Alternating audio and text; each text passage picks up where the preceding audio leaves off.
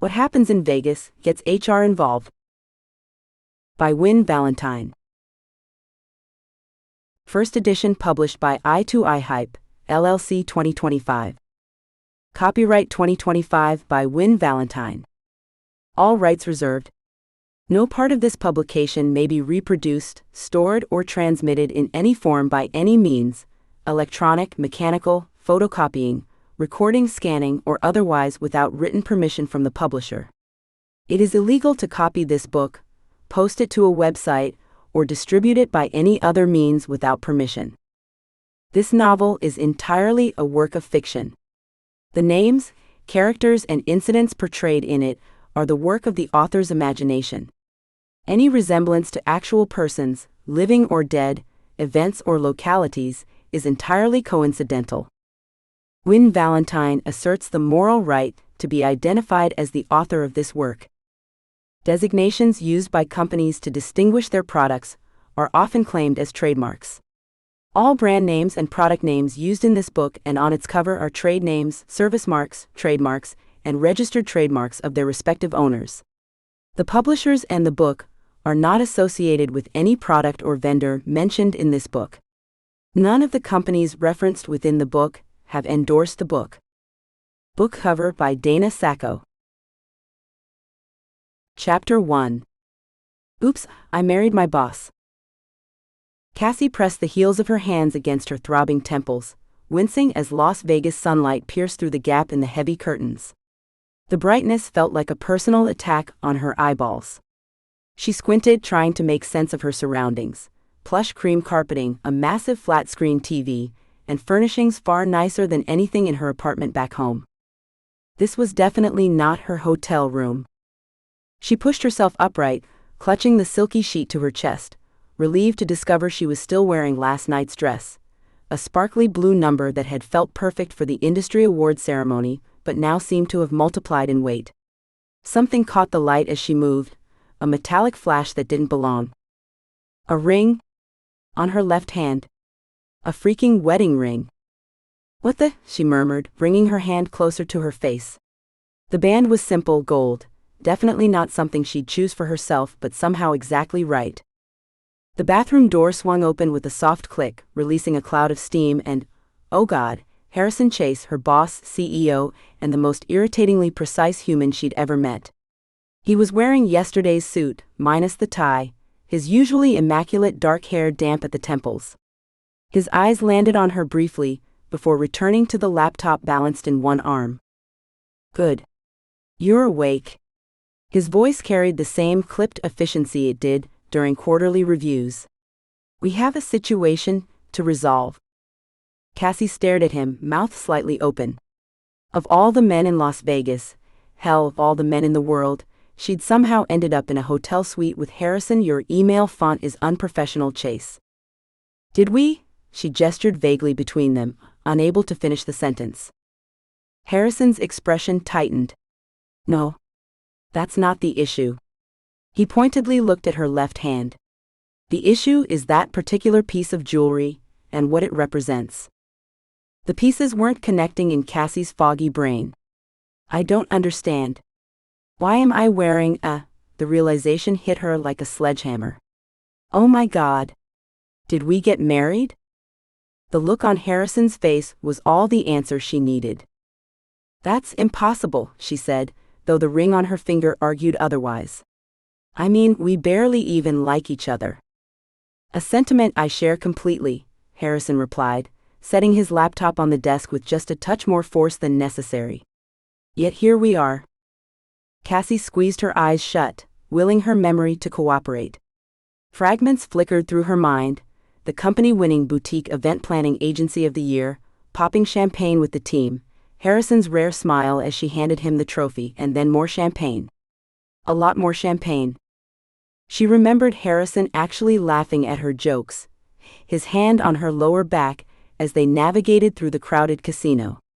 She vaguely recalled challenging him to a round of blackjack, his surprisingly good poker face, winning big on a ridiculous bet. And then nothing. A blank space where should be. I don't remember any of it, she admitted. Neither do I, Harrison turned the laptop screen toward her. But this seems fairly conclusive.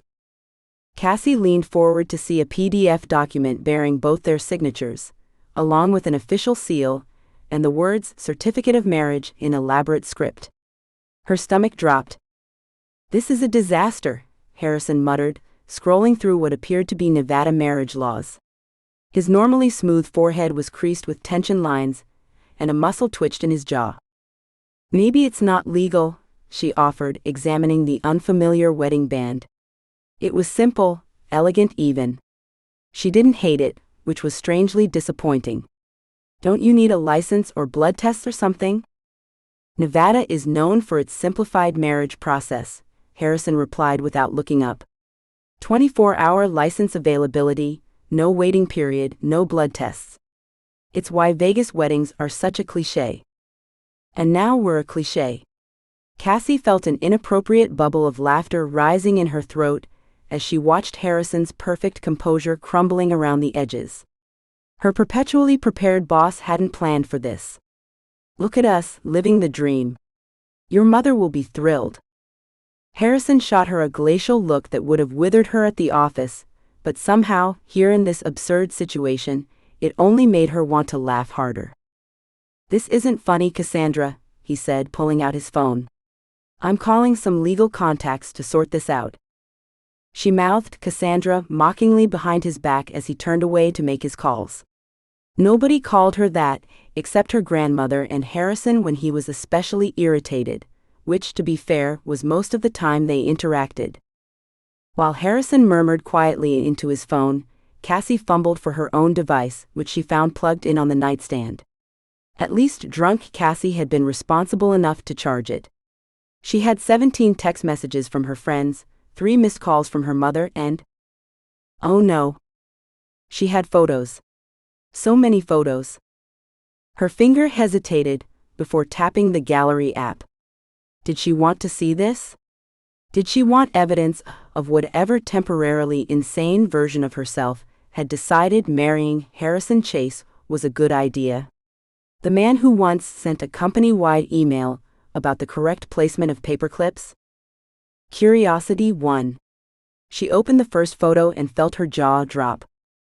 There she was, wearing her blue dress with a cheap white veil clipped haphazardly into her auburn waves. And there was Harrison, his tie loosened, a white flower pinned to his lapel, his arm around her waist. They were both beaming at the camera, not just smiling, but radiating happiness. Harrison's entire face was transformed, the perpetual furrow between his brows smoothed away, his blue eyes crinkled at the corners, and his smile. God, his smile. She didn't know he could look like that. She swiped to the next photo, Harrison dipping her dramatically while she laughed up at him, her hand against his cheek. Another showed them feeding each other cake. In every single picture, they couldn't seem to stop touching each other, his hand on her waist, her fingers entwined with his, their foreheads pressed together. The timestamp read 2:37 a.m., with a location tag for Cupid's Last Chance Wedding Chapel. "We need to go back to the chapel," Harrison announced, ending his call.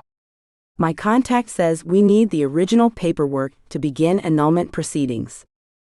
Cassie quickly locked her phone. "Cupid's Last Chance Wedding Chapel.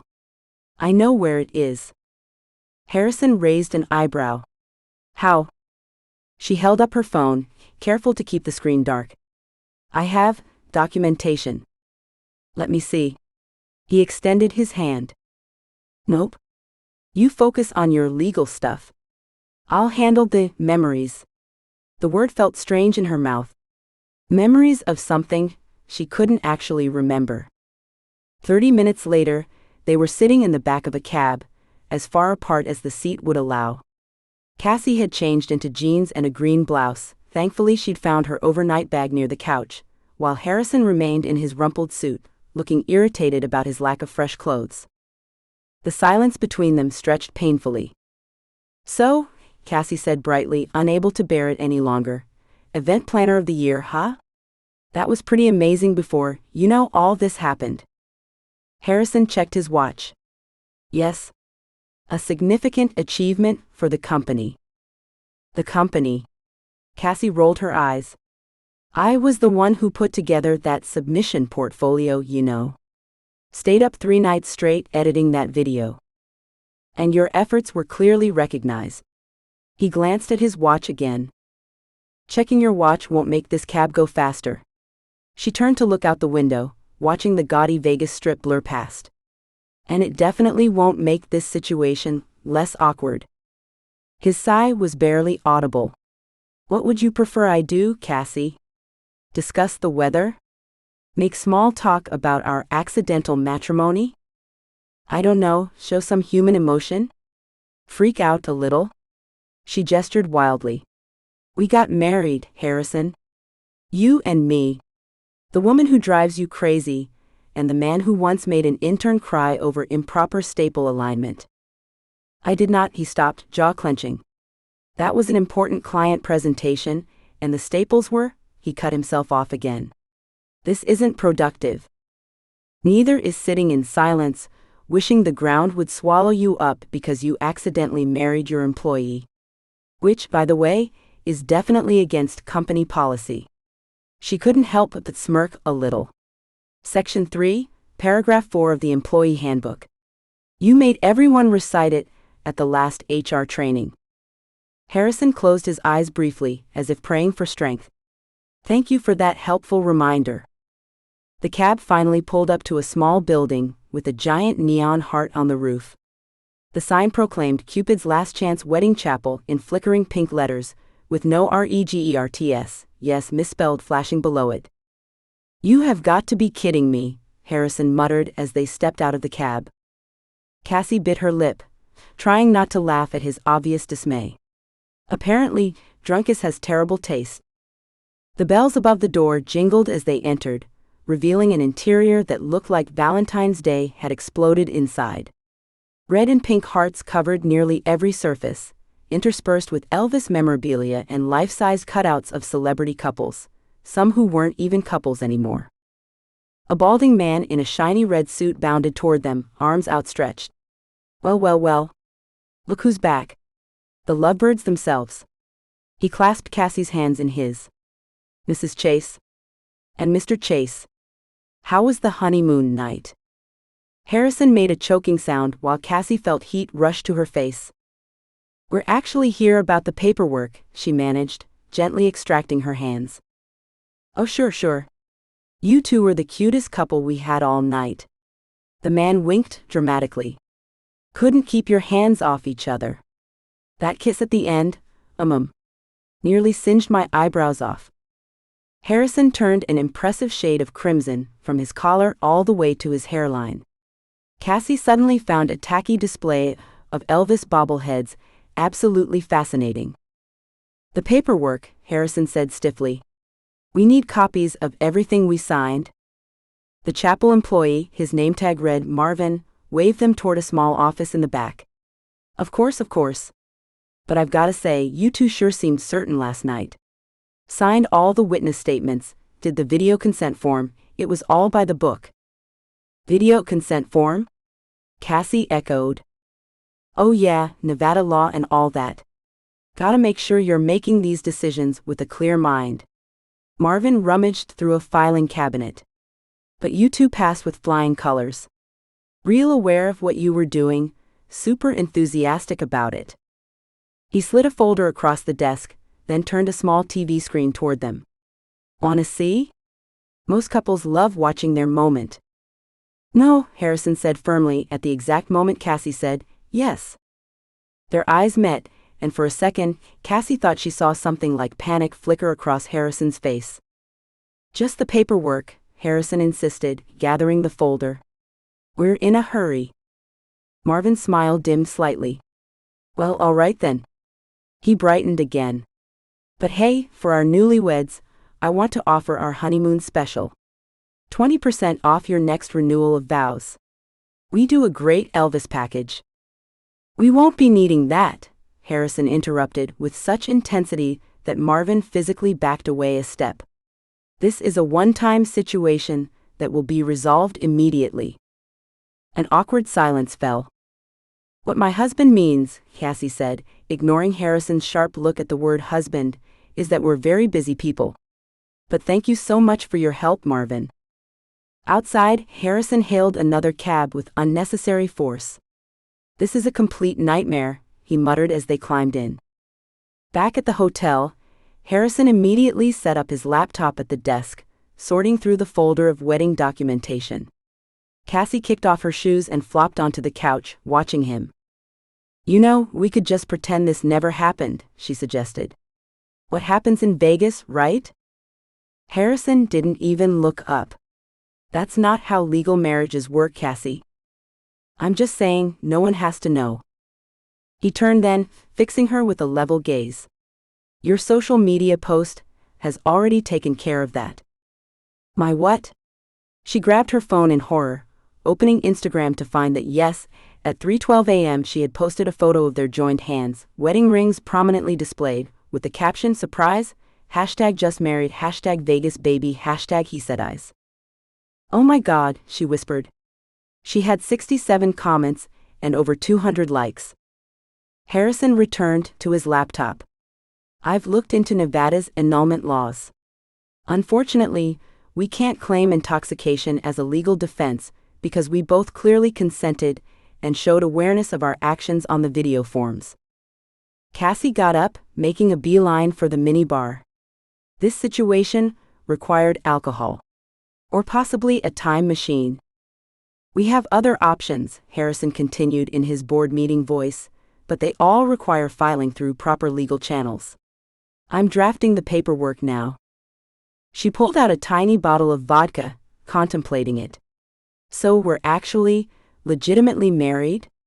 Like in the eyes of the law? Yes. Until we file for divorce. The word landed like a stone.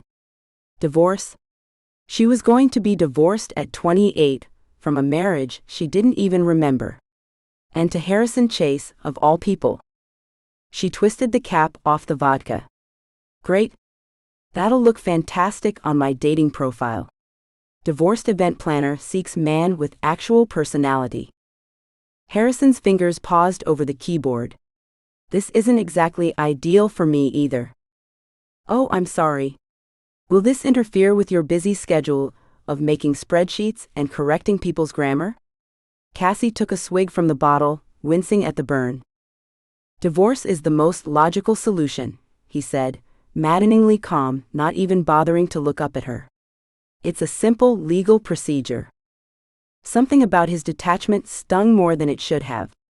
It wasn't like she wanted to stay married to him, for God's sake. But was he really so repulsed by the idea of being connected to her, that he couldn't even make eye contact? The silence stretched between them, broken only by the soft tapping of Harrison's fingers on the keyboard. His phone suddenly rang, startling them both. Harrison glanced at the screen and froze. It's my mother, he said, looking genuinely alarmed for the first time since this whole situation began. Don't answer it, Cassie suggested. The phone continued to ring. I have to. His finger hovered over the screen. She'll just keep calling. Then answer it. But don't tell her.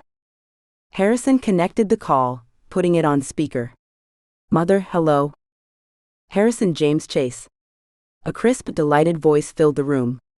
You sneaky, sneaky boy. Getting married without telling anyone. I always knew you'd elope, you hate fuss. But really, darling, your own mother should have been informed before Instagram. Harrison's eyes locked with Cassie's, pure horror written across his face. Cassie clapped a hand over her mouth, but it was too late. A snort of laughter escaped. Is that her? Is that my new daughter-in-law? Put her on, Harrison? Mother, there's been a misunderstanding. Nonsense. The photos don't lie, you look happier than I've seen you in years. Now put Cassie on the phone, please.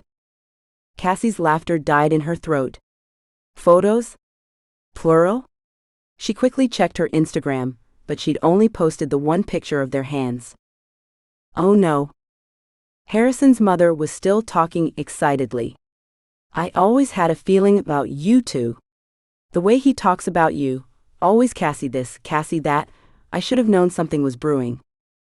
Mother, Harrison tried again, his voice strained, this is not what you think. Cassie's phone dinged with a text from her friend Lena. Girl? The TikTok of your wedding dance is everything. Harrison has moves? Call me immediately. Cassie and Harrison stared at each other in mutual horror. Well, I won't keep you lovebirds, his mother continued cheerfully. But we're having a family dinner when you get home, and I won't take no for an answer. Oh, and Cassie, welcome to the family, dear. The call ended before either of them could respond. TikTok? Harrison said weakly. Apparently we danced, Cassie replied, feeling strangely lightheaded. They sat in stunned silence for a moment. This complicates things, Harrison finally said, running a hand through his hair. My mother is persistent. And now my entire family thinks we're legitimately married. Join the club. My phone hasn't stopped buzzing. Cassie held it up as if for evidence. 83 text messages and counting. Harrison stood abruptly. I've arranged for you to take a different flight home. The car will be here in an hour to take you to the airport. Wow. You really can't wait to get away from me, huh? Something flickered across his face, too quickly for her to identify, before his professional mask slid back into place. I think it's best if we establish some distance while we navigate this situation. Whatever you say, husband. She wasn't sure why she was pushing his buttons, except that his icy calm was making her feel increasingly unmoored. Like she was the only one freaking out about this whole situation.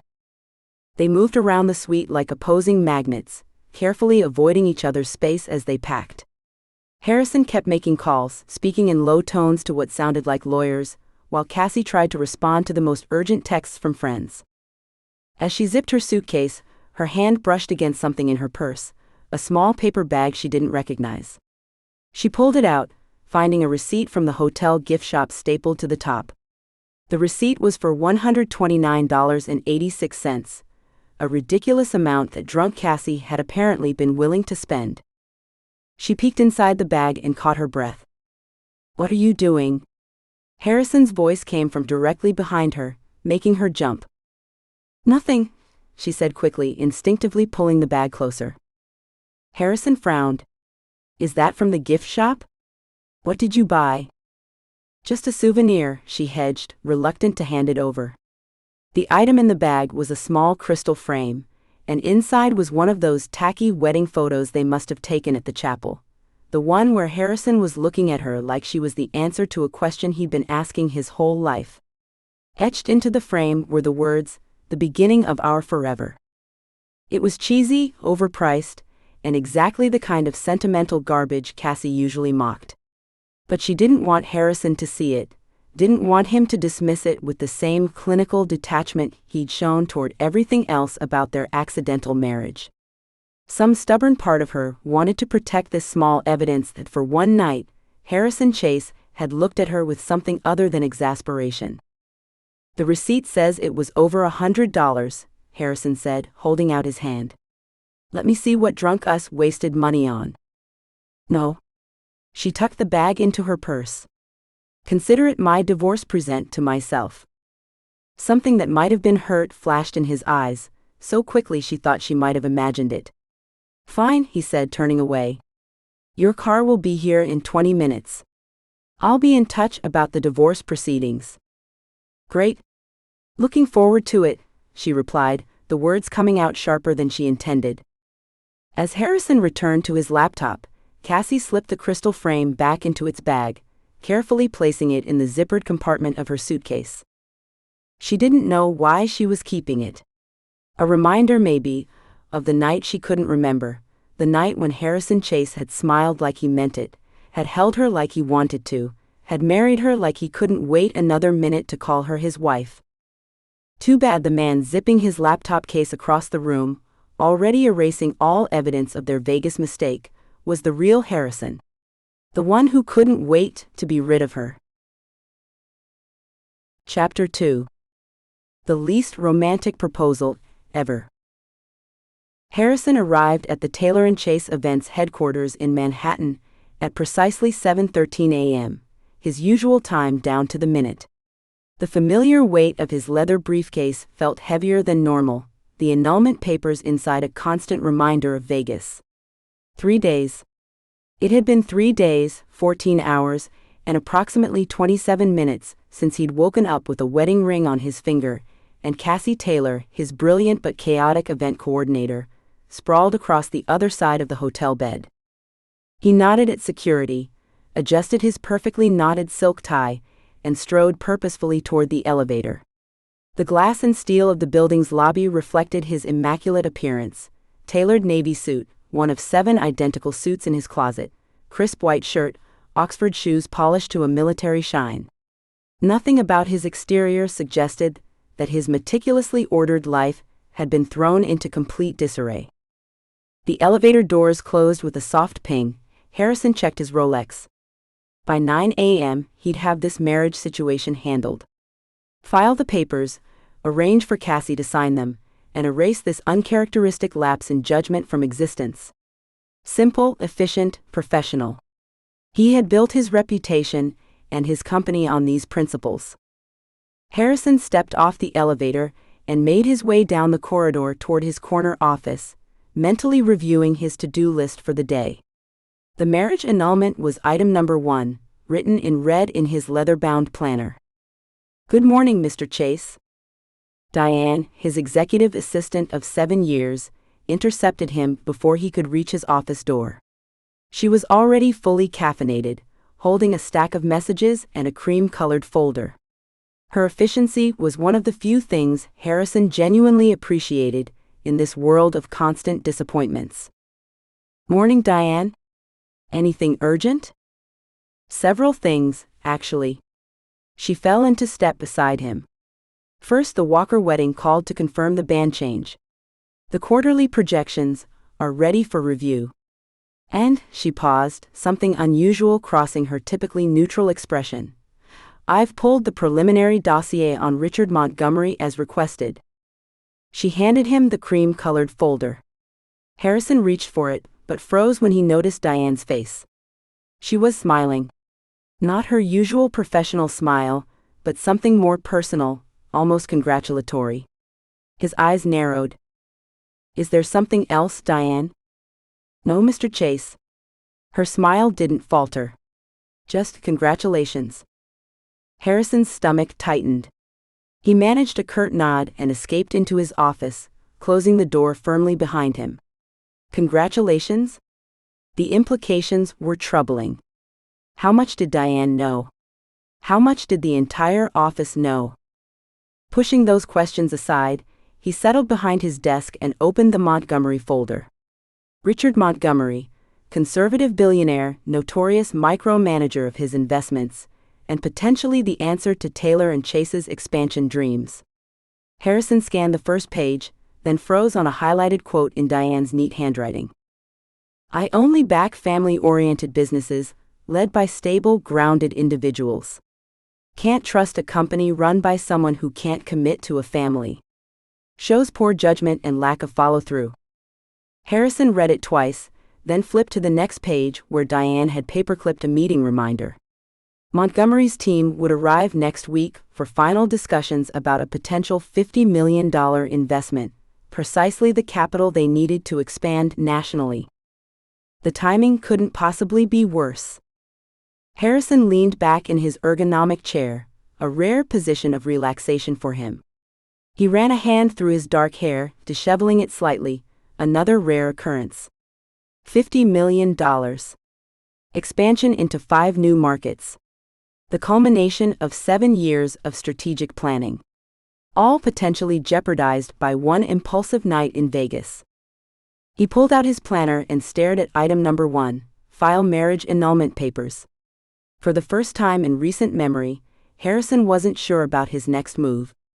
The logical part of him, which was approximately 99% of his personality, recognized he had 2 options, both unpalatable. Option 1, proceed with the annulment immediately, then try to hide his brief, embarrassing marriage from Montgomery, risking the investment if the truth surfaced. Option 2, temporarily remain married to Cassie Taylor, his most frustrating employee, to secure Montgomery's investment. Movement outside his glass office wall caught his attention. Speaking of frustrations, Cassie had arrived a full 40 minutes late as usual. She was juggling her giant tote bag, a chaotic mess that had once spilled an entire emergency sewing kit across the floor during a client meeting, and 2 coffee cups that defied gravity as she wove between desks. Papers threatened to escape her bag with every bouncing step she took. She wore a bright yellow dress that had absolutely no place in a professional office on a Tuesday morning, yet somehow she made it work. Her auburn hair was loosely styled, a few wavy tendrils escaping whatever half-hearted attempt she'd made to tame it. As she passed through the main workspace, heads turned. People smiled. The energy in the room visibly shifted with her arrival. It was irritating and fascinating. Harrison turned away and pulled up her personnel file on his computer. Cassandra Taylor, 28. Hired 3 years ago. Client satisfaction ratings, exceptional. Deadline compliance, abysmal. Organization skills, non-existent. Creative problem solving, unparalleled.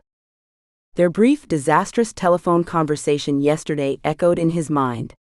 He'd called her from his car, determined to set a time to sign the papers.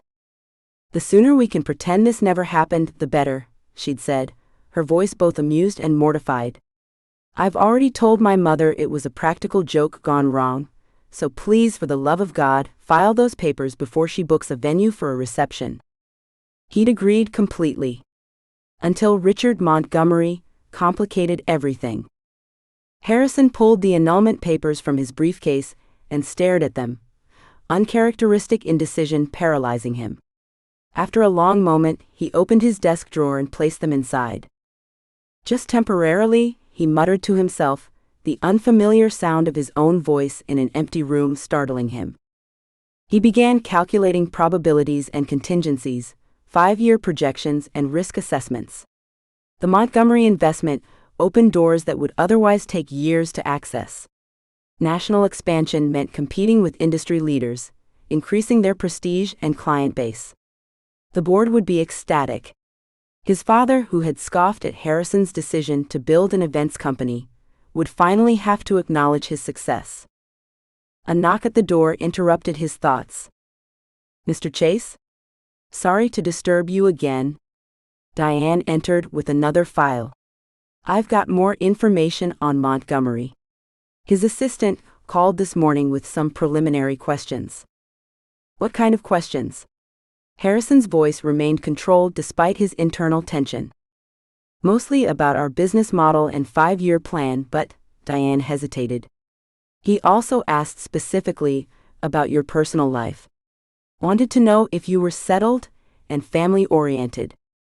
Harrison's jaw tightened. "Thank you, Diane. Anything else?"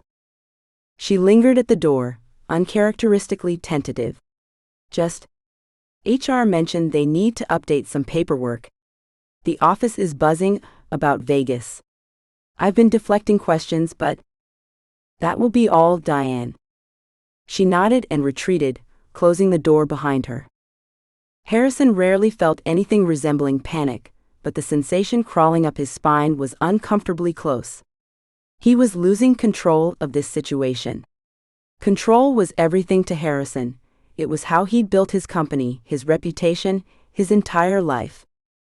He pulled out a legal pad and drew a line down the middle. On one side he wrote pros and on the other cons. It was his standard approach to any complex decision, reducing emotional variables to logical outcomes. Under pros, he stared at the cons side, his pen hovering. After a moment, he wrote a single word and underlined it 3 times. Harrison put down his pen and checked his Rolex. 8:47 a.m. He pressed the intercom button. "Diane, please ask Ms. Taylor to come to my office." While waiting, he rehearsed his approach. This was a business proposition, nothing more. He would appeal to Cassie's career ambitions. She was creative, but practical when it came to her professional advancement. Surely she would see the logical benefits of this arrangement. A sharp knock interrupted his preparation. Cassie didn't wait for his response before pushing the door open, a habit that never failed to irritate him. You wanted to see me? She remained in the doorway, maintaining maximum distance from his desk, her posture defensive. Her hazel eyes were narrowed with suspicion. Please come in and close the door. She stepped inside reluctantly. If this is about Vegas, I've already deleted the photos and told everyone it was a prank. Harrison momentarily lost his train of thought as he noticed a sparkly sticker on her phone case that read, "Not my circus, definitely my monkeys." The absurdity of it, of her, standing in his meticulously organized office was suddenly overwhelming. Sit down, Cassie. I prefer to stand. Fine. He straightened some already straight papers on his desk. We need to discuss our situation. What's to discuss? I thought you were filing the annulment papers yesterday. That was the plan, yes. Harrison stood, needing to move. He walked to the window and looked out at the Manhattan skyline. However, a complication has presented itself. A complication. Her voice was flat. He turned to face her. Are you familiar with Richard Montgomery? Cassie's expression shifted from wariness to confusion. The billionaire? The one who's thinking of investing in our expansion? What does he have to do with, oh? Her eyes widened. Oh no. No, no, no. Harrison was impressed with how quickly she'd connected the dots. For someone so chaotic, she had a remarkably sharp mind. Montgomery is extremely conservative, he explained, falling into the clinical tone he used for business presentations. His investment criteria include backing family-oriented businesses led by stable, grounded individuals. He specifically inquired about my personal life this morning. Harrison watched as Cassie's expression shifted from confusion to disbelief to something approaching hysteria. His team arrives next week to finalize the investment, $50 million that would secure our national expansion. The timing is problematic. Let me get this straight. Cassie held up a hand. You want to stay accidentally married for a business deal? When she said it like that, his careful reasoning did sound absurd. It was one of her most infuriating qualities, the ability to cut through his meticulous logic and expose the absurdity underneath. I'm suggesting we temporarily postpone the annulment, he corrected. Strictly as a business strategy. Cassie's laugh was sharp and incredulous. Because nothing says stable and grounded like a surprise Vegas wedding to your employee. No one needs to know the circumstances. Harrison, everyone already knows. Diane gave me a wedding card this morning. A card. With glitter. She threw her hands up. I've gotten 17 text messages asking how you proposed. This was worse than he'd calculated. I understand this is unorthodox. Unorthodox. Her voice rose. It's insane. What exactly are you proposing here? That we pretend to be happily married until you get your $50 million, then quietly divorce? How long are we talking about? Weeks? Months? 6 to 8 months would be optimal. Harrison moved back behind his desk, needing the psychological advantage of his position. Once the contracts are signed and the first phase of expansion is underway, we can proceed with a quiet divorce citing irreconcilable differences. Cassie stared at him, as if he'd suggested they fly to the moon on a paper airplane. And what exactly would this temporary marriage entail? She made air quotes around the words, her bangles jangling. Nothing inappropriate, he assured her quickly. Occasional joint appearances at company functions. Perhaps dinner with Montgomery and his team. You would maintain your own residence, of course. Of course, she echoed sarcastically. And what do I get out of this charade? Harrison had anticipated this question. A significant salary increase. Priority consideration for the creative director position when we expand. A bonus when the divorce is finalized. Cassie's eyes flashed. So I'd be what? Your rental wife? That's an incredibly reductive way of looking at it. This is too ridiculous, even for you. She shook her head and headed for the door. File the papers, Harrison. I'm not pretending to be married for your business deal. Cassie? The door slammed behind her. Harrison stood motionless behind his desk, jaw clenched so tightly he could feel a headache forming at his temples. This was not how negotiations were supposed to go. No one walked away from Harrison Chase, especially not employees who couldn't even arrive on time. He yanked open his drawer and retrieved the annulment papers, slapping them on the desk. He uncapped his pen and poised it over the signature line. Then stopped. $50 million. National expansion. The board's approval. His father's recognition. Harrison recapped his pen and set it aside.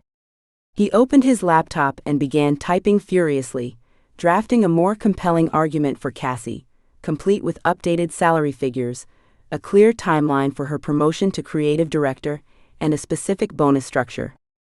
Because Harrison Chase did not lose negotiations. Ever. Especially not to employees who wore bright yellow dresses on Tuesdays and carried tote bags that defied the laws of physics. And especially not to Cassie Taylor, the woman who'd somehow become his wife and was now, infuriatingly, essential to the most important business deal of his career. Chapter 3. How to price tag your fake wife. Cassie stared at her planner, squinting as the colorful post-its began to blur together. The bride from this morning's consultation had been a special kind of nightmare. The type who said things like, "I want something unique and never before seen," while simultaneously showing Pinterest boards with the exact same centerpieces everyone had been using for the past 3 years. "So we're scrapping the sunflowers for the third time?" Cassie had asked, keeping her smile firmly in place while mentally calculating how much extra this would cost the woman's future father-in-law. Now, back at her desk with a half-eaten granola bar and what was probably her 4th cup of coffee, Cassie highlighted the latest changes in neon yellow. Her system made perfect sense to her. Yellow for change their mind again, pink for absolutely must happen, blue for vendor confirmed, even if her coworkers called her planner organizational chaos theory in action. The telltale ding of her email pulled her attention away from her notes. The sender made her stomach do a little flip, Harrison Chase, and the subject line made it worse, counter-proposal, urgent meeting required. Cassie clicked it open, her eyebrows climbing higher with each paragraph. "You've got to be kidding me," she muttered, scrolling through what appeared to be the outline for a business arrangement masquerading as a marriage. Her marriage. Their marriage. The accidental, Vegas, how did this even happen marriage that Harrison had spent the entire flight back to New York assuring her would be annulled faster than she could say prenup. She glanced through the glass walls toward Harrison's office, where he stood by the window, phone pressed to his ear, looking every bit the powerful CEO in his perfectly tailored navy suit. The very same man who, less than a week ago, she'd apparently married while blackout drunk. The very same man who now wanted to stay married? For business? Cassie closed her laptop with perhaps more force than necessary and gathered her things. If Harrison Chase thought he could just email her a marriage proposal, counter-proposal, whatever, he had another thing coming. Cassie breezed into Harrison's office 20 minutes later, taking her time despite his urgent request. She'd made a point to stop by the break room for a fresh granola bar, and had deliberately responded to 3 non-urgent emails before making her way to his domain. Harrison stood by the window, his posture rigid even by his standards. When he turned, his expression reminded her of someone about to get a root canal without anesthesia. "You're late," he said, checking his watch with pointed emphasis. "Am I?" Cassie dropped her oversized tote on the floor beside the visitor chair. "I don't recall setting a specific time. Your email just said urgent." His eye twitched slightly. Urgent generally implies immediacy. She took a deliberately large bite of her granola bar, letting a few crumbs fall onto his pristine carpet. "In my world, urgent means the bride's mother is threatening to uninvite the groom's entire family unless we rearrange the seating chart in the next hour. Your email seemed more, let's say, eventually important." Harrison gestured stiffly to the chair across from his desk. Please sit. Cassie plopped down with deliberate casualness, crossing her legs and leaning back. She'd worn her brightest yellow blouse today, a choice that she knew bothered Harrison, who once commented that it was aggressively cheerful. Harrison didn't sit. Instead, he retrieved a folder from his desk and handed it to her with all the warmth of someone delivering a subpoena. What's this? She asked, though the title page made it painfully obvious. Temporary marital arrangement. Terms and conditions was printed in bold at the top of the page, followed by bullet points, timeline charts, and what appeared to be relationship deliverables. Actual, honest-to-God, deliverables. For a marriage? Her laugh burst out before she could stop it. You've got to be kidding me. I assure you, this is no joke. Harrison finally sat down, his movements precise as he straightened his already straight tie. This is a business proposition that could benefit us both. A business proposition, she repeated, flipping through the pages. For our marriage. Our temporary marriage, he corrected. 6 months, potentially less if Montgomery's investment comes through earlier. Cassie scanned the document, her amusement growing with each ridiculous bullet point. Required spousal appearances, coordinated social media presence, presenting as a convincing and devoted spouse. She looked up at him and couldn't help the laugh that escaped her. You want me to pretend to be madly in love with you? Harrison visibly flinched at the word love, his face contorting as though she'd suggested something obscene. I'm asking you to present as a compatible life partner, for business purposes only. Cassie twirled her chair in a small circle, suddenly aware of just how much power she had in this bizarre situation. Harrison Chase, Mr. Never a Hair Out of Place, Mr. Itineraries for Weekend Trips, Mr. I Color Code My Email Folders, needed her. And not just professionally. He needed her to be his wife. And what exactly do I get out of this arrangement?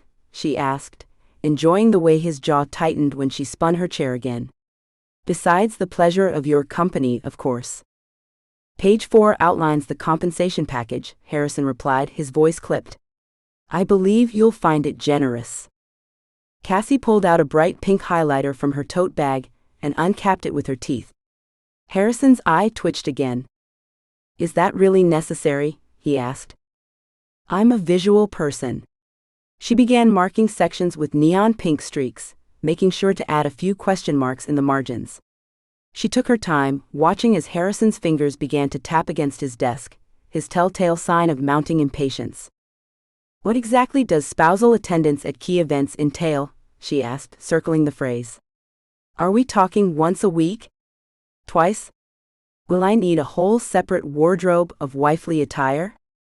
It's clearly defined in Appendix B, Harrison said, reaching for the document to flip to the relevant page, but Cassie pulled it away. And reasonable affection displays? Care to elaborate on that? The tips of Harrison's ears reddened slightly. Basic demonstrations that would convince observers of our mutual regard. Hand-holding. Perhaps the occasional brief embrace. Brief embrace, Cassie repeated, making no effort to hide her amusement. Have you ever actually been in a relationship, Harrison?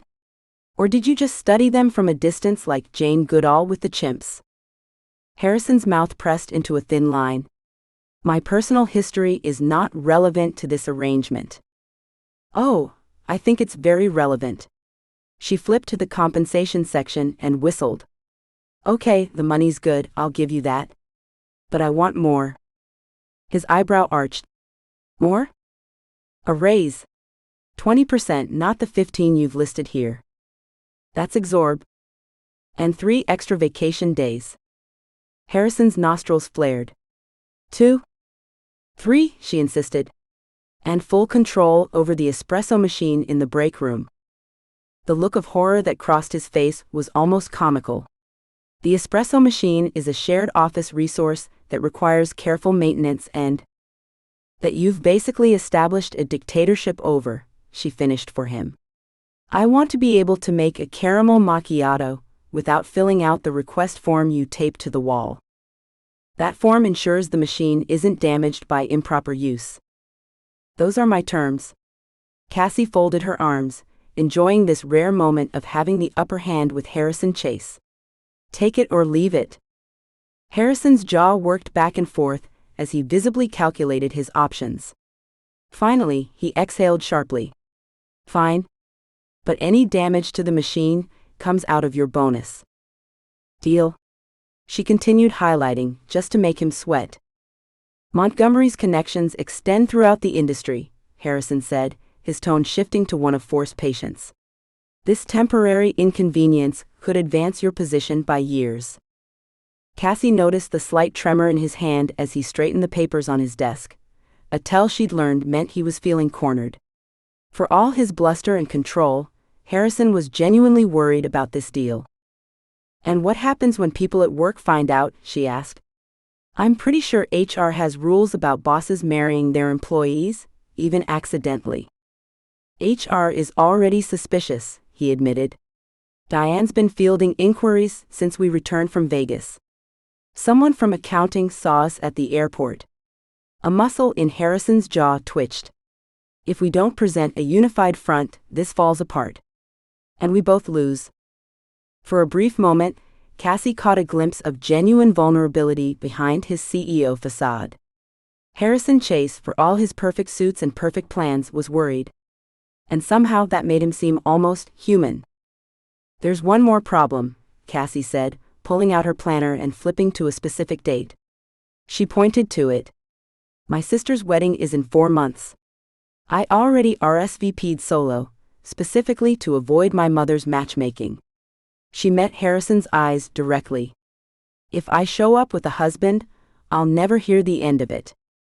Harrison swallowed hard, then nodded stiffly. All part of maintaining the illusion. My mother will have a million questions. So we'll prepare answers. She'll want to know how we met.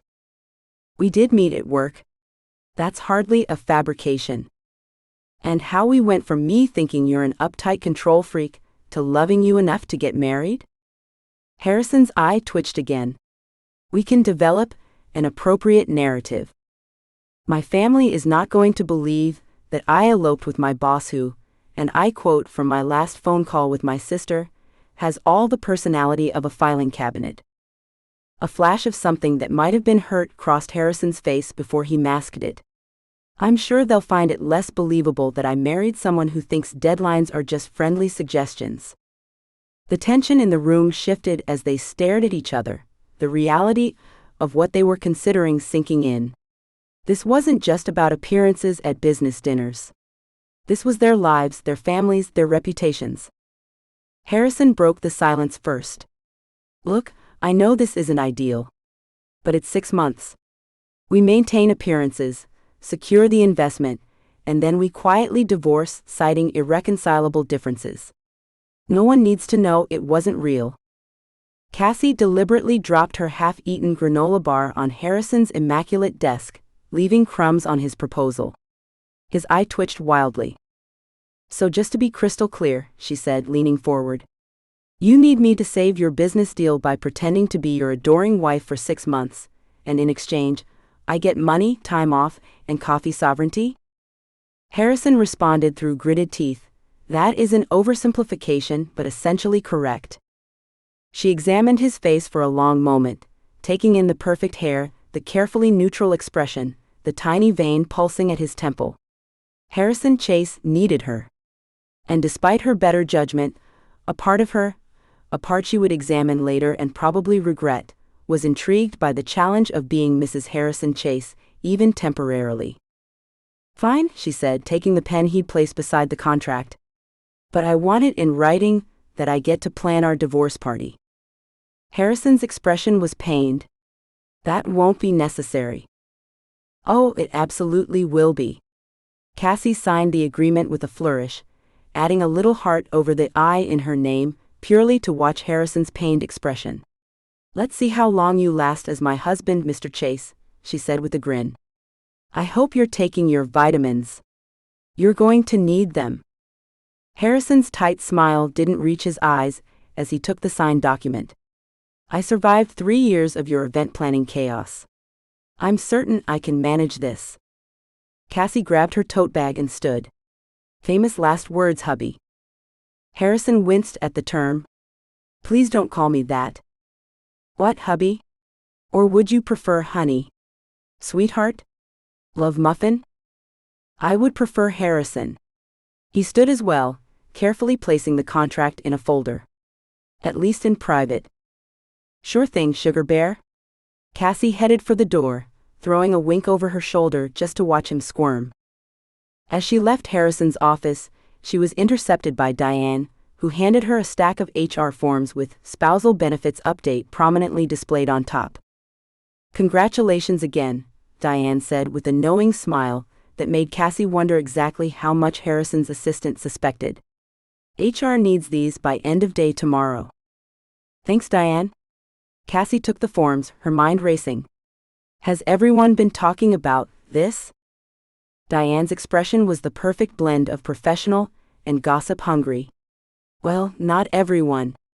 Just accounting, HR, the entire events team, and I believe the maintenance staff has a betting pool.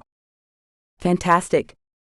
Cassie looked back through the glass wall to see Harrison already on the phone, his CEO persona fully restored. She stood in the middle of the office, holding evidence of their now very public marriage. A strange mixture of amusement and mild panic setting in as she realized what she'd just agreed to. 6 months pretending to be in love with Harrison Chase. 6 months of business dinners, public appearances, and convincing the world they were a devoted couple. 6 months of driving the most controlled man she'd ever met absolutely insane. Maybe this wouldn't be so bad after all. Chapter 4. HR's having a field day. Harrison entered the office at precisely 7 a.m., the familiar silence greeting him like an old friend. The early morning stillness was his sanctuary, 2 full hours before the chaos of employees, phone calls, and problems that inevitably needed his attention. He set his leather briefcase on the desk with practiced precision and extracted his laptop. Within minutes, he had pulled up his newest creation, a meticulously crafted marriage management spreadsheet. The document was a marvel of organization, color-coded sections dividing appropriate public interactions, green, conversational topics for various social situations, blue, and emergency contingency plans for awkward questions, red. He'd even included a separate tab with pre-approved responses to the most likely inquiries about their relationship. Acceptable public displays of affection, he muttered, reviewing the shortest section of the document.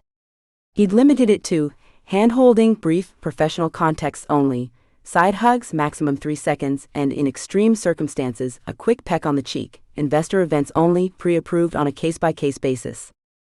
He checked his watch. Cassie wouldn't arrive for at least another 2 hours, giving him time to email these guidelines and review their first investor meeting strategy. This was manageable. With proper planning and clear boundaries, they could navigate this temporary arrangement with minimal disruption to his carefully structured life. His calm lasted exactly 17 minutes. Harrison froze at the sight of a crisp white envelope centered perfectly on his desk blotter. How had he missed it when he sat down? More importantly, what was the HR department logo doing on the corner? He picked it up with the same cautious approach one might use for a suspicious package. The seal broke with an ominous rip, revealing a collection of glossy pamphlets that slid onto his desk like a flood of unwanted houseguests. Navigating Workplace Marriages, a Guide to Success. Communication Strategies for Busy Professionals. Love Languages in the Workplace. Harrison's eyes widened with each new title. Buried beneath the pamphlets was a memo on company policy regarding workplace relationships, highlighted in nauseating yellow, and a handwritten note on HR stationery. Harrison. Such exciting news. Please stop by for a brief chat about your wonderful life update. So thrilled for you both. Gloria. He stared at the note, the excessive exclamation points burning into his retinas. Gloria had been with the company for 15 years and treated everyone's personal life as her personal entertainment. The thought of sitting across from her while she probed into his marriage made his stomach twist into complicated knots. He shoved everything back into the envelope and tucked it into his drawer. There was a perfectly rational explanation for this situation, and he would deliver it with his usual composed professionalism. By 9:30, Harrison had given up any pretense of composure. The office had filled with staff who suddenly discovered urgent reasons to walk past his glass-walled office. Jennifer from accounting had made 3 unnecessary trips to the filing cabinet across the hall, each time glancing not so subtly in his direction. The marketing team had collectively decided the coffee machine nearest his office produced superior coffee, creating a constant stream of traffic. Most concerning was Bianca, Cassie's longtime office rival, who had been lingering by the copy machine for 27 minutes. She meticulously reorganized the same stack of papers, her narrowed eyes occasionally darting toward his office with the focus of a predator tracking wounded prey. Harrison looked down at his phone, checking the time for the 8th time in 15 minutes. Cassie was officially late, not that this was unusual. Her concept of punctuality existed in an entirely different dimension than his. Still, today of all days, he'd hoped she might make an effort. His assistant, Diane, knocked on his door, entering with the day's meeting schedule. Marketing at 10, client call at 11, and Gloria from HR penciled herself in at 2. She delivered this last bit with an arched eyebrow that contained an entire conversation. "Thank you, Diane," he said stiffly, hoping his tone would discourage further discussion. Diane, however, had been his assistant for 6 years and had never once been discouraged by his tone. Also, the Wellington event file is missing the final floral approval. Should I track down your wife for that information? Harrison flinched at the W word. Ms. Taylor will have that information, yes. Speaking of, Diane's gaze moved past him toward the office entrance. Harrison turned to see Cassie striding into the office 40 minutes late, wearing a blue dress he'd never seen before. The flowing fabric moved with her in a way that made her appear more elegant, more pulled together than her usual creative chaos. Her auburn hair was swept into a style that looked both effortless and deliberately polished. The effect was disorienting. "Morning, Diane," Cassie called out cheerfully as she approached. "Sorry I'm late. Subway was a nightmare." "Don't worry about it." Diane waved her hand dismissively. "That dress is gorgeous, by the way. Marriage clearly agrees with you." Harrison's coffee cup froze halfway to his mouth. Cassie's smile flickered for just a microsecond before returning brighter than before. "Well, you know what they say about that newlywed glow." Diane laughed, far too delighted by this development. "I'll just leave you two to it then." As the door closed behind Diane, Harrison carefully set his cup down. "You're late." "Good morning to you too, husband dear." Cassie dropped into the chair across from him, crossing her legs. "Have you noticed everyone staring? It's like we're zoo exhibits. Very rare, newly captured zoo exhibits." "I've noticed," he said flatly. "I've also received an HR summons." He pulled the envelope from his drawer and pushed it across the desk. Cassie rifled through it, her expression shifting from amusement to horror to suppressed laughter. Communication strategies? Love languages? Oh my God, this is amazing. She picked up the handwritten note. "Gloria seems really invested in our happily ever after." "This isn't funny, Cassie." "It's a little funny." She leaned forward. "Did you actually read the love languages in the workplace one? Does it suggest I submit quarterly reports on how much I appreciate your organizational skills? Maybe I could submit a formal request for words of affirmation via the proper channels." Harrison pinched the bridge of his nose. "We need to establish ground rules." "Already on it." Cassie tapped her temple. "Don't worry, I'm a professional." "That's what concerns me," Harrison muttered. "I heard that." She stood, smoothing her dress. "Relax, Harrison. I'll be the perfect corporate wife. Montgomery will be so convinced, he'll probably double his investment." She tossed him a wink before sauntering out, stopping to chat with a group of designers who immediately leaned in, no doubt fishing for details. At exactly 2 p.m., Harrison found himself seated across from Gloria in HR, a woman whose perpetual enthusiasm for other people's personal lives bordered on pathological. "Harrison?" Gloria beamed, her voice at least 15 decibels too loud. "Let me just say again, how thrilled we all are about your news. Cassandra is just delightful, such a creative spirit." Harrison maintained a neutral expression. "Thank you, Gloria. I understand there are some formalities we need to address. Always straight to business." Gloria's smile didn't falter as she opened a folder labeled Chase Taylor Union in bold letters. She'd already hyphenated their names. "Since this involves a direct reporting relationship, we need to document a few things." She pushed several forms across the desk, each already marked with helpful sticky flags. "Standard acknowledgments regarding professional conduct, confirmation that your relationship was disclosed promptly." Here she paused, giving him a pointed look that acknowledged the Vegas wedding wasn't exactly a planned disclosure. "And guidelines for recusing yourself from performance reviews or promotion considerations." Harrison signed each form with mechanical precision, his signature a study in controlled penmanship. Each signature violated at least 3 company policies regarding their fake arrangement. He'd have to create a contingency plan for when, not if, this all unraveled. "I have to say," Gloria continued, collecting the forms, "everyone was quite surprised. You've always been so focused on the company." "I'm still focused on the company," he replied automatically. Of course, Gloria waved a hand. "But it's lovely to see this side of you. Cassie brings such energy to the office. You two balance each other beautifully." Harrison made a non-committal noise that Gloria apparently interpreted as agreement. "Richard Montgomery called me, you know." She lowered her voice conspiratorially. "Wanted to verify your marital status for some background check. Very interested in meeting Cassie." Harrison's attention sharpened. "Montgomery contacted HR directly?" "Just a verification call. Standard for big investors. But between us," Gloria leaned forward, "I think he's quite taken with the idea of you settling down. Very old-fashioned values, that man." The conversation mercifully concluded 10 excruciating minutes later. Harrison returned to his office to find his inbox overflowing with congratulatory messages.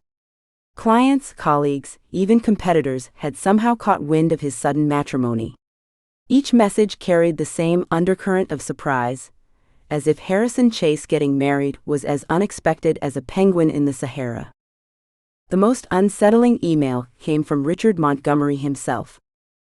"Harrison, belated congratulations on your nuptials.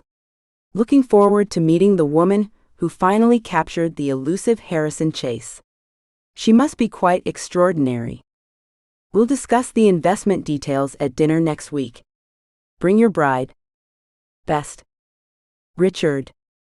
Harrison read the line about the elusive Harrison Chase several times, a strange irritation building with each reading.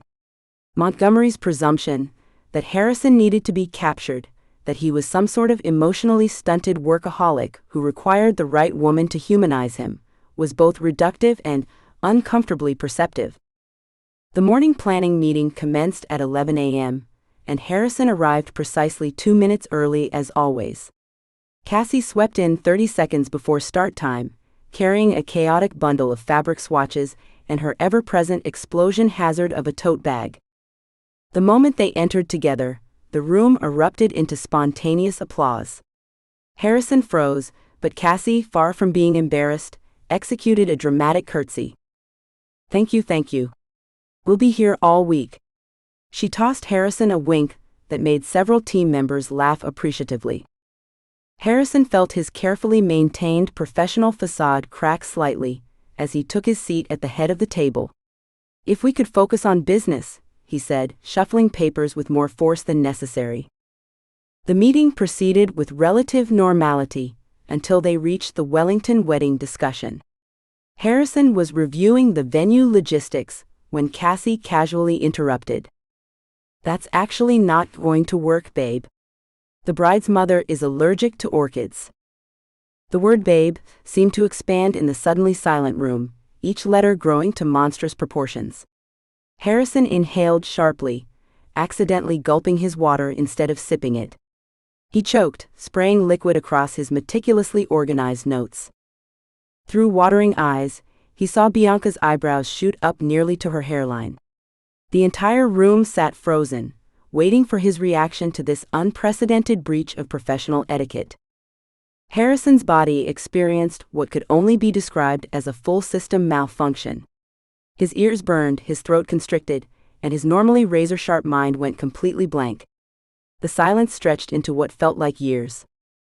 Finally, he managed to produce words, each one stiff as cardboard. "Please use professional designations in the workplace. Cassandra." The room temperature seemed to drop 10 degrees. Cassie's smile remained fixed in place, but something flickered behind her eyes, a brief flash of hurt quickly masked by her usual breezy confidence. "Of course, Mr. Chase," she replied, her tone light but brittle. "I just wanted to flag that the Wellington mother of the bride has a severe orchid allergy that would be problematic for the current floral arrangement." The meeting limped awkwardly to its conclusion. The moment it ended, Harrison retreated to his office, closed the door, and immediately composed an email. To Cassandra Taylor. Subject: Appropriate Conduct Guidelines. Please review the attached document regarding professional behavior expectations. Terms of endearment are strictly prohibited in all workplace contexts. The marriage management spreadsheet details acceptable public interactions, which do not include casual pet names or other informalities. Maintaining our professional reputation is paramount to both the success of this arrangement and the company's standing. Harrison Chase, CEO, Taylor & Chase Events. He watched through his glass wall as Cassie returned to her desk and opened the email. Her eyebrows rose incrementally as she read, culminating in a spectacular eye roll that somehow engaged her entire body. She hit print, waited for the document to emerge from the nearby printer, then deliberately crumpled it and tossed it into her trash can while maintaining direct eye contact with him through the glass. The afternoon dragged interminably. Harrison attempted to focus on quarterly projections, but his concentration kept scattering like startled birds. By 4:30, he found himself standing by the coffee machine, not because he wanted coffee, but because he could overhear Cassie talking with Jessica from the design team near the break room. I know, Cassie was saying, her laugh a bit too forced. "He's just not used to people knowing about his personal life. Honestly, I'm starting to think he regrets the whole thing." Something in her tone, a subtle undercurrent of genuine hurt beneath the casual delivery, caught Harrison off guard. An unfamiliar twist of guilt tightened in his chest. He abandoned the coffee machine and retreated to his office, unsettled by his own reaction. At 6:15, long after most employees had departed, Harrison found Cassie alone in the meeting room. She was organizing client files with uncharacteristic intensity, slapping folders closed with more force than necessary. He cleared his throat from the doorway. "You're here late." "I'm behind on the Wellington files," she replied without looking up. Someone sprayed water all over the contact sheets. Harrison stepped into the room, hovering awkwardly by the table. "About the meeting today. Don't worry about it." Her tone was light, but she still wouldn't look at him. Message received, loud and clear. "I just think maintaining professional boundaries is paramount to the success of this arrangement." She mimicked his precise diction. "Yes, I got the email. Triple underlined and color-coded." Harrison frowned. "I didn't triple underline anything. It was implied." She finally looked up, her smile too bright. "Don't worry, Harrison. No one will actually believe I managed to melt the Ice King." The comment stung with surprising intensity. More surprising was the sudden irrational urge to prove her wrong, to show her that he wasn't actually the emotionless robot she clearly thought him to be. That's not, he stopped, recalibrating. We need this to be believable. Montgomery's already asking questions. Cassie's eyes narrowed slightly. So what's your solution? A detailed schedule of when I'm allowed to use your first name? Relationship training wheels with stabilizers? I don't know, he admitted, the words feeling foreign in his mouth. Harrison Chase always knew. That was his thing. He had answers, solutions, contingency plans. Well, that's a first, Cassie muttered, returning to her files. Harrison watched her for a moment, struck by the realization that making this work would require flexibility, his least developed skill. What would you suggest? He asked finally. She looked up, genuine surprise flashing across her face. You're asking for my input? Quick, someone check if pigs are flying past the window. Cassie, he said, an edge of impatience creeping into his voice. She sighed, setting down her files. Look, I know this isn't real. But if we're going to convince people, especially Montgomery, it has to at least look natural. That means we can't flinch every time we have to acknowledge we're married. I don't flinch, Harrison protested. You practically had an aneurysm when I called you babe. It was unexpected. Life is unexpected, Harrison. She crossed her arms. That's kind of the whole point of why we're in this mess to begin with. He couldn't argue with that logic. Their entire situation was the result of the most unexpected night of his otherwise meticulously planned life. So what do you propose? He asked. Exposure therapy, she said promptly. We need to practice being comfortable around each other. Small steps. Coffee outside the office. Lunch where people might see us. Basic couple stuff that doesn't make you break out in hives. Harrison considered this. It was logical, in a Cassie sort of way. That could work. Don't sound so enthusiastic. I'm merely acknowledging the practical application of your suggestion. Cassie rolled her eyes again, but this time a small, genuine smile tugged at the corner of her mouth. God, you're exhausting. For some reason, the comment didn't irritate him as it should have. Instead, Harrison found himself almost returning the smile. We'll start tomorrow, he said, falling back on what he knew best, scheduling and planning. Coffee at Westfield's before the office. They make an acceptable espresso. Praise indeed coming from the coffee snob, Cassie teased, gathering her things. It's a date, husband dear. As she brushed past him, he caught the faint scent of her perfume, something light and citrusy that seemed perfectly aligned with her personality. It was oddly distracting. Good night, Harrison, she said, pausing at the door. Good night? Cassie, he replied, using her preferred name instead of the formal Cassandra he typically defaulted to. Her surprise was evident, but she recovered quickly, offering him a small, curious smile before disappearing down the hallway. Harrison remained in the meeting room alone, contemplating the strange sense that somehow, despite his careful planning and spreadsheets, this situation had already veered wildly from his control. What was more concerning was the increasingly persistent thought that perhaps, in this one instance, losing control might not be entirely catastrophic. Chapter 5. Help, my fake husband is hot. Cassie stood in front of her apartment mirror, smoothing down the emerald green gown she'd panic bought specifically for tonight's investor gala. The silk fabric whispered as she moved, catching the light in ways that transformed her from chaotic event planner to someone who could potentially pass as a CEO's wife. She tilted her head, examining her reflection critically. Not bad for 48 hours notice, and maxing out her emergency credit card. Her phone buzzed on the dresser, and she reluctantly glanced at the screen. From Harrison, car arriving in 10 minutes. Be punctual. No please, no greeting, just Harrison being Harrison. Cassie rolled her eyes and deliberately picked up her lipstick again. If she was going to play the adoring wife tonight, she was doing it on her terms. She applied another coat, taking exquisite care with the outline of her lips, lingering over the task while mentally counting down the minutes. Punctual, she muttered to her reflection. Has the man ever heard of fashionably late? No wonder his blood pressure's probably through the roof. She dropped the lipstick into her clutch, grabbed her wrap, and gave herself one final appraising look.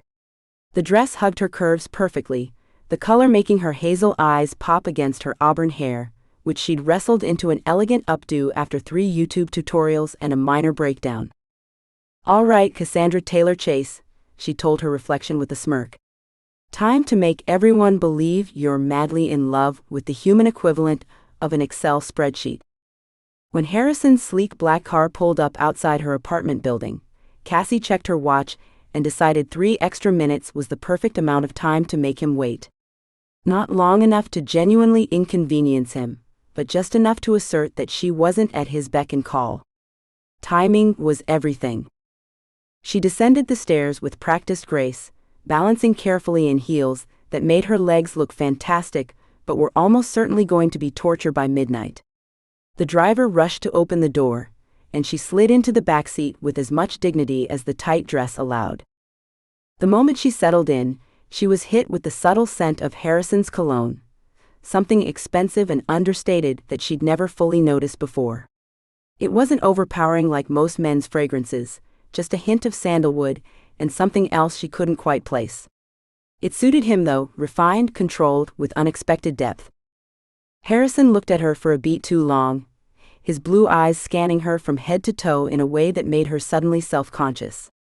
Was the dress too much? Not enough? "You're late," he finally said, though his usual sharpness seemed slightly dulled. "By 3 minutes, Cassie countered. "In event planning, that's early." His lips twitched, not quite a smile but something that suggested he might have found her amusing if he allowed himself such frivolities. He looked different tonight, still Harrison, but the tuxedo transformed him from demanding boss to something straight out of a luxury watch advertisement. His dark hair was perfectly styled, and the crisp lines of his jacket emphasized the breadth of his shoulders in ways his office suits never quite managed. "The dress is appropriate," he said after a moment. Cassie raised an eyebrow. "Wow, Harrison. Keep the compliments coming, and a girl might get the wrong idea." The faintest flush crept up his neck, and he immediately turned his attention to his phone. Small victories. During the drive through Manhattan's glittering streets, Harrison reviewed their strategy for the evening like it was a military operation, which investors to charm, which competitors to avoid, and how to casually mention their relationship without seeming obvious. Cassie half listened, more fascinated by how the passing streetlights illuminated the sharp angles of his face. She'd spent 2 years working for the man, but somehow had never really looked at him before. "Montgomery will be watching closely," Harrison was saying, his finger swiping through profiles on his phone. "He's traditional, old money. His foundation only backs businesses with strong family values." "So basically, we're lying to a nice old man for money," Cassie summarized, fiddling with one of her earrings. Harrison's jaw tightened. "We're presenting a united front to secure the future of the company. The company that, may I remind you, pays your salary. And now my raise," Cassie added cheerfully. When he didn't immediately snap back, she glanced over to find him watching her again, his expression unreadable. The car slowed to a stop, saving them both from whatever tension was building in the small space. "Remember," Harrison said as the driver opened his door, "for tonight we're happily married." "I'll try not to file for divorce before dessert," Cassie promised sweetly. The gala venue was spectacular, all crystal chandeliers and marble floors, with New York's elite mingling over champagne.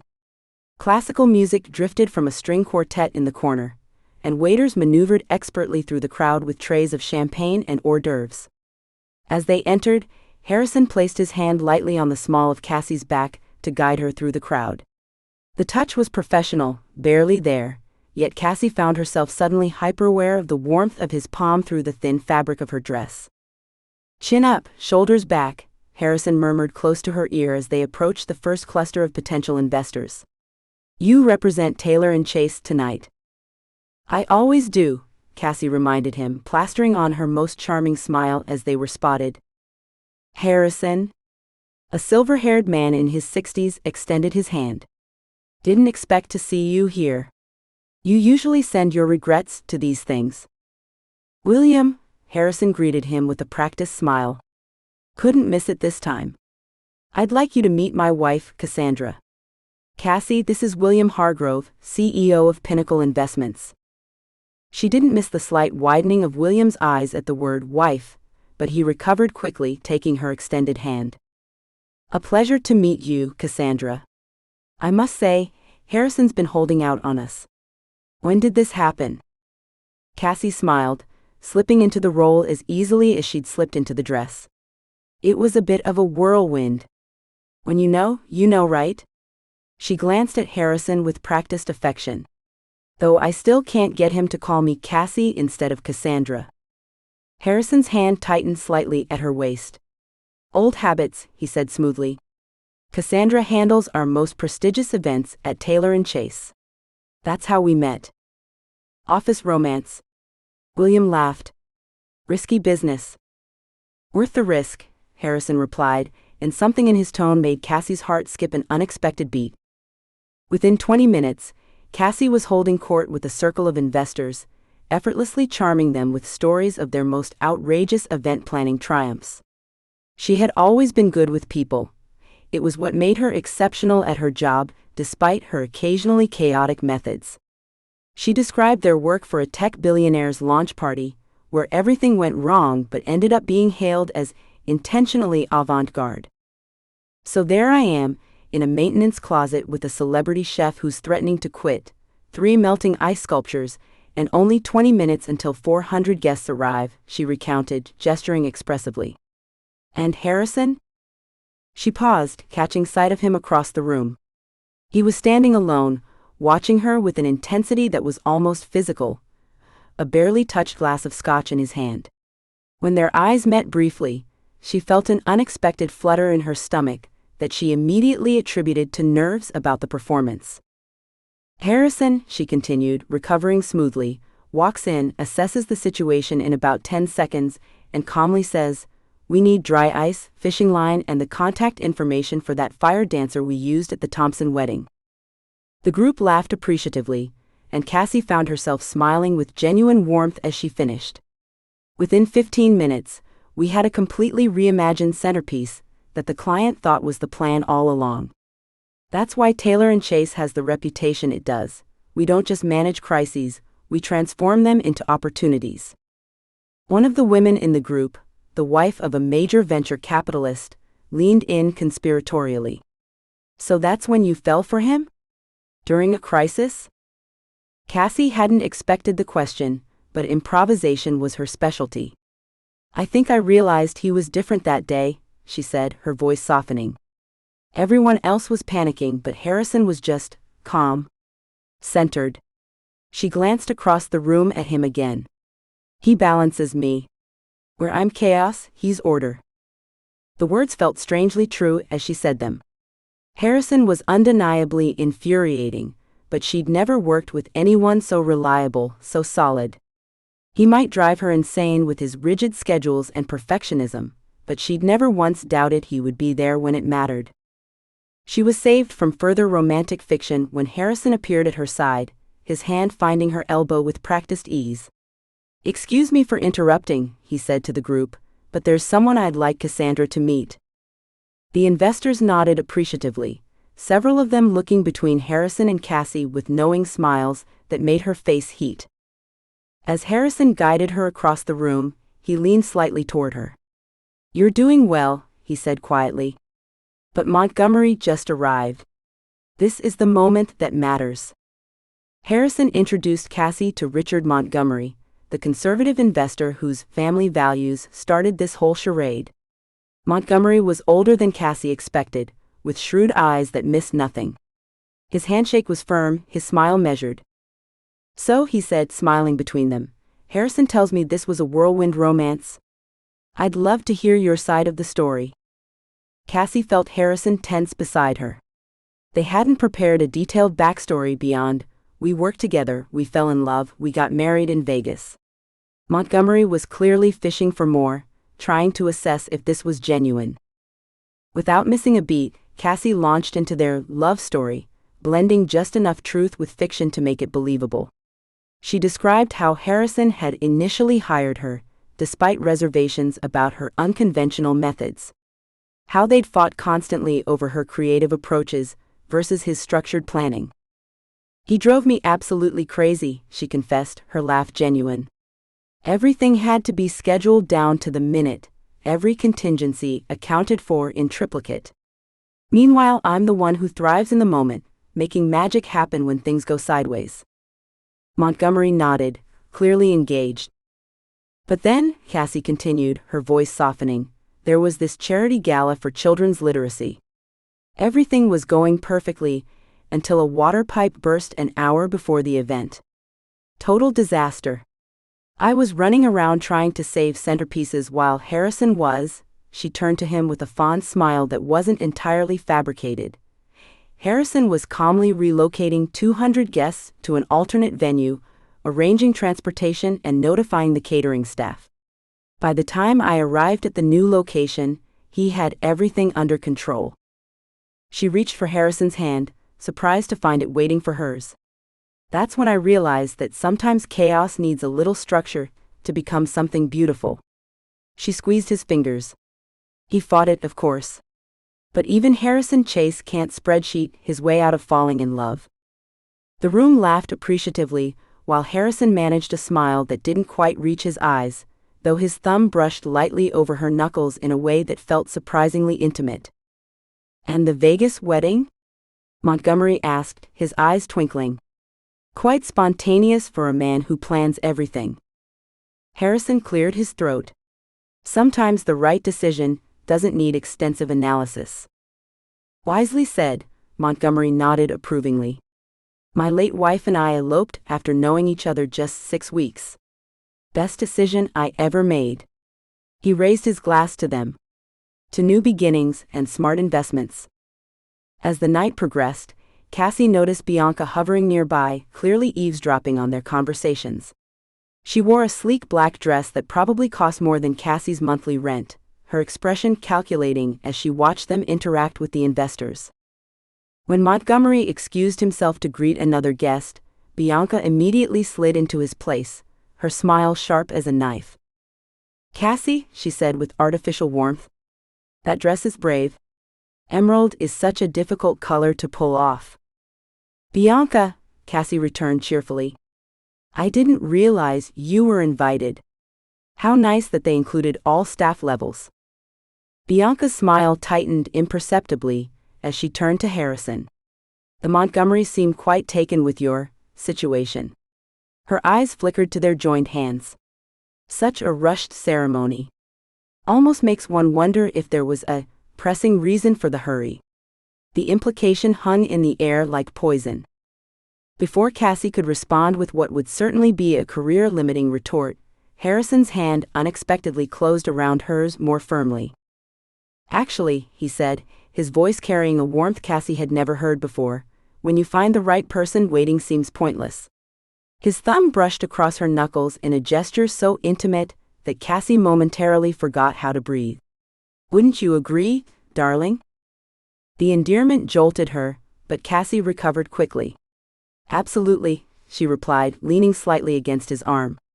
"Though I'm still holding out for that proper honeymoon you promised." Harrison's eyes widened fractionally before he schooled his expression. "Soon," he promised, turning back to Bianca. "If you'll excuse us, I believe the Hendersons were hoping to discuss their upcoming charity auction with Cassandra." Bianca retreated, clearly disappointed by their united front, but Cassie barely noticed her departure. Harrison was still holding her hand, his grip firm and somehow possessive. When she finally looked up at him, the intensity in his gaze caught her completely off guard. For a split second, it didn't feel like they were acting at all. "She suspects something," Cassie murmured when Bianca was out of earshot. "Let her," Harrison replied, surprising her. "She has nothing concrete, just suspicions and jealousy." His expression darkened. "She's been angling for your position for months." "My position as your wife, or as your event planner?" Cassie asked, half joking. The corner of his mouth twitched. "Both, apparently." Instead of pulling away as Cassie expected, Harrison led her to the dance floor where other couples were swaying to the music from the string quartet. Her heart stuttered as he turned to face her, one hand settling on her waist while the other kept hold of her fingers. "Montgomery is watching," he murmured, his mouth close to her ear as he guided her into the rhythm of the waltz. Cassie nodded, trying to ignore how perfectly they fit together, how his usual stiffness seemed to melt away as they moved in sync. He was a good dancer, of course he was, leading with confidence but without the showy dominance some men displayed on the dance floor. She caught a hint of his cologne again, and found herself leaning slightly closer. "I didn't know you could dance," she said softly, looking up at him. "Ballroom dancing lessons from ages 8 to 18, he replied. "My mother insisted. Said no son of hers would embarrass himself at social functions." Cassie smiled, imagining a young, serious-faced Harrison counting steps. "Somehow that makes perfect sense." "Your story for Montgomery," he said after a moment. "About the charity gala? That actually happened." "I know," she replied. "The best lies contain the most truth." His eyes met hers, searching. "Is that what you think this is? Just lies?" The question hung between them, loaded with meaning Cassie wasn't prepared to unpack. Before she could formulate a response, the music shifted to a faster tempo, and Harrison seamlessly adjusted their steps, twirling her once before drawing her back closer than before. "I think," she said carefully, "that whatever this is, it's getting the job done." Montgomery is clearly convinced. Harrison nodded, his expression unreadable again. "Yes," he agreed. "The objective is being met." They danced in silence for the remainder of the song, and Cassie tried to ignore the strange disappointment that settled in her chest at his businesslike assessment. This was, after all, just business, a contract, a transaction. The fact that her pulse quickened when his hand pressed more firmly against her back was just biology, not emotion. At the end of the night, after successfully charming every important investor, they waited for the valet in comfortable silence. The evening had gone exceedingly well. Montgomery had pulled Harrison aside to discuss numbers, and several other potential investors had expressed interest in upcoming meetings. Cassie found herself leaning against Harrison's shoulder, blaming her third glass of champagne and aching feet from her heels. The night air was crisp, carrying the first hints of autumn, and she suppressed a slight shiver. Without a word, Harrison removed his jacket and draped it over her shoulders. The lining was still warm from his body, and the weight of it felt oddly comforting. "You were surprisingly convincing tonight," she said softly, looking up at his profile. Harrison looked down at her, something unreadable flickering across his features before his professional mask slipped back into place. "So were you," he replied, and Cassie couldn't help but wonder which parts of the evening were real and which were just for show, and why she suddenly cared so much about the answer. The valet pulled up with their car, and Harrison guided her inside with the same light touch at her back. As they settled into the quiet of the back seat, Cassie realized she was still wearing his jacket, enveloped in his scent and warmth. She made no move to return it, and he didn't ask. Chapter 6. Almost kissed Mr. Spreadsheet. Harrison stood at the door of the Tribeca penthouse, the magnetic keycard hovering over the sensor for a second longer than necessary. Behind him, Cassie waited, her presence radiating a warmth that seemed to disrupt the carefully regulated temperature of the hallway. He could smell her perfume, something light with notes of vanilla and jasmine that had been distracting him all evening. "Are you waiting for the lock to recognize your scowl, or?" Cassie's voice broke through his hesitation. Harrison swiped the card with more force than necessary, causing the green light to blink aggressively in response. "Some of us pause to collect our thoughts before barging into situations," he said, pushing the door open. The penthouse spread before them. 3,000 square feet of premium Manhattan real estate that Harrison had purchased as an investment property years ago. Floor-to-ceiling windows offered a glittering panorama of the city, the lights of downtown twinkling against the night sky. It had always felt like an appropriately impressive space before. Now it felt intimate, confined despite its square footage. Holy crap, Cassie breathed, stepping past him. You actually live like this? It's like a museum crossed with a spaceship. Her gaze swept across the minimalist furniture, the stark white walls adorned only with carefully selected abstract art. She kicked off her heels with a sigh that sounded almost obscene, wiggling her toes against the hardwood floor. God, that's better. My feet were staging a revolution. Harrison locked the door behind them, watching as she padded across his immaculate living room, leaving a trail of, well, not chaos exactly, but disruption. The emerald gown she wore shimmered under the recessed lighting, hugging curves that Harrison had been irritatingly aware of all evening. Make yourself comfortable, he said automatically, then immediately regretted it when she flopped onto his pristine white sofa, limbs sprawling. But perhaps not that comfortable, he added under his breath. What was that? Cassie looked over her shoulder, a knowing grin on her face. Nothing. Harrison moved toward the kitchen, seeking the security of the marble island that would serve as a barrier between them. Coffee? At midnight? Are you trying to make sure I never sleep again? Harrison was already retrieving the bag of specialty Ethiopian beans from the freezer. I find it helps clear the head after alcohol. He started measuring the beans into the grinder with scientific precision, focusing intently on the task, especially when one has consumed 4 glasses of champagne. It was 3.5. I gave the last one to that boring guy from Morgan Stanley when you weren't looking. She stretched, arching her back in a way that made Harrison fumble with the coffee scoop. Besides, you're the one who told me to sell it. I was just being a convincing trophy wife. Harrison's jaw tightened. You certainly had Montgomery convinced. That was the point, wasn't it? She rose from the couch and approached the kitchen, sliding onto one of the bar stools across from him. The movement caused the slit in her gown to reveal an expanse of leg that Harrison absolutely did not notice. Though honestly, I could have shown up with a paper bag on my head and he'd still have invested. That man was practically salivating over your quarterly projections. Harrison started the coffee maker, grateful for its mechanical hum filling the silence. The memory of the gala replayed in his mind, Cassie charming everyone in the room, laughing at the right moments, touching his arm occasionally with a familiarity that felt both foreign and not entirely unwelcome. When Bianca had made that snide comment about their rushed nuptials, suggesting with narrowed eyes that perhaps there was a pressing reason for such haste, Harrison had surprised himself by reaching for Cassie's hand. He'd expected her to tense or pull away, but instead, her fingers had threaded through his with such natural ease that for a moment he'd forgotten it was all pretend.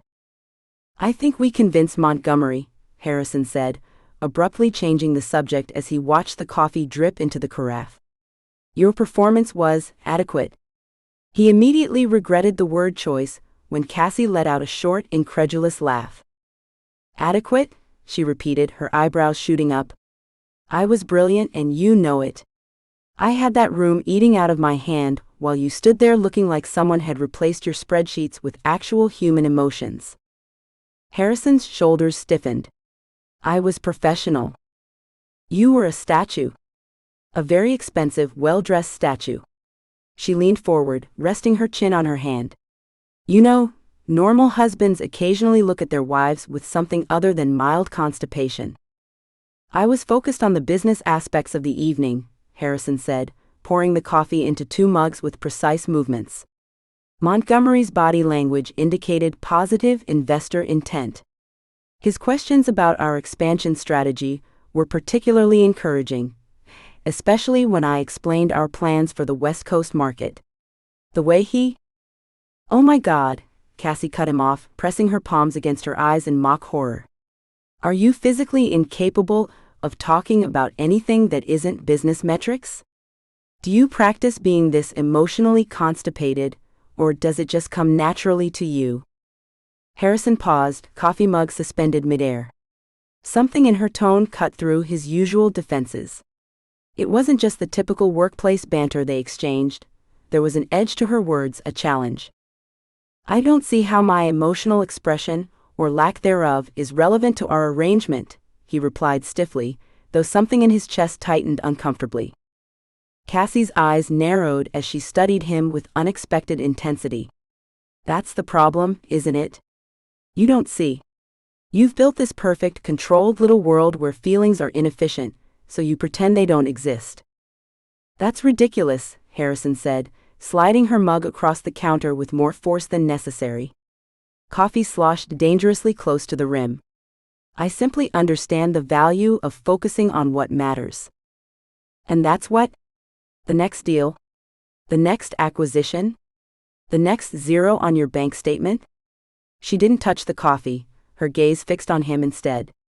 When was the last time you did something just because it made you happy? Harrison felt a flush of irritation creep up his neck. Some of us find satisfaction in achievement, not just chaos and impulse. You think that's what I am? Chaos and impulse? Cassie stood up now, her hands on the counter, leaning forward. At least I'm alive. At least I feel things. It's called being effective, Harrison said, his voice dropping as he leaned forward to match her stance. Not every decision needs to be filtered through an emotional lens. It's called being afraid, Cassie countered, her eyes flashing. Afraid that if you ever let go of that iron control for 1 second, your whole carefully constructed identity might collapse. Harrison moved around the kitchen island, abandoning the safety of the barrier between them. You don't know what you're talking about, he said, each word clipped and precise. You don't know anything about me. I know enough, Cassie said, not backing down as he approached. I've watched you for 3 years, Harrison. I've seen how you flinch when people get too close, how you hide behind that perfect suit and that perfect schedule. And I've watched you create chaos wherever you go, Harrison retorted, now standing directly in front of her. Missing deadlines, disregarding protocols. Getting results, Cassie interrupted. Making clients happy. Creating experiences people actually remember instead of checking boxes on a form. They were standing so close now that Harrison could see the faint lines of her makeup, the individual freckles scattered across her nose that usually remained hidden, the flecks of gold in her hazel eyes that caught the light. The apartment felt airless suddenly, too warm despite the perfectly regulated temperature. You want to know what I think? Cassie continued, her voice softer but no less intense. I think you're terrified that if you ever let yourself actually feel something, you might discover you're human after all. The words hit Harrison like a physical blow. He moved closer still, drawn by some magnetic pull he couldn't explain. His usual calculated responses abandoned him entirely, leaving only a raw, uncomfortable awareness in their wake. You don't know what you're talking about, he repeated, his voice dropping dangerously low as he invaded her space. The scent of her perfume was overwhelming now, mixing with the lingering champagne on her breath. Cassie didn't back away. If anything, she seemed to lean in, her chin tilting up defiantly. Prove it, she whispered. Harrison's gaze dropped to her lips, full, slightly parted, a smudge of deep red lipstick still clinging to the corner of her mouth despite the late hour. Something shifted in her expression, surprise, followed by something darker, more wanting. Harrison found himself leaning forward, one hand moving of its own accord to brush a strand of auburn hair from her face. For one heart-stopping moment, the pretense fell away completely. Harrison wasn't thinking about Montgomery, or the company, or the contract they'd signed. He was thinking only of the impossible warmth radiating from Cassie's skin beneath his fingers, of the soft exhale that escaped her lips as his thumb traced her cheekbone. Just as their lips were about to meet, Cassie abruptly stepped back, her eyes wide with what looked like panic. She gestured vaguely towards the hallway that led to the guest bedroom. It's late. And this is. She didn't finish the thought, leaving Harrison frozen in place, his hand still half raised where her face had been moments before. Cassie, he started, but she was already backing away, nearly tripping over her discarded heels. We've both had a long night, she said, her voice too high, too brittle. And champagne. Definitely the champagne talking. Tomorrow we should, debrief. About Montgomery. The investor stuff. Not about, she made a vague gesture between them. Just good night, Harrison. Before he could respond, she'd gathered her shoes and disappeared down the hallway, the soft click of the guest bedroom door echoing through the suddenly silent apartment. Harrison stood motionless in the kitchen, his pulse hammering against his ribs in a most unwelcome manner. With mechanical movements, he returned to his coffee preparation, though the desire for caffeine had long since vanished. He dumped both mugs into the sink and started cleaning up with robotic precision, wiping down the already spotless counter, rearranging the coffee filters that had shifted a millimeter out of place. When he finally heard the shower running in the guest bathroom, he allowed himself a rare moment of complete honesty. He braced his hands against the counter and exhaled sharply, letting his head drop forward. "This is a problem," he murmured to the empty room. The admission hung in the air, unanswered. Harrison straightened his posture and tugged at the sleeves of his shirt, physically rebuilding the walls Cassie had somehow managed to breach.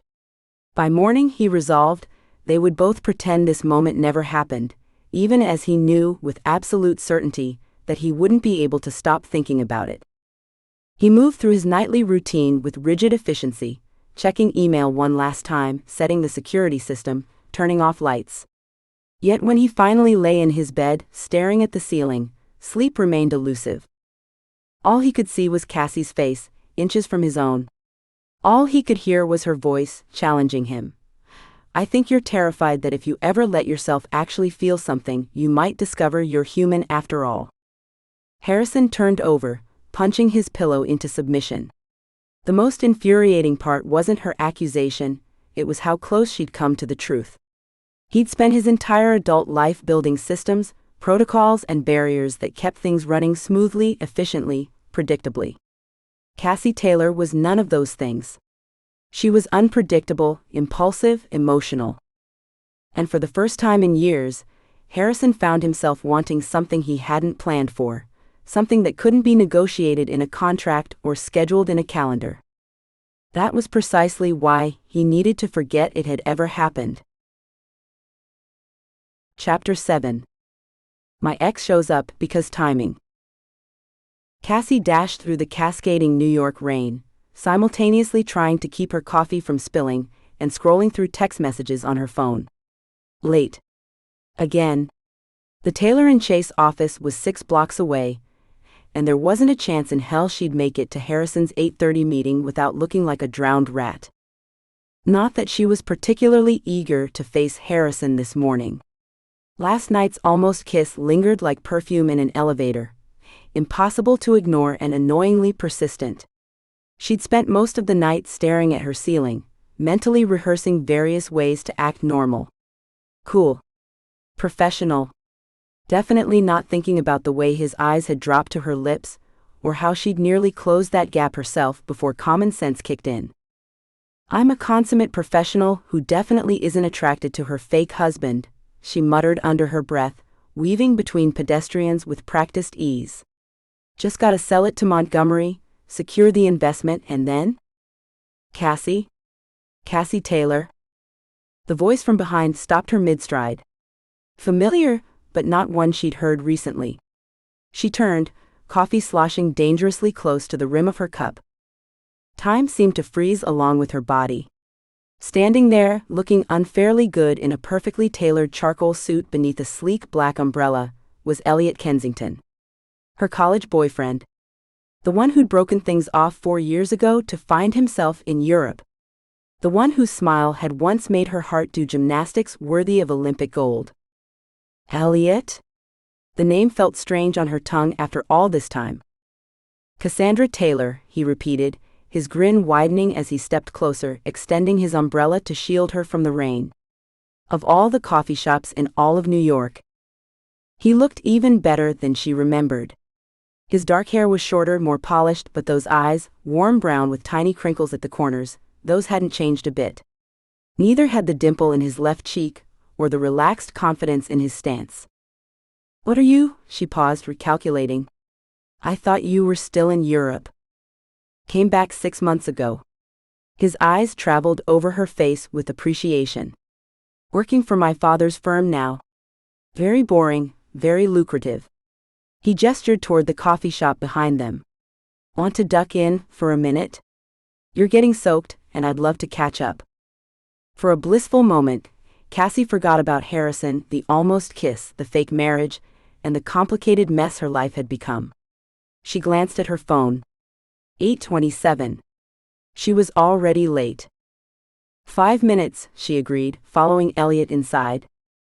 The coffee shop was warm and crowded, filled with the comforting hum of morning conversation and espresso machines. Cassie's coffee had indeed suffered casualties in the surprise encounter. At least an inch of liquid had escaped onto her hand. "Let me buy you a replacement," Elliot offered, already pulling out his wallet. "You don't have to." "I insist." "Still oat milk vanilla latte, extra shot?" The fact that he remembered her coffee order after 4 years did something strange to her stomach. "You have a scary good memory." "Only for important things." He winked as he stepped up to order. Cassie dabbed at her damp blazer with a napkin, trying to regain her composure. The Elliot effect was apparently still operational after all these years. She couldn't deny the pleasant hum of nostalgia, like finding a favorite old sweater in the back of the closet. "So," he said, returning to hand her a fresh coffee, his fingers brushing against hers as he passed her the cup, lingering a moment longer than strictly necessary. "You look exactly the same. Except more." His eyes took another appreciative sweep. "More everything." "That's both vague and somehow flattering," she laughed, trying to ignore the flutter his touch had caused. "How was Europe? Did you find what you were looking for?" "Found a lot of things. Lost some others." He leaned against the counter, eyes crinkling at the corners. "Mostly learned I'm actually pretty good at the finance world, despite fighting it for years. When Dad offered me a position heading up the new division, it actually felt right." He took a sip of his coffee. "So catch me up on the last 4 years. Are you seeing anyone special?" The question caught her mid-sip. "Special?" "Well, there was a fake husband she'd accidentally married in Vegas who made her simultaneously want to strangle him and rip his clothes off. Especially after last night's almost kiss that they were definitely not talking about." The coffee shop door swung open with a gust of rain-scented air, and Cassie's response died in her throat. Because of course, Harrison Chase chose this exact moment to walk in. He stopped abruptly when he spotted her, his gaze moving from her face to Elliot, then down to where Elliot's hand still rested casually near hers on the counter. His expression shifted from surprise to something darker, more controlled. She recognized that look. It was Harrison's "I'm about to destroy someone with politeness" face. He approached with measured steps, shoulders squared beneath his perfectly dry suit. Of course he hadn't gotten wet in the downpour. "Ms. Taylor," he said, using her surname with pointed emphasis. "I was concerned when you didn't arrive for our 8:30 meeting." The temperature in the coffee shop seemed to drop several degrees. "Harrison," she said, forcing brightness into her tone. She gestured vaguely, words failing her. "Getting caught in the rain," Elliot supplied helpfully, straightening to his full height, which, Cassie noted with a strange mix of amusement and discomfort, matched Harrison's exactly. "Elliot Kensington," he added, extending his hand with an easy smile. Harrison regarded that hand like it was a particularly suspicious tax document, before shaking it with precise professionalism. "Harrison Chase." "Chase?" Elliot's eyebrows lifted in recognition. "Of Taylor and Chase Events? You're Cassie's boss?" Cassie watched Harrison's jaw tighten almost imperceptibly. "I'm her." "We have a complicated professional relationship," Cassie cut in, earning a sharp look from Harrison. "Cassie and I dated in college," Elliot explained with a nostalgic smile that made Harrison's posture stiffen even further. "Best 2 years of my life." "Is that right?" It wasn't a question. Harrison's voice had dropped into that dangerously polite register that Cassie knew spelled trouble. "Sophomore and junior year at NYU," Elliot continued, seemingly oblivious to the Arctic chill emanating from Harrison. "We met in a business ethics class, which is ironic considering neither of us was particularly ethical when it came to skipping lectures." "How fascinating," Harrison said in a tone that suggested it was anything but. Cassie found herself caught between amusement at Harrison's obvious discomfort and genuine surprise at how easily she was slipping back into Elliot's orbit. There was something comfortable about him, like an old favorite song. "We were just catching up," Cassie explained, checking her watch. "And now we're very late for that meeting, so?" "Kensington," Harrison said suddenly, tilting his head slightly. "Not Edward Kensington's son?" "The very same," Elliot confirmed. "I'm heading up our new events division at Kensington Investments." Harrison's expression shifted from annoyance to calculated interest, clearly recognizing a potential business connection. Cassie could practically see the gears turning behind his eyes. "I'm familiar with your father's work," Harrison said, his tone warming a few degrees. "Kensington Investments has an impressive portfolio." "It's getting more impressive by the day," Elliot replied with an easy confidence that Cassie had always envied. "We're expanding our corporate events sector, which is actually why," he glanced between them with a puzzled expression. "Wait, so how do you two know each other? Beyond the obvious boss-employee thing?" Harrison answered before Cassie could open her mouth. "Cassie is my wife," he said with unexpected emphasis, stepping closer until their shoulders touched. The word wife sounded strange coming from Harrison's mouth, almost possessive in a way that made Cassie's pulse quicken despite herself. She reminded herself it was just for show, just business, just temporary. But the solid warmth of his arm against hers felt frustratingly real. Elliot's face registered genuine shock, his easy smile faltering as his gaze bounced between them. "Wife? As in married?" "That is generally what wife implies," Harrison replied dryly. "Wow, that's..." Elliot recovered with a forced laugh. "Unexpected. Congratulations." His gaze flickered between them, clearly trying to make sense of this pairing. "I wouldn't have thought you'd end up with someone so," he paused, searching for an appropriate word, "structured." Cassie bit the inside of her cheek. The implied criticism of Harrison hung in the air between them like cigarette smoke, impossible to ignore and slightly irritating. Harrison's shoulder tensed against hers, and she knew he was about to deliver one of his devastatingly polite put-downs. But before he could speak, Elliot turned fully toward Cassie with renewed determination. "Actually, this might be perfect timing." His smile was back, though a shade less confident than before. "We're looking for a creative director for our events division. Someone with your exact skill set." He reached into his jacket and pulled out a sleek business card, pressing it into her palm with a touch that lingered just long enough to be deliberate. "Think about it. Better hours, double your current salary, and I'd be lying if I said I wouldn't enjoy working together again." He said this last part with a meaningful glance that pretended Harrison wasn't even there. "I?" Cassie stared at the embossed card in her hand, momentarily speechless. "We should discuss this," Harrison cut in smoothly. "Perhaps over lunch, Mr. Kensington. I'm sure Cassie would appreciate hearing more details, and I'd be interested in exploring potential synergies between our organizations." The professional smile on Harrison's face didn't reach his eyes. "I'd like that," Elliot agreed, checking his watch. "Unfortunately, I have a meeting in 20. Rain check?" He turned back to Cassie with a softer expression. "My number's on the card. Think about it, Cass. No pressure." The nickname, one only Elliot had ever used, felt oddly intimate in front of Harrison. She nodded, slipping the card into her pocket. "Thanks, Elliot. It was good seeing you." "Better than good," he replied with a wink before nodding politely to Harrison. "Nice meeting you." They watched him leave, stepping gracefully back into the rain under his perfect black umbrella. When the door closed behind him, the tension in the air seemed to double in intensity. "We should get to the office," Harrison said flatly, already moving toward the door. The walk back was excruciating. Harrison maintained a brisk pace several steps ahead of her, his posture rigid with unexpressed frustration. Cassie had to half jog to keep up, all while trying not to spill her coffee again.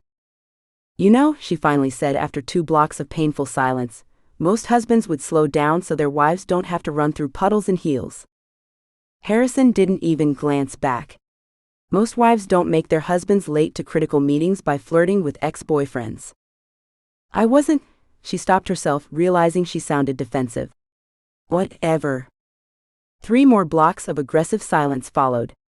By the time they reached the Taylor and Chase building, Cassie's feet ached and her patience had worn thin. Harrison held the door for her with exaggerated politeness, not meeting her eyes. The elevator arrived with a cheerful ding that felt completely at odds with the frosty atmosphere. They stepped inside, and Harrison jabbed the button for the 17th floor with unnecessary force. As the doors closed, sealing them in the confined space with only the faint hum of elevator music between them, Harrison finally spoke. Kensington Investments is a direct competitor to several of our clients. His voice was controlled but tight, eyes fixed on the climbing floor numbers. I'm aware of that. Harrison inhaled slowly, as if choosing his next words carefully. I assume you're not actually considering his offer? Cassie studied his carefully blank expression, feeling Elliot's business card burning a hole in her pocket. For the first time since Vegas, she genuinely considered an escape route from this increasingly complicated situation. Double her salary. Better hours. No fake marriage tightrope to walk. Would it matter if I was? She asked, watching his profile. Of course it would matter. His jaw clenched. You're under contract. Our contract says nothing about other employment opportunities. It says you'll fulfill your duties to Taylor and Chase, he countered, finally turning to face her. Which would be difficult while working for a competitor. Is that your only concern? Cassie pressed, searching his face for any hint that his objection might be personal rather than professional. That I'd be working for a competitor? Something flashed in Harrison's eyes, frustration maybe, or something more complex. What other concern would I have? I don't know, Harrison. Maybe that your fake wife taking another job might complicate your Montgomery deal? That's still a professional concern. Right, she said, feeling oddly disappointed. Of course it is. The elevator arrived at their floor, doors sliding open to reveal the bustling office. Harrison stepped back, gesturing for her to exit first. We need to meet with the Johnson wedding clients at 10 o'clock, he said, already shifting into professional mode as they walked through the office. I've rescheduled our 8:30 for lunch. Fine. Cassie pulled out her tablet, tapping to open her calendar. Normal. Professional. Definitely not thinking about almost kisses or double salary job offers, or the way Harrison's jaw had tightened when Elliot had called her Cass. Harrison paused at the entrance to his office. And Cassie? She looked up, surprised by the hesitation in his voice. For what it's worth, he said quietly, I think you're worth more than double your current salary. Before she could respond, he disappeared into his office, leaving her standing in the hallway with her mouth slightly open and her heart beating a traitorous rhythm against her ribs. She pulled Elliot's card from her pocket, running her thumb over the embossed text. An escape route. A simpler path. But as she glanced toward Harrison's closed door, she had to admit, at least to herself, that she wasn't entirely sure she wanted an escape anymore. Chapter 8. Someone's jealous, and it's adorable. Harrison stood at his office window, watching the Manhattan traffic inching along 20 floors below. The city continued its relentless pace while his thoughts remained stubbornly fixed on one thing: Cassie and Elliot Kensington at the cafe yesterday. The image played on repeat, Elliot leaning in too close, Cassie's laugh, the easy familiarity between them. With a frustrated exhale, Harrison returned to his desk where his laptop displayed the Kensington Investments website. He'd been scrolling through it for the better part of an hour, telling himself it was merely competitive analysis. The company was impressive: diverse portfolio, innovative growth strategy, recent expansions into luxury event management. Just conducting due diligence, he muttered, clicking through to their executive team page where Elliot's professional headshot smiled back at him. The bio listed his Harvard MBA, philanthropic activities, and steady rise through the family business ranks. Nothing Harrison couldn't match point for point, except perhaps the natural charm that seemed to radiate even from a static photograph. Harrison minimized the window and pulled up Cassie's employee file, scanning her compensation package. If Elliot had offered to double her salary, which seemed likely given Kensington's resources, the number would be substantial. His jaw clenched as he calculated the figure. Expensive certainly, but not impossible for Taylor and Chase to match. The company could absorb the cost, if necessary. If necessary. The phrase caught in his mind. Was he really contemplating a bidding war for an employee? For Cassie? A movement outside his glass office wall caught his attention. Cassie had arrived, weaving between desks with her usual whirlwind energy, coffee in one hand, planner erupting with colored sticky notes in the other. She wore the sleek navy dress she reserved for important meetings, the one with the subtle gold buttons that matched her earrings. Harrison's gaze lingered longer than it should have. His intercom buzzed. "Yes, Diane," he answered, eyes still tracking Cassie as she disappeared into the break room. "Just confirming your 2 p.m. is pushed to 3 p.m., his assistant's voice replied. "Oh, and Edward Kensington called this morning. He's requested a tour of our facilities today, with his son accompanying him." Harrison's fingers tightened around the pen in his hand. "When?" "They'll be here at 11. Ms. Taylor's already been notified since she's handling the Carter wedding that Kensington's daughter is attending." The pen snapped between his fingers with a crack that startled even him. Ink spilled across the contract he'd been reviewing, bleeding into the signature line. "Mr. Chase? Is everything all right?" Harrison stared at the ink staining his fingers. "Fine. Thank you, Diane." He disconnected the call, tossed the broken pen into his trash, and reached for a tissue to clean his hands. This wasn't like him. Harrison Chase didn't snap pens or lose control. Harrison Chase maintained composure in billion-dollar negotiations and faced down corporate sharks without breaking a sweat. Harrison Chase certainly didn't get rattled over an employee talking to a competitor. An employee. His wife, Cassie. The distinction blurred uncomfortably in his mind. 40 minutes later, Harrison found himself casually loitering by the coffee station, timing his approach to intercept Cassie when she inevitably returned for her mid-morning refill. He straightened his tie, smoothed his already immaculate jacket, and pretended to examine the selection of teas when he heard her distinctive footsteps approaching. "Morning, boss," she said breezily, reaching around him for a mug. "Fancy seeing you here instead of having Diane fetch your coffee." "I make my own coffee," he replied stiffly. "Since when?" "Since always." She snorted. "Sure you do. That's why the entire office panics when someone uses your special roast." Harrison watched her pour coffee with practiced ease, adding a precise amount of cream. Despite himself, his gaze drifted to her left hand where his grandmother's ring still sat. The sight of it triggered something possessive in him that he refused to examine. "I assume you've considered Kensington's offer," he said without preamble. Cassie's eyebrow lifted slightly as she stirred her coffee. "I'm considering all my options," she replied with deliberate vagueness, clearly enjoying his discomfort. "Which means yes." "Which means I'm considering all my options," she repeated, emphasizing each word. "That's what smart business people do, right? Isn't that what you'd advise?" Harrison shifted, hating how easily she turned his own logic against him. Kensington Investments lacks the client relationships we've established. Their event division is new, they're looking for shortcuts to expertise. "By shortcuts, you mean experienced professionals?" She took a sip of coffee, studying him over the rim. "Besides, I think Elliot mentioned something about innovative work environments and actual work-life balance. Novel concepts." "We have work-life balance," Harrison protested. Cassie laughed, a genuine burst of amusement that made several nearby employees glance their way. "You think work-life balance is leaving the office before midnight twice a week? That's an exaggeration." Is it? She leaned against the counter, looking irritatingly at ease. When was the last time you took a vacation? And Vegas doesn't count because you spent most of it on conference calls.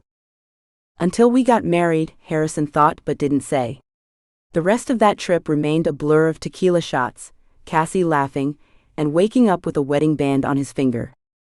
The Kensingtons will be here at 11, he said instead, changing the subject. I assume you've prepared for their tour? Something flashed across Cassie's face, surprise maybe that he was aware of her schedule. Of course. I'm showcasing the Morrison Bell wedding portfolio, since Kensington's daughter attended. Though I'm sure your interest is purely professional and has nothing to do with Elliot. Harrison maintained his neutral expression through sheer force of will. Everything I do is professional. Right? Cassie's smile didn't reach her eyes. Well, I should get back to work. Those event portfolios won't prepare themselves. She turned to leave, but Harrison found himself speaking again. The Montgomery dinner next week, we should coordinate our stories. Their supposed whirlwind romance needed consistent details if they were going to convince the conservative investor. Cassie paused. Sure. Let's say we had a deeply romantic first date at the office copy machine, followed by a passion-fueled debate about spreadsheet formatting. Before Harrison could respond, his phone chimed with an email notification. The company-wide message reminded everyone about the afternoon client mixer in the main conference area. He checked his watch. Normally he'd prepare for 30 minutes before such an event, reviewing client profiles and key talking points. Today, he found himself rehearsing what to say to Elliot Kensington instead, scenarios ranging from professional courtesy to thinly veiled threats. I need to prepare for the mixer, he said, falling back on work as he always did when emotions grew complicated. Don't forget to smile at least once, Cassie called after him as he walked away. People are starting to think I married a robot. Throughout the next few hours, Harrison found it impossible to focus. His usually organized mind kept circling back to Cassie, to Elliot, to the Kensington tour happening somewhere in the building. He reviewed the same contract 3 times without absorbing a word, checked his watch constantly, and snapped at Diane when she asked if he needed anything. By the time the client mixer began, Harrison's mood had deteriorated further. He entered the conference room precisely on time, automatically scanning the space for Cassie. He spotted her across the room, gesturing animatedly, as she described something to a group of clients who appeared completely captivated. Despite himself, Harrison felt a flicker of pride at how effortlessly she commanded attention, before that feeling was obliterated by the sight of Elliot Kensington walking through the door with his father, Edward. Elliot was laughing at something his father said, looking every inch the polished heir apparent in a tailored suit that probably cost more than most people's monthly salary. When several clients immediately gravitated toward the Kensingtons, Harrison forced himself to approach, extending his hand with a practiced smile. Edward, good to see you again. I trust the tour was informative? The older Kensington shook his hand firmly. Absolutely. Your Miss Taylor is quite the tour guide, passionate about her projects. I can see why she's one of your top performers. Indeed, Harrison replied coolly, turning to Elliot with a tightness around his eyes. Kensington. Still making yourself comfortable at my company events, I see. Elliot's smile remained perfectly in place, though a challenge flickered in his gaze. Always good to see you again, Cass. Our little coffee chat the other day wasn't nearly long enough. Quite. Harrison kept his tone neutral, while mentally calculating exactly how much space separated Cassie from their conversation. Not enough. He hadn't forgotten how Elliot had casually dropped details about his history with Cassie at the cafe, intimate little anecdotes clearly designed to stake some claim. I was just telling Cassie how surprised everyone from our college days was about your marriage, Elliot continued smoothly. For someone who once described corporate CEOs as soulless spreadsheet addicts, she certainly made an unexpected choice. There was a question lurking beneath the statement, one Harrison had no intention of answering. Life is full of surprises. Indeed it is. Though I've always believed the best things in life are carefully planned. Elliot sipped his drink. Speaking of which, I should mingle. Great seeing you, Harrison. Throughout the mixer, Harrison found his attention repeatedly drawn to wherever Cassie was, tracking her movements across the room with increasing agitation. She flowed effortlessly between client groups, remembered personal details about their families, laughed at their jokes. Every few minutes, Harrison forced himself to look away, only to find his gaze returning to her like a compass finding north. When she eventually crossed paths with Elliot, Harrison watched as they fell into animated conversation. Elliot leaned in closer than strictly necessary, his hand occasionally touching her arm for emphasis. Each touch felt like a personal affront. A client was speaking to Harrison about quarterly projections, but his responses grew increasingly distracted as he observed Elliot and Cassie across the room. The final straw came when Elliot placed his hand on the small of Cassie's back, guiding her toward the refreshment table. "Excuse me," Harrison interrupted whatever the client had been saying. "I need to speak with my wife." Before he could rationalize his actions, Harrison was crossing the room with purposeful strides. He slid his arm around Cassie's waist, his palm settling against the curve of her hip with unmistakable possessiveness. "I need to borrow my wife for a moment," he said to Elliot, his voice carrying just enough for nearby clients to hear. The surprise in Cassie's eyes quickly shifted to something more challenging as Harrison led her away. "What are you doing?" she whispered through a fixed smile. Harrison's arm remained firmly around her waist, his fingers pressing slightly into the fabric of her dress. "Maintaining our cover," he replied tersely, though even he didn't fully believe the excuse. "Our cover doesn't require you to physically drag me away from conversations," she murmured, still smiling for the benefit of watching clients. "He had his hands on you." "A hand?" "Singular. On my back. It's called being polite." "It's called being inappropriate," Harrison countered, steering her toward a group of investors who had backed their last major expansion. "Montgomery is watching. He expects us to act like a married couple." For the remainder of the event, Harrison stayed unusually close to Cassie, their professional performance as a couple taking on a new edge of tension. Every smile felt loaded, every casual touch electric. When Harrison placed his hand on Cassie's shoulder during a conversation with investors, he felt her stiffen momentarily before deliberately relaxing into his touch. A subtle power play that left him both frustrated and uncomfortably aware of how much he wanted to touch her again. At one point, she leaned up to whisper something about a client's preference for yacht events, her breath warm against his ear. Harrison's hand instinctively tightened on her waist, drawing her fractionally closer. The slight widening of her eyes told him she'd noticed, but she continued the conversation without missing a beat. By the time the last clients departed, the office atmosphere shifted from professional to charged. Most employees had taken the opportunity to leave early, leaving the space unnervingly quiet. Harrison busied himself straightening chairs in the conference room, hyper-aware of Cassie collecting abandoned glasses a few feet away. "What was that about?" Her voice cut through the silence, low but intense. Harrison aligned a row of chairs with mechanical precision, avoiding her gaze.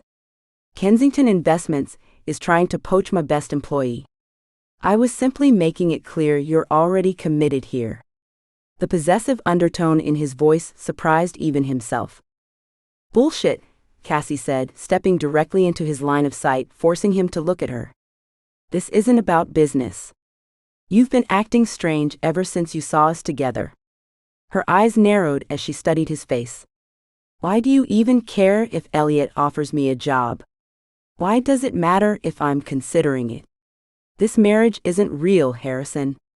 You can't have it both ways, treating this like a business arrangement when it suits you, then acting like a jealous husband when it doesn't." The accusation, jealous husband, hit Harrison like a physical blow. He opened his mouth to deliver a logical response about professional boundaries and maintaining appearances, but nothing came out. The truth was, He had no rational explanation for the visceral reaction he had to seeing Elliot touch her, for the overwhelming urge to stake some claim. Cassie studied his face, waiting for an answer that didn't come. Something shifted in her expression, disappointment, possibly hurt, quickly masked by professional detachment. "That's what I thought," she said quietly, gathering her things. "I have a client meeting tomorrow morning. I'll be professional, I'll play my part, but for tonight, I can't do this."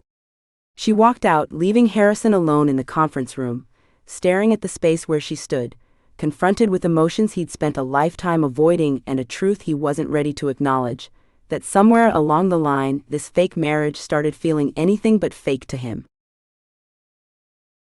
Chapter 9. Nice try, Bianca. Cassie reached the office 40 minutes early, a personal record that would have made her proud any other day. Today, however, it was merely a strategic maneuver to avoid Harrison after their heated confrontation. The fight replayed in her mind during her entire subway ride, his possessive grab at her waist when Elliot touched her arm, the thunderous look on his face, and worst of all, his complete inability to explain why he cared so much. "Why do you even care?" she demanded. His silence had been answer enough. The elevator doors slid open with a cheerful ding that felt at odds with the knot in her stomach. She stepped into the Taylor & Chase events office and immediately sensed something was off. The normally bustling space had an unnatural hush hanging over it. Conversations died as she walked past, replaced by meaningful glances and poorly concealed whispers. "Morning," she called out with forced brightness to the reception desk. Tamara, usually quick with a smile and office gossip, merely gave her a wide-eyed look that screamed, "You're in trouble," before ducking her head back to her computer. Cassie slowly made her way to her desk, hyper-aware of the eyes following her. She dropped her tote bag, today sporting a bright yellow sunflower print that suddenly felt garishly cheerful against the office's somber mood, and pulled out her phone. The screen lit up with notifications. 7 texts from Mia, first one sent 42 minutes ago. "OMG, call me." 3 texts from Josh in marketing. "You okay? This is wild." 6 more messages from various coworkers, all sent within the last hour.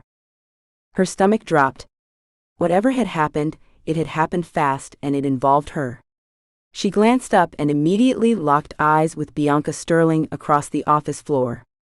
The woman was leaning against the wall by the coffee station, mug raised to her lips, in a poor attempt to hide her smug smile. When Bianca caught Cassie looking, she raised her eyebrows in mock concern and offered a little finger wave. Before Cassie could investigate further or check her email, Diane appeared at her desk. Harrison's assistant was never anything but meticulously put together, but today her blouse had a coffee stain near the collar, and her typically sleek bob looked like she'd been running her hands through it. "Emergency meeting in Harrison's office." "Now?" Diane said, her voice tight. "What's going on?" Cassie asked, standing up and grabbing her planner out of habit. Diane glanced around, then leaned closer. "Also," she added in a lower voice, "you might want to avoid your email for a bit." The knot in Cassie's stomach tightened into something approaching dread as she followed Diane through the maze of desks. As they approached Harrison's glass-walled office, she could see he wasn't alone. Gloria from HR, a woman whose appearance usually presaged bad news, was sitting stiffly in one of the chairs facing Harrison's desk. And Harrison himself was pacing? In all her time at Taylor & Chase, Cassie had never seen Harrison Chase pace. He stood, he sat, he occasionally leaned against things with calculated casualness. He did not pace. Until now. Diane opened the door without knocking.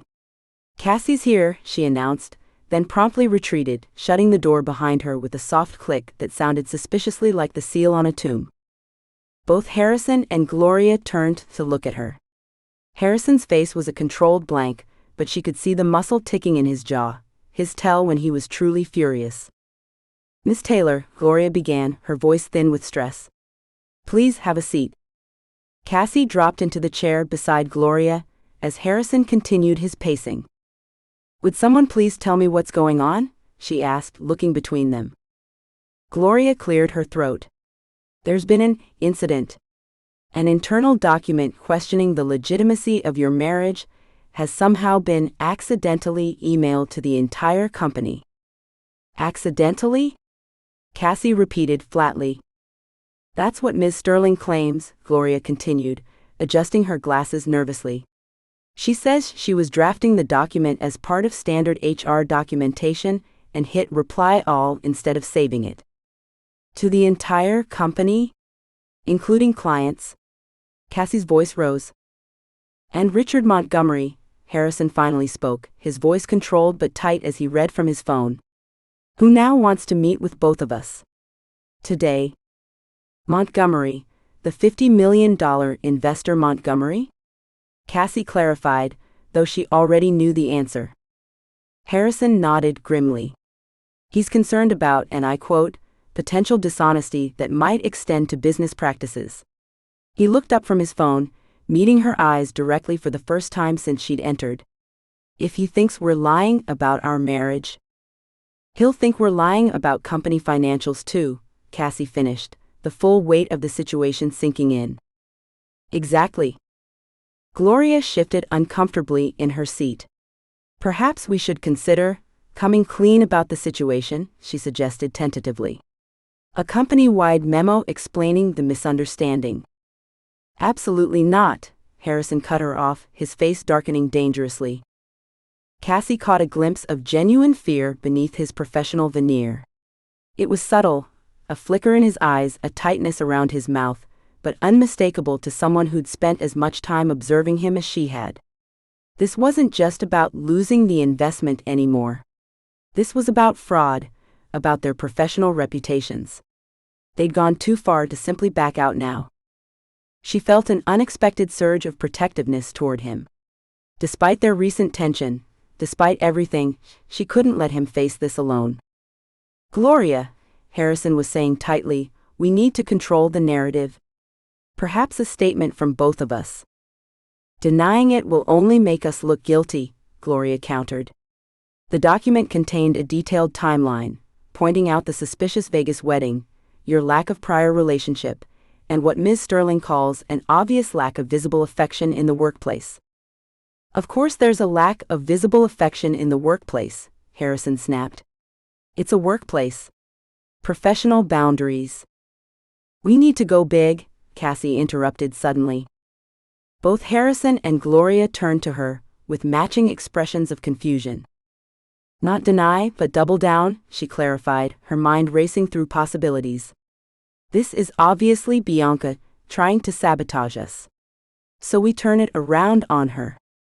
Make her look like the bitter, jealous colleague spreading rumors about the happy couple. Harrison's eyes narrowed as he caught on. You're suggesting we make a public spectacle of our relationship, he said, struggling slightly over the last word. Not just public, Cassie said, already pulling out her phone. Instagram public.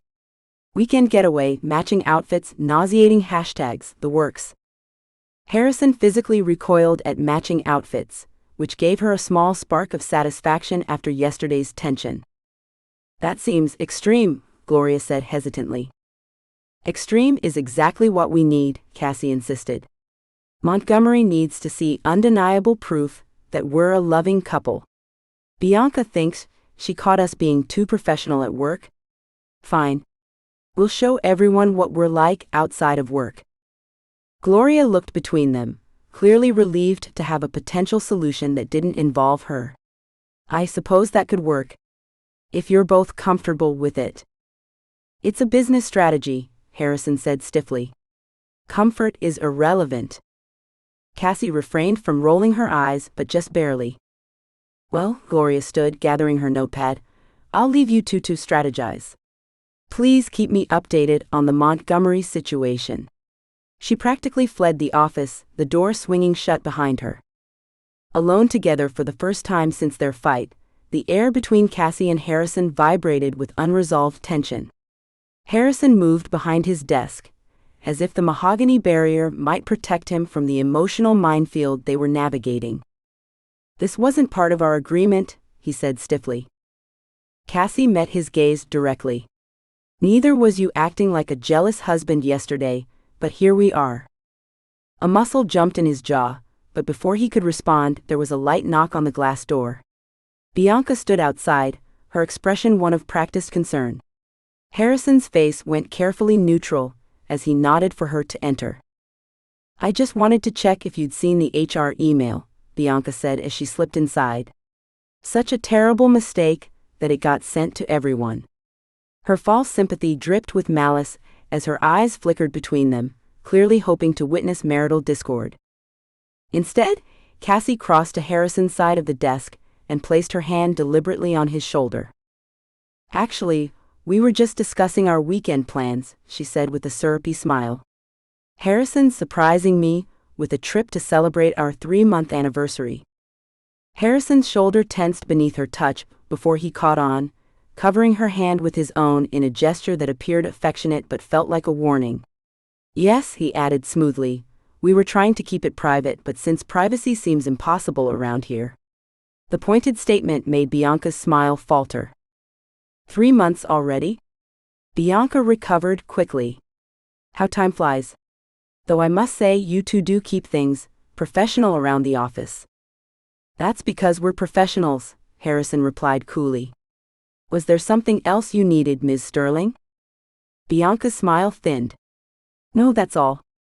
Enjoy your anniversary." The moment the door closed behind her, Cassie dropped her hand from Harrison's shoulder. "She's definitely behind this," she muttered. "Obviously," Harrison agreed, running a hand through his usually impeccable hair. "We need a plan. Montgomery wants to meet at 4. That gives us 5 hours." Cassie moved back to her chair, already mentally cataloging options. The weekend getaway needs to be somewhere upscale, but intimate. Visible to both the office and Montgomery, but not obviously staged. "The Hamptons," Harrison said immediately. "I know the owner of the Shoreline Hotel. Exclusive enough to impress, not so exclusive it seems like we're overcompensating." "Perfect. We need a cohesive story. Something that explains why we keep things professional at work, but also shows we're madly in love outside of it." "Madly in love seems excessive," Harrison said stiffly. "You want to convince Montgomery with moderately fond of each other," she countered. His lips pressed into a thin line. "Fine. What's our story?" They spent the next hour crafting a detailed narrative. How they'd secretly been attracted to each other for months before Vegas. How they'd decided to keep their relationship private to avoid office gossip. And how they now realized that approach had backfired. "We need photos," Cassie said, tapping her pen against her planner. "Recent ones that look candid. I can pull some from Vegas, but we need more everyday couple stuff." "I'm not a big photographer," Harrison said, which was probably the understatement of the century. "I've noticed," she said dryly. "We'll have to stage some. Weekend breakfast in bed, maybe a beach walk." Harrison's expression was so genuinely horrified at breakfast in bed that Cassie couldn't help it. She laughed out loud, the sound breaking the tension between them. "I draw the line at photographing our meals in bed," he said, but the corner of his mouth twitched in what might have been the ghost of a smile. "Fine, breakfast on the terrace," she conceded, still smiling. "But we need something that looks intimate without being staged. Couple selfies, maybe some shots of us at dinner." By early afternoon, their plan was in place. Reservations were made at the Shoreline for Friday through Sunday. Montgomery had been appeased with promises of clearing up this misunderstanding at their 4 o'clock meeting. They'd even orchestrated an impromptu company-wide appearance where they accidentally revealed their anniversary plans while walking past the break room during the lunch rush. As they walked through the office together afterward, Harrison's hand resting lightly on the small of her back, Cassie overheard Bianca hissing to a colleague near the copy machine. "There's no way they're actually married," Bianca whispered venomously. No one could love Harrison Chase. The comment stung in an unexpected way. Cassie glanced up at Harrison's profile, his jaw set, eyes forward, the picture of controlled professionalism. Had he heard? His face revealed nothing, but his hand pressed slightly firmer against her back, guiding her forward. For the first time, she wondered if Bianca's sabotage attempt had backfired in more ways than one. This weekend would force them into a closeness that already felt increasingly less like pretending. The realization sent a flutter of something dangerously like anticipation through her chest. They reached her desk, and Harrison dropped his hand from her back. The absence of pressure felt strangely significant. "I'll pick you up tomorrow at 9, he said, his voice carefully professional. "Pack for 3 days." "Okay," she nodded, suddenly hyper-aware of the eyes watching them across the office.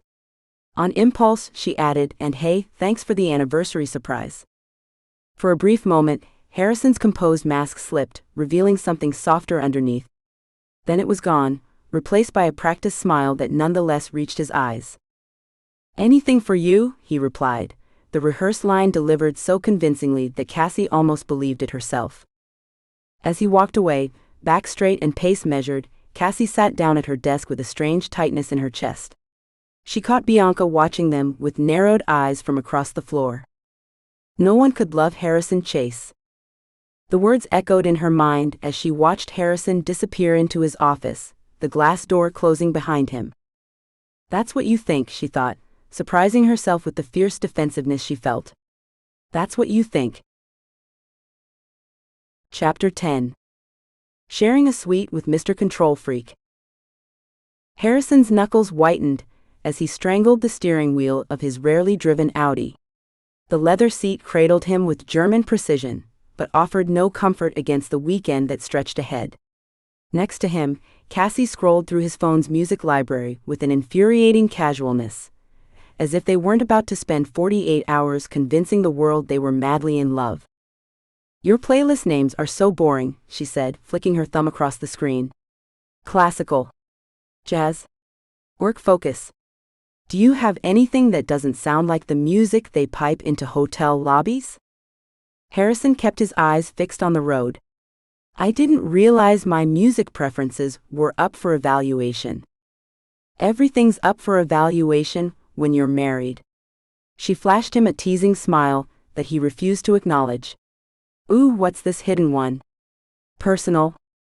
His hand shot out faster than he intended. "Don't?" Too late. The opening beats of Taylor Swift's Lover filled the car. Cassie's eyes widened with delighted shock as Harrison jabbed the skip button with more force than necessary. "Was that?" "No." It absolutely was. It was a mistake. Heat climbed up his neck. "My assistant must have added it." Cassie's laughter filled the car. "Sure, blame poor Diane.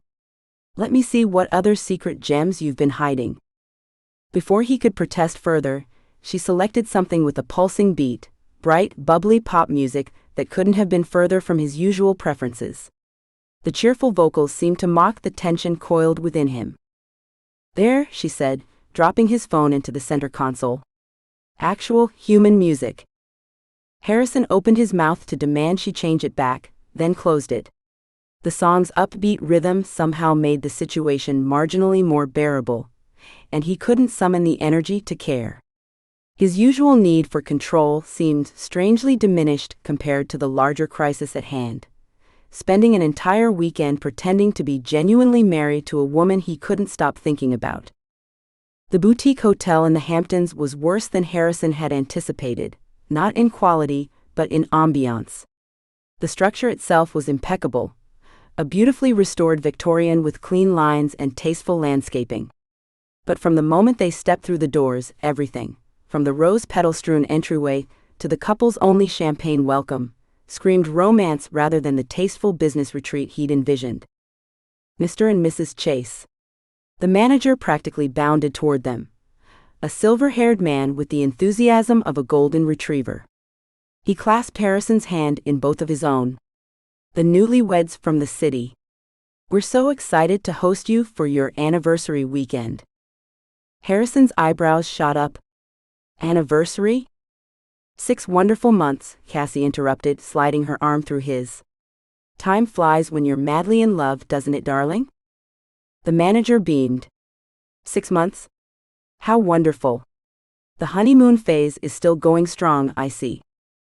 "Stronger than ever," she gushed, and Harrison felt her fingers dig warningly into his bicep. We practically can't keep our hands off each other. The manager's eyes twinkled. Well, you've come to the right place. Though I must apologize, there's been a slight change to your accommodations. Harrison tensed. What kind of change? Due to a booking error with a large wedding party, we've had to shuffle some rooms. He lowered his voice conspiratorially. But I think you'll be pleased. We've upgraded you to our honeymoon suite, at no extra charge, of course. Harrison's carefully constructed composure crumbled further. That won't be necessary. Isn't that perfect, honey? Cassie's voice dripped with saccharine sweetness as she leaned into his side with practiced affection. The endearment sent an unexpected jolt through his system. The honeymoon suite for our half-year anniversary. You're always saying we should celebrate the little milestones. I've never said that, he muttered under his breath. She squeezed his arm again, her nails leaving half-moons in his skin through his shirt. You did, sweetie. Last week over breakfast, remember? The manager chuckled.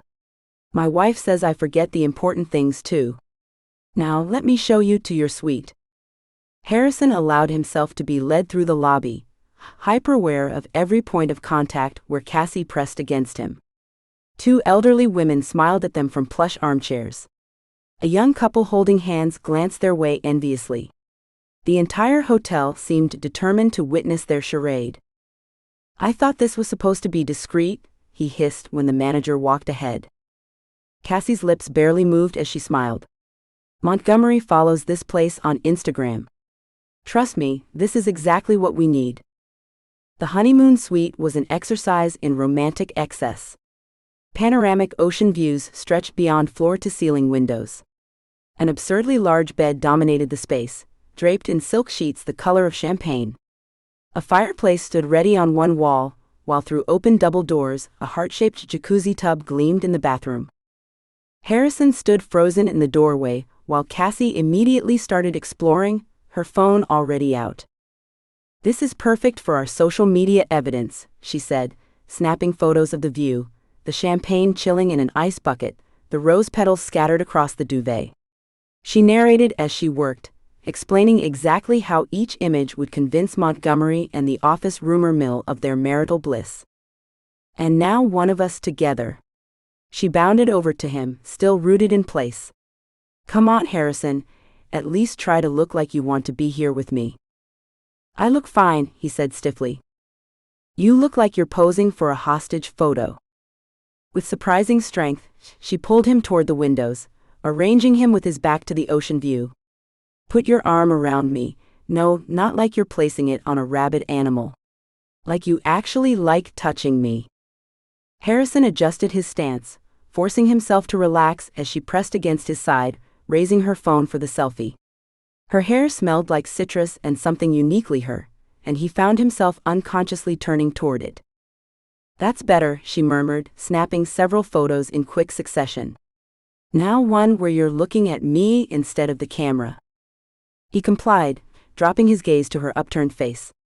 She was closer than he'd realized, close enough that he could see the light dusting of freckles across her nose, the flecks of amber in her hazel eyes. Something shifted in her expression as their eyes locked.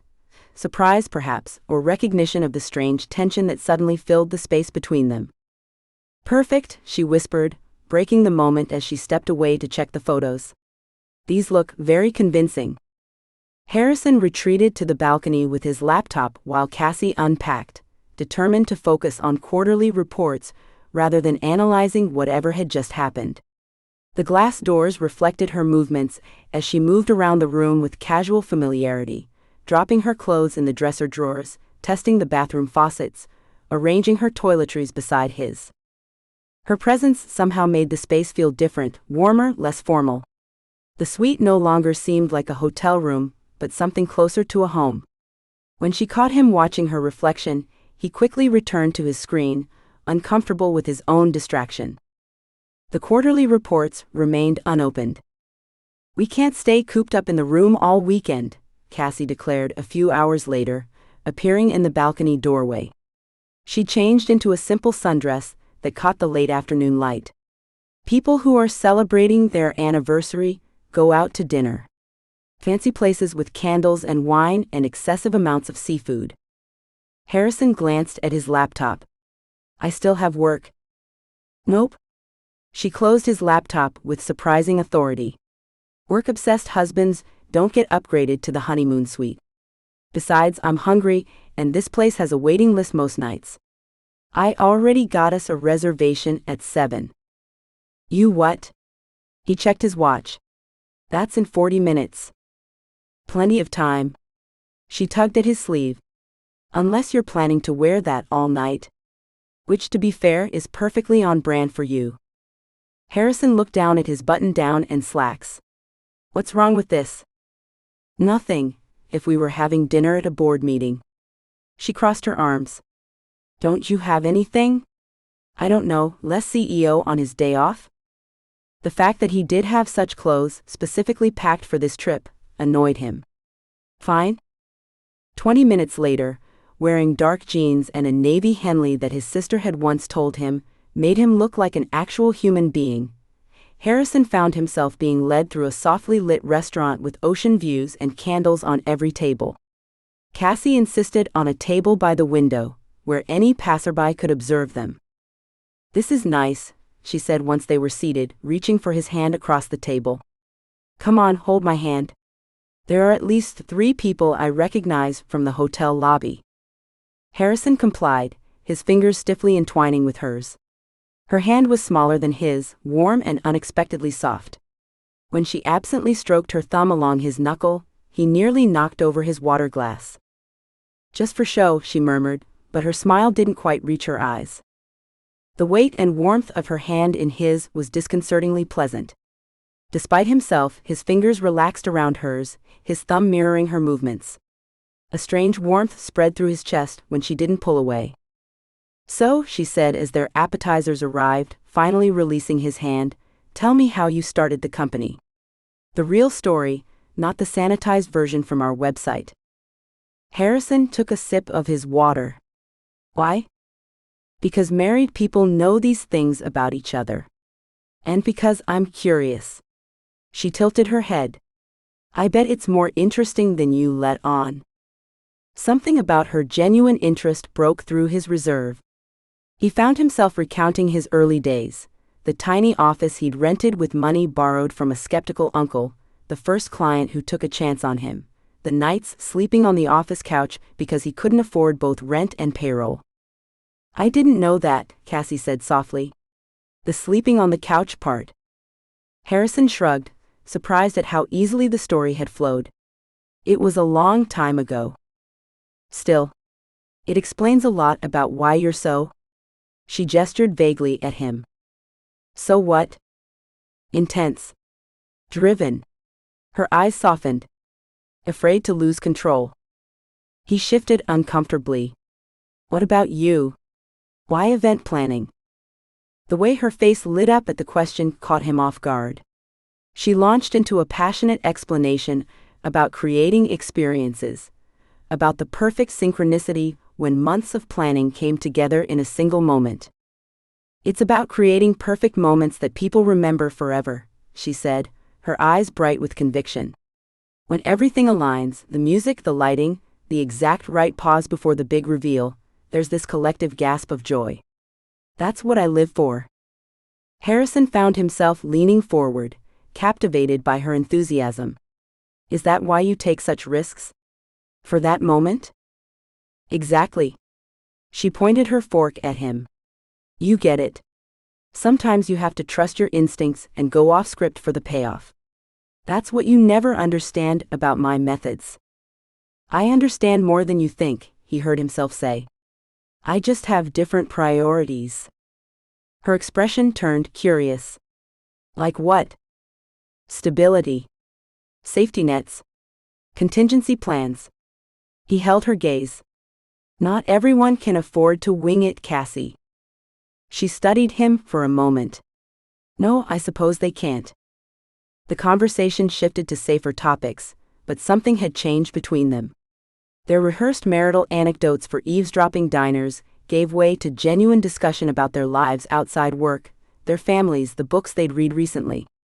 Harrison found himself unexpectedly engaged, even laughing at her impression of Bianca's perpetual scowl. When her knee occasionally brushed his under the table, he no longer felt the need to pull away.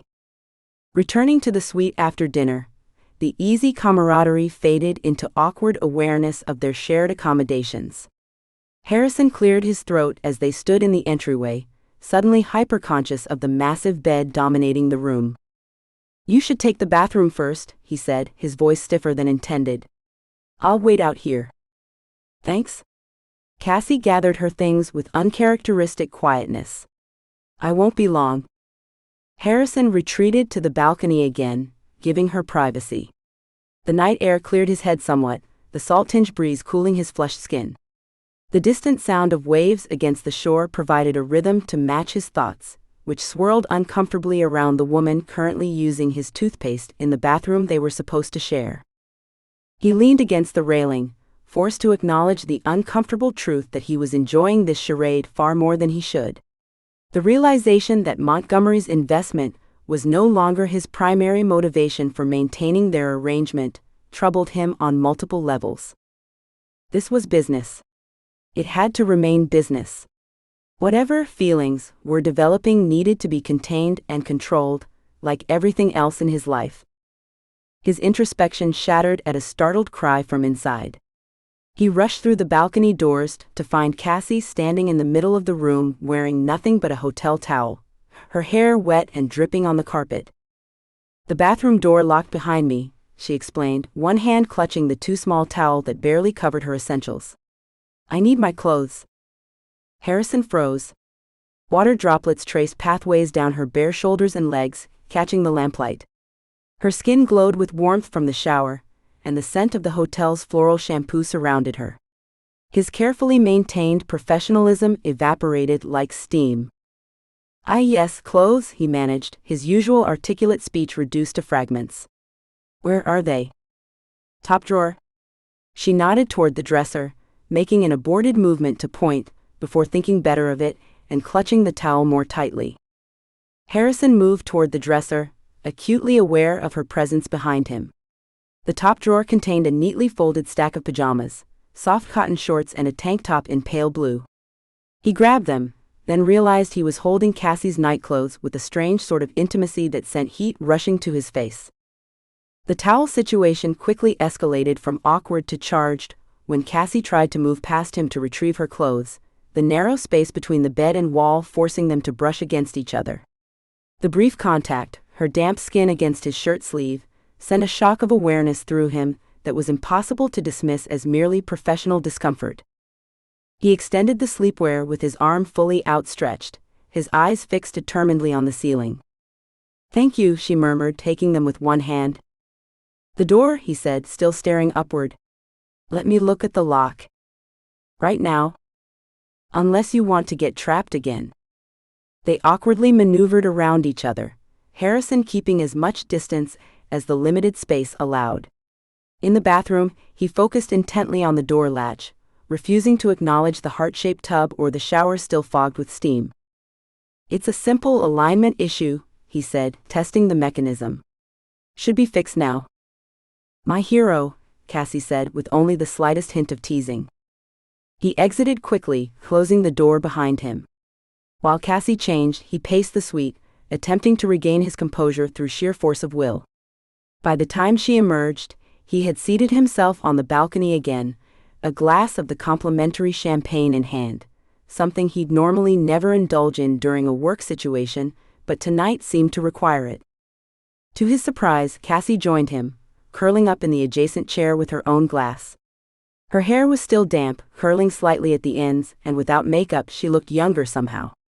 More vulnerable. "I never figured you for a champagne guy," she said, sipping hers. "I'm not, usually." "Special occasion?" He swirled the bubbles in his glass. "Apparently, it's our anniversary." She laughed, a real laugh, not the performative one she used for clients.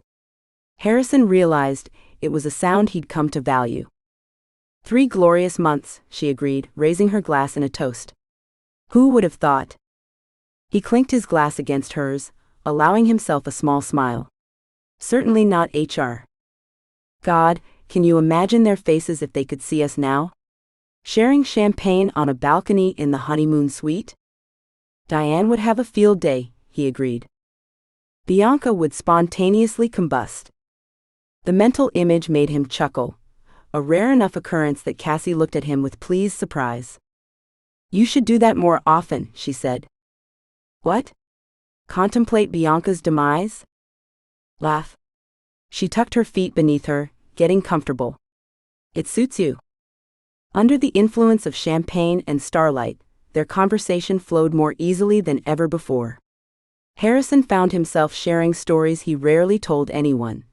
About growing up with impossibly high expectations, about the crushing pressure he'd felt from his father when he'd announced his plan to start his own company. He told me I'd fail within 6 months, Harrison admitted, staring out at the darkened ocean. Said I didn't have what it takes to run a business. Cassie's expression softened. That's awful. It was motivating in a way. He shrugged. I was determined to prove him wrong. And you did. She refilled their glasses from the bottle they'd brought outside. Spectacularly. I suppose. He accepted the refilled glass. What about your family? Are they all as? He searched for the right word. Spontaneous as you? Her laugh held a touch of melancholy. Just the opposite. My mom is the most organized person you'll ever meet. Had to be, raising 2 kids on her own. And your sister? The one getting married? Lisa's the perfect one. Cassie's fingers traced patterns in the condensation on her glass. Straight A student, steady career, engaged to her college sweetheart. Never misses a deadline or forgets a birthday. Harrison studied her profile in the moonlight. You make it sound like being different is a failing. Isn't it? She met his eyes. That's what you think. I never said that. You didn't have to. I've seen your face every time I scrambled to finish something at the last minute or change plans on the fly. She sighed. The great Harrison Chase, perpetually disappointed by his chaotic employee. That's not true, he said quietly. No. No. He set his glass down, suddenly needing her to understand. Your methods drive me crazy sometimes, but your results, they're undeniable. The Montgomery event last quarter? I've never seen a client so impressed. Surprise flickered across her features. You never said anything. I'm not good at. He gestured vaguely. Praise. Wow. She pretended to check her pulse. Did Harrison Chase just admit to a flaw? I need to document this historic moment. The night continued with more champagne and more conversation, easier and more comfortable than before. Cassie told him about her first disastrous event, a sweet 16 where the birthday girl had an allergic reaction to the cake. And he described his worst client, a tech billionaire who insisted on having live penguins at a product launch. You're making that up, she accused, laughing. I wish I were. We had to install temporary air conditioning and import ice. The penguins still looked miserable. I would pay good money to see you wrangling penguins in a suit. There's video somewhere. Bianca tried to use it against me in a board meeting once. The night ended with them still on the balcony, a comfortable silence between them that felt more intimate than conversation. When Cassie eventually stood to go inside, she hesitated beside his chair, her hand briefly touching his shoulder. You're not exactly who I thought you were, Harrison Chase, she said softly, the moonlight catching in her still damp hair. After she disappeared inside, he remained on the balcony, turning her words over in his mind. Was she right? Had she glimpsed something in him that he himself didn't recognize? The Harrison Chase he knew, the one he'd carefully constructed over years of discipline and hard work, didn't drink champagne under the stars or share childhood stories or feel this strange, persistent ache when a certain chaotic event planner looked at him with genuine curiosity. The realization that he was looking forward to tomorrow, to more time with her, pretense or not, should have alarmed him professionally. Instead, he found it alarmed him for entirely different, far more personal reasons. Because pretending to be married to Cassie Taylor was starting to feel like the most real thing he'd done in years. Chapter 11. Two Men, One Mess. Cassie tilted her head, eyeing the centerpiece with professional scrutiny. The arrangement of white orchids and silver accents was technically perfect, but something felt off. She rotated the crystal vase a quarter turn and now the composition caught the light just right, creating the elegant effect she'd envisioned. Much better, she murmured, smoothing her navy dress as she straightened. Her hands moved automatically, but her mind kept drifting back to the Hamptons. Harrison on the balcony, tie loosened, guard down, starlight reflecting in his eyes as he'd told her about his first failed business venture. The way his laugh had sounded, genuine, unguarded, when she'd shared stories about her most spectacular event disasters. For those few hours, it hadn't felt like pretending at all. Cassie caught herself smiling at the memory, and quickly reset her expression. "Get it together, Taylor," she whispered to herself. It was an act. A very convincing act that secured a multi-million-dollar investment, so yay for method acting, but still just an act. She moved to the next display table, rearranging the auction paddles into a perfect fan. The grand ballroom of the Pierre glittered with New York's wealthiest and most influential citizens, all here to bid obscene amounts on luxury packages while convincing themselves it was purely charitable. The annual Taylor & Chase charity auction was their most prestigious event, and despite all the personal drama swirling around her, Cassie had made sure it was utterly flawless. A waiter passed with a tray of hors d'oeuvres, heading in the wrong direction. "Table 6 needs attention first," she redirected with a smile, gently turning him by the shoulders. "Mrs. Davenport gets cranky if she has to wait for her smoked salmon blinis." The string quartet in the corner hit a sour note. Cassie winced, already moving toward them. A quick consultation revealed the first violinist's E string was slipping out of tune. She flagged down a staff member, whispered instructions about finding a replacement string, and asked the musicians to adjust their repertoire to pieces that wouldn't highlight the problem until it was fixed. Crisis averted, she scanned the room and spotted a donor trapped in conversation with Bernard Wilson, a board member known for his 20-minute monologues about yacht maintenance. The donor's eyes screamed for rescue. "Mr. Wilson." Cassie glided over. "I hate to interrupt, but Ms. Chen from the Children's Hospital Foundation was hoping to speak with you about that sailing program you mentioned." Bernard perked up instantly. "Ah, marvelous. Where is she?" Cassie pointed to the opposite side of the ballroom. "By the champagne fountain. I'll introduce you in just a moment. First, I need to borrow Mr. Fitzwilliam for a quick question about his auction item." As Bernard eagerly headed across the room, Mr. Fitzwilliam gave Cassie a look of profound gratitude. "There is no Ms. Chen, is there?" he asked with amusement. "Oh, there absolutely is. But she's actually in the ladies' room, and will be for at least 5 more minutes." Cassie winked. "Giving you time to make a clean escape." "Brilliant. You've earned yourself a higher bid on that Paris package," he chuckled, slipping away. From across the room, Cassie spotted Harrison deep in conversation with Richard Montgomery. The older investor was nodding approvingly, his hand clasped on Harrison's shoulder in what appeared to be a gesture of confidence. Harrison stood tall in his perfectly tailored tuxedo, somehow managing to look both commanding and approachable, a balance he'd been perfecting for years. Their eyes met briefly across the crowd, and Harrison gave her a subtle nod that conveyed success. The Montgomery situation was handled. Their charade was working. Cassie felt a flutter of something that wasn't quite relief. The sooner this fake marriage succeeded, the sooner it would end. That was the goal, right?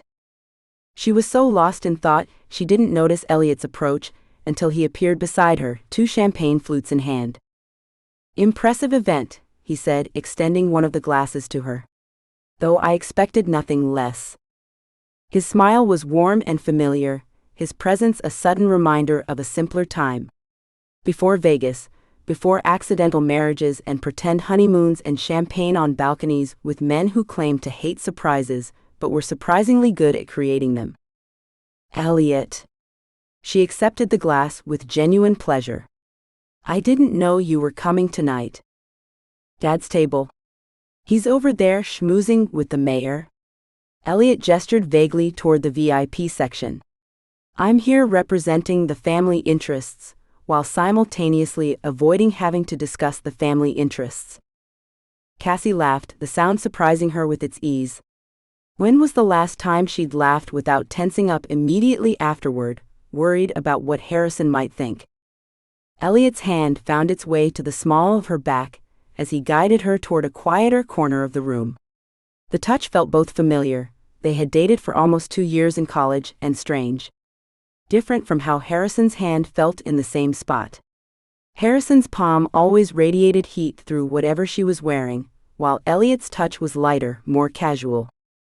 I've missed this, Elliot said, his eyes warm as they surveyed the room together. Us. Working events, celebrating successes. Cassie took a sip of champagne to hide the complicated feelings his words stirred. They had been good together once, the creative force behind some legendary campus events. Their relationship had fizzled when he'd accepted an internship in Europe and assumed she'd follow, not understanding that her scholarship and part-time jobs weren't things she could just walk away from. That was a lifetime ago, she said, aiming for lightness. Before you became the heir to the Kensington Empire, and I became... She trailed off, realizing she'd walked straight into her own trap. Harrison Chase's wife? Elliot finished, his tone curious but not unkind. Still the most surprising news I've heard all year. You and everyone else, Cassie muttered, then caught herself. I mean? No need to explain. Elliot raised his glass in a small toast. Life takes unexpected turns. Speaking of which, my father was very impressed by your work at the Investor Mixer last month. Was he? Cassie brightened, professional pride momentarily overriding her personal confusion. Absolutely. He asked why we haven't poached you yet. Elliot's voice took on a more serious tone. The job offer still stands, Cass. Creative director, double your current salary, and an office with an actual door. The champagne suddenly tasted sharper on her tongue. An office with a door. A title that reflected her abilities. Double the salary. It was everything she deserved professionally, concrete and real, unlike whatever undefined thing might or might not be happening with Harrison. I appreciate that, but things are complicated right now, she hedged. Are they? Because from where I'm standing, it seems pretty straightforward. You're brilliant at what you do, and we're offering you a position that recognizes that brilliance. Elliot leaned against a column. Tell me about what you're working on these days. Besides this event, which is clearly spectacular. Almost against her will, Cassie found herself describing some of her more ambitious concepts. Immersive events that blended technology with traditional luxury experiences. Ideas Harrison had deemed too experimental for Taylor & Chase's conservative client base. The holographic centerpieces sound incredible, Elliot said, his eyes lighting up. That's exactly the kind of innovation Kensington Events wants to be known for. You think so? Harrison said they were impractical and too avant-garde for his audience? Elliot finished. That's because Chase is all about safety. Safe investments, safe events, safe choices. At Kensington, we'd give you complete creative control. No micromanaging, no spreadsheets, no approval committees. The subtle dig at Harrison's management style didn't escape her. She should defend her husband, fake husband, but wasn't Elliot right? Harrison approached events like mathematical equations to be solved, not experiences to be created. It sounds amazing, she admitted. But like I said, things are complicated. Elliot moved closer, his voice dropping to a more intimate tone. And let's be honest, there wouldn't be any of this complicated marriage situation to navigate. His finger lightly touched her wedding band, the gesture somehow both playful and provocative. Unless you've actually fallen for the Ice King? Cassie laughed, but the sound came a beat too late, slightly hollow even to her own ears. Harrison and I are... She hesitated, uncertain how to finish that sentence, especially after the Hamptons. What were they exactly? Complicated. I get it. Elliot's expression softened with understanding. But I'm not complicated, Cass. I know what I want. The directness caught her off guard, especially when he added, and it's not just your professional talents I'm interested in. Oh. The champagne suddenly felt warmer in her hand. The space between them seemed to shrink, as Elliot's intention became clearer. We were good together once, he said, his fingers brushing hers around the champagne glass. And I think we could be again, professionally and personally. No pretending, no contracts, just us. Simple. What a concept. Her entire life had become a complex web of pretense and paperwork since Vegas. The idea of something straightforward, with clearly defined parameters and expectations, was tempting, precisely because it was so different from her current situation. Elliot, I'm not asking for an answer tonight, he said, his smile gentle. Just think about it. In fact, let's discuss the details over dinner tomorrow. I know this little place in Soho that you'd... She caught movement from the corner of her eye and glimpsed Harrison through a gap in the crowd. He stood perfectly still about 20 feet away, his face a mask of professional composure, except for a slight tightening around his eyes that she'd learned to recognize as genuine distress. The timing and direction of his gaze made it painfully clear he'd overheard at least part of their conversation. Their eyes met briefly across the distance. The intensity of his stare, before he deliberately turned away, left her momentarily breathless. Cassie fumbled, suddenly flustered. Should she go after him? Explain? Explain what exactly? I need to think about it, she managed to say, distracted by the urge to follow Harrison. Elliot noticed, following her gaze before turning back with a knowing expression. Take all the time you need, he said with easy confidence. Just not too much. Some opportunities don't wait forever. The double meaning in his words was impossible to miss. For the rest of the evening, Harrison was the picture of professional courtesy whenever they crossed paths. He efficiently coordinated auction transitions, politely introduced her to donors, and maintained the perfect facade of a business partnership. If anyone had been suspicious about their marriage before, his current behavior would certainly raise eyebrows. Gone was any trace of the man who had shared confidences under starlight in the Hamptons, replaced by a polite stranger who seemed to know exactly where to stand to maintain maximum distance between them. Each time Cassie tried to approach him for a moment alone, something conveniently required his attention elsewhere. A donor needed assistance. The auctioneer had a question. A waiter spilled champagne. The universe seemed determined to keep them apart, with Harrison as its willing accomplice. Finally, as the event wound down and guests began filtering out, Cassie spotted him alone by the stage. She crossed the room quickly, before he could find another escape route. Harrison, she said, catching his elbow. Can we talk? He turned, his expression perfectly neutral. About the auction?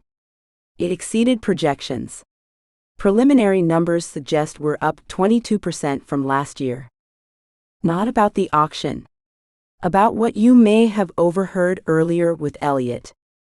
A flicker of something crossed his face before the mask fell back into place. Your conversation with Kensington isn't my concern. No? Because it seemed like... The Montgomery situation is handled, he interrupted smoothly. He's fully committed to the investment. Your performance this weekend was convincing. His voice held a slight edge on the last word. My performance? Cassie repeated, heat rising to her cheeks. Is that what you think the Hamptons was? A performance? Harrison's jaw tightened almost imperceptibly. Wasn't it? We had a goal. We achieved it. That's what matters. Right? Of course. The almighty bottom line. She couldn't keep the bitterness from her voice. Harrison's gaze finally met hers directly, and for a moment there was something raw in his expression. "You should consider Kensington's offer," he said, his voice perfectly even. "It's a good career move." The words hit like a physical blow. Before she could formulate a response, one of the board members approached, claiming Harrison's attention for an urgent discussion about donation allocations.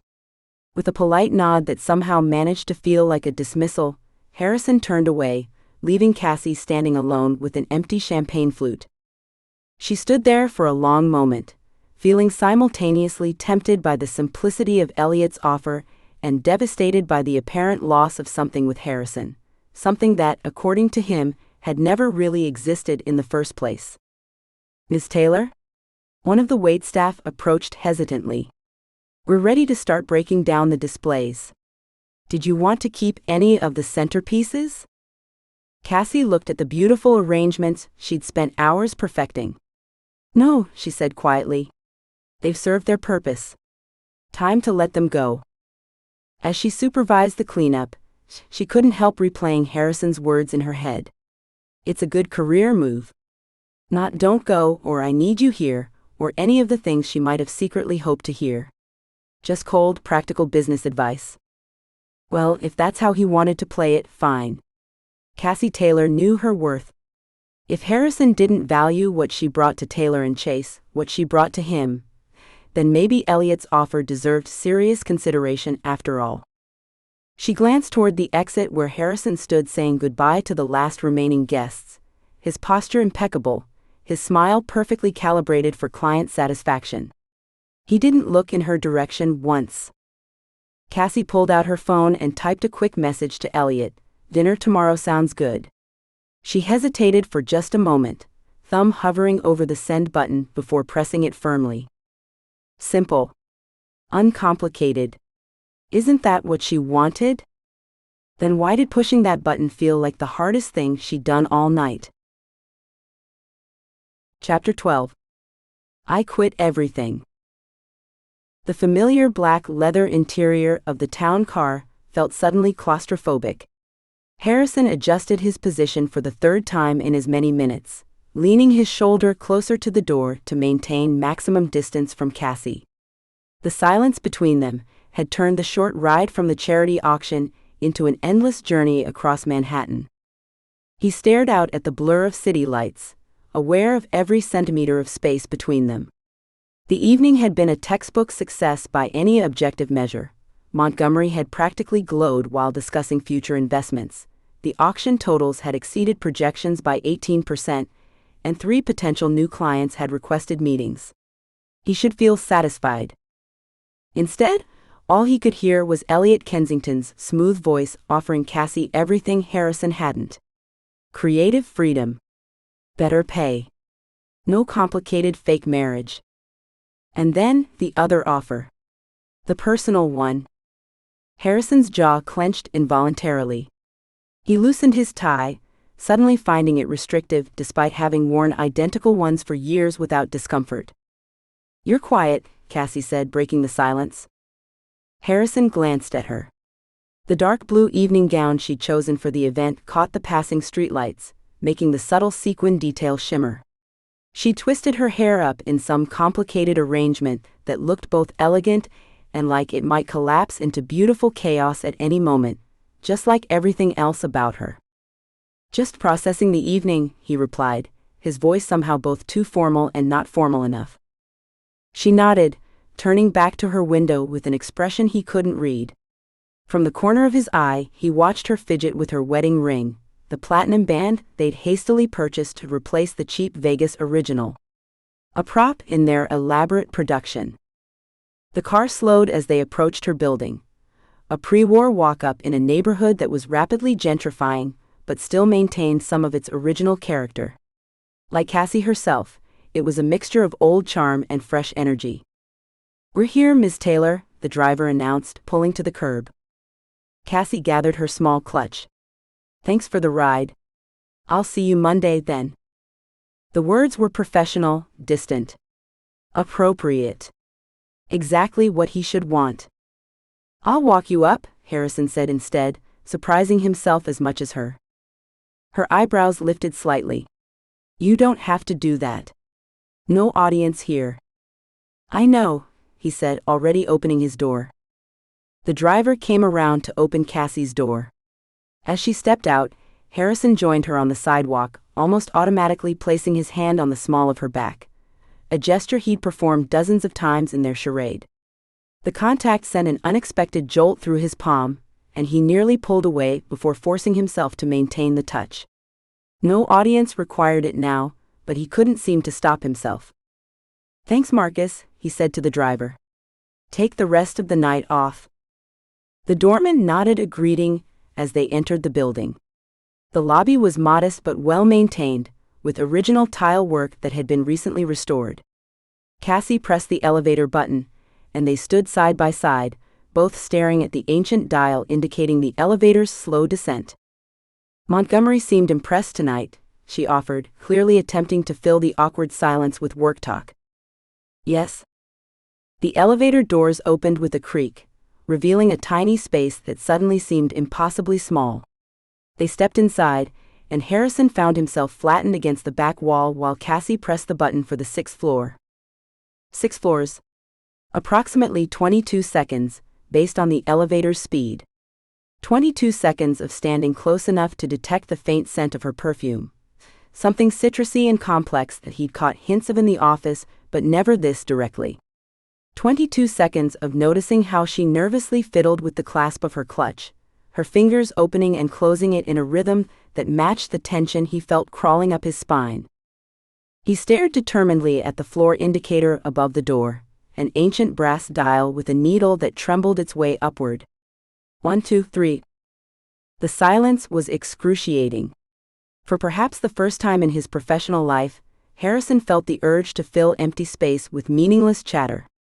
He who had built his reputation on calculated restraint, suddenly wanted to say anything, comment on the weather, discuss the auction results again, ask about her weekend plans, anything to dilute the thick atmosphere between them.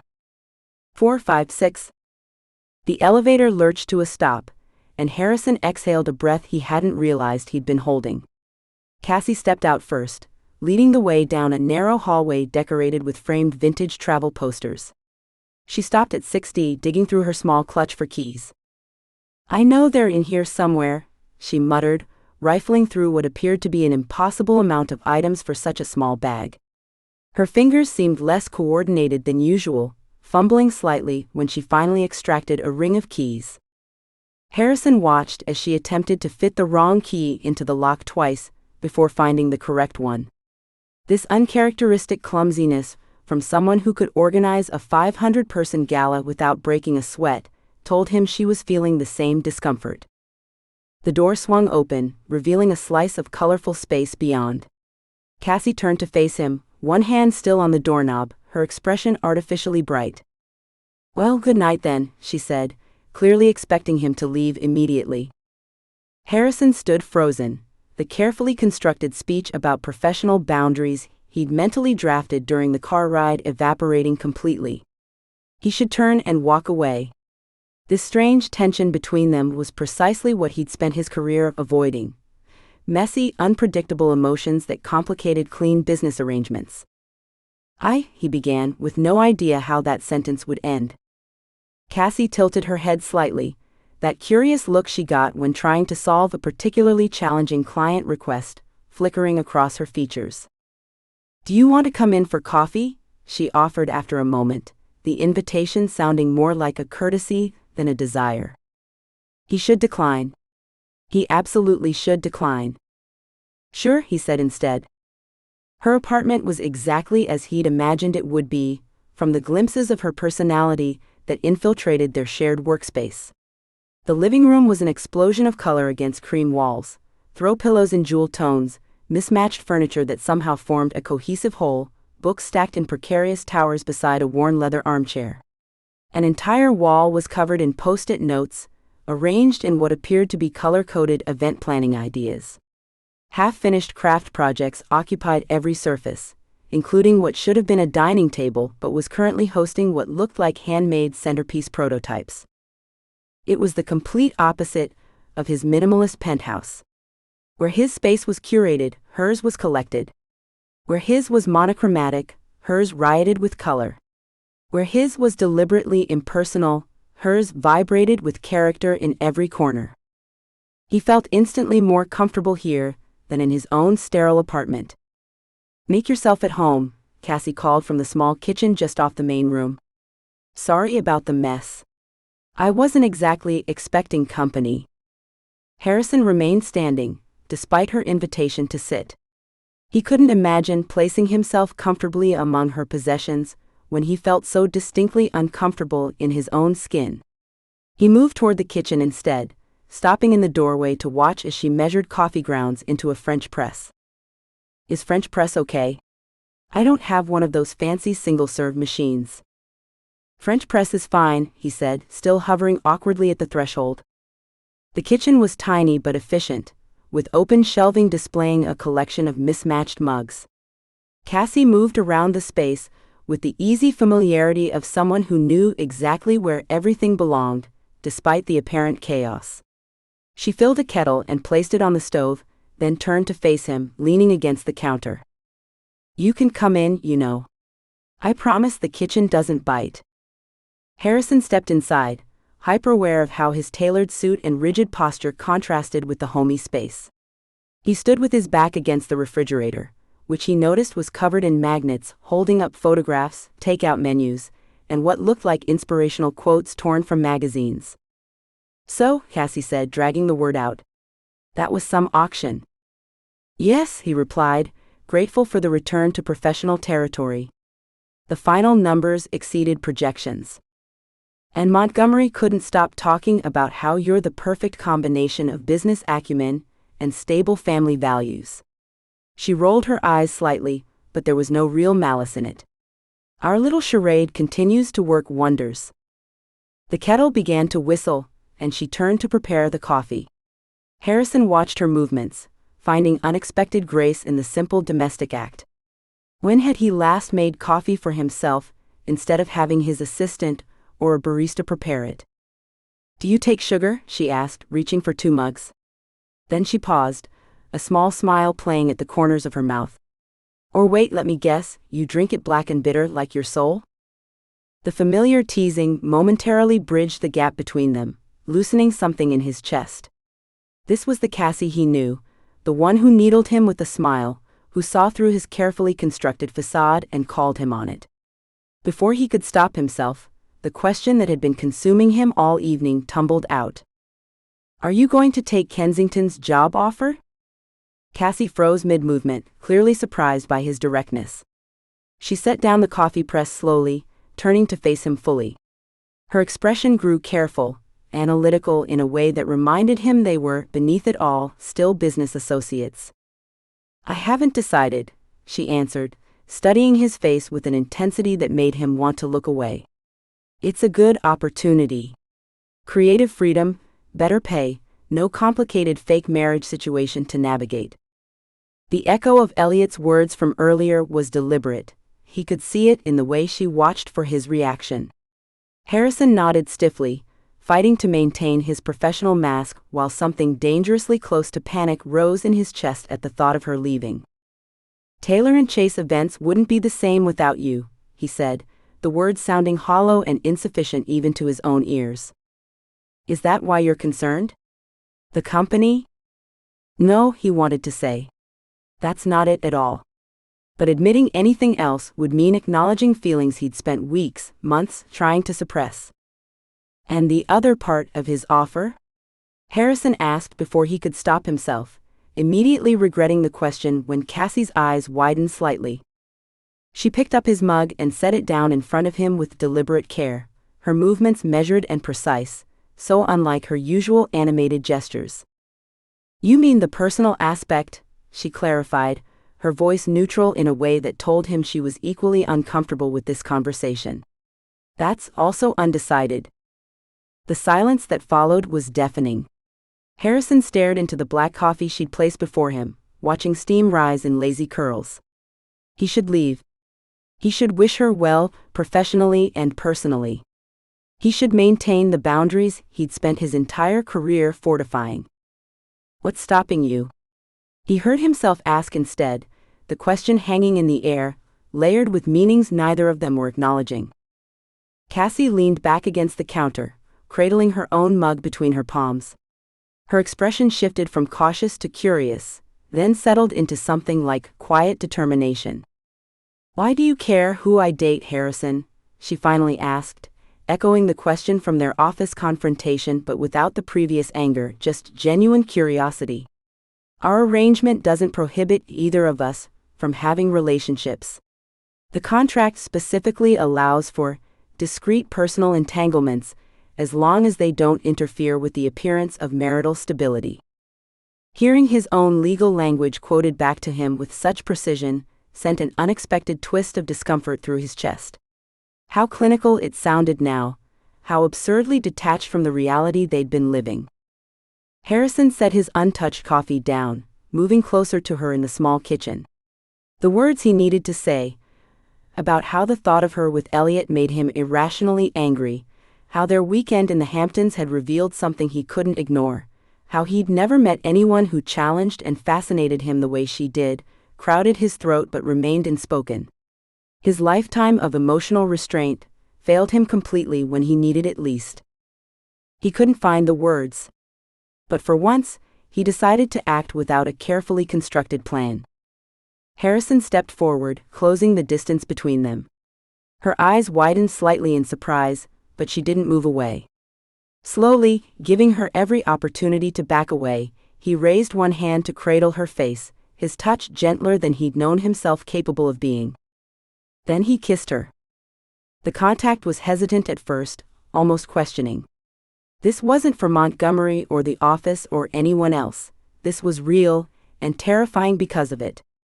For a freezing moment, Cassie remained still, and Harrison prepared to pull away, to apologize, to retreat into the professional distance that had always been his refuge.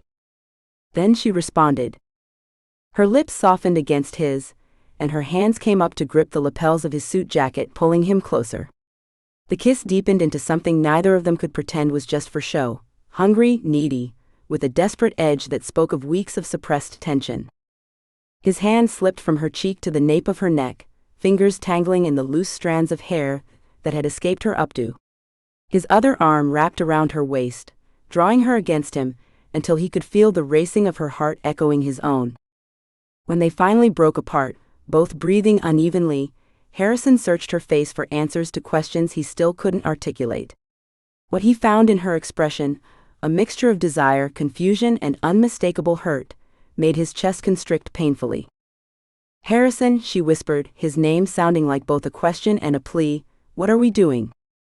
And once again, he found himself with no answer, the emotional vocabulary he'd spent a lifetime avoiding now the very thing he desperately needed but could not access.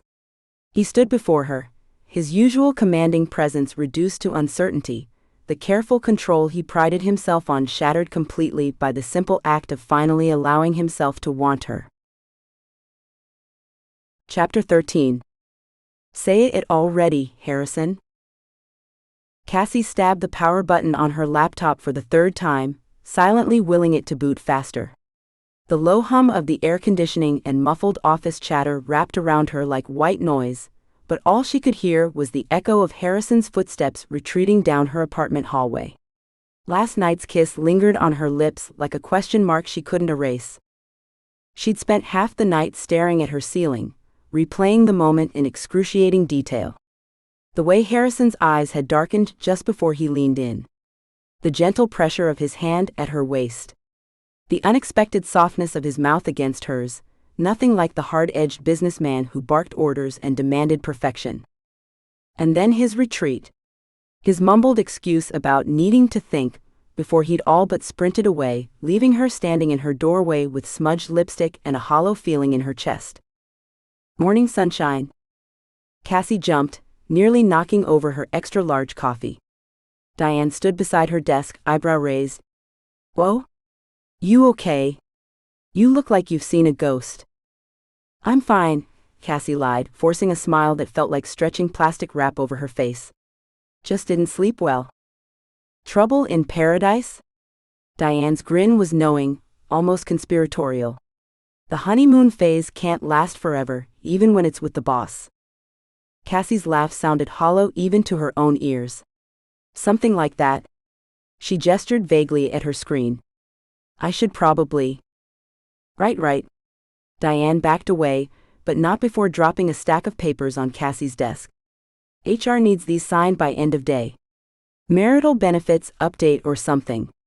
Apparently being the boss's wife comes with extra paperwork. The word wife hit Cassie like a sucker punch. Right. That's what she was. Harrison's wife. On paper anyway. As Diane disappeared around the corner, Cassie stared at the HR forms with growing irritation. Another administrative task for their fake marriage charade. She flipped through the pages. Health insurance updates, retirement plan beneficiary designations, emergency contact forms. All requiring signatures that made their temporary arrangement feel increasingly permanent. The annulment paperwork.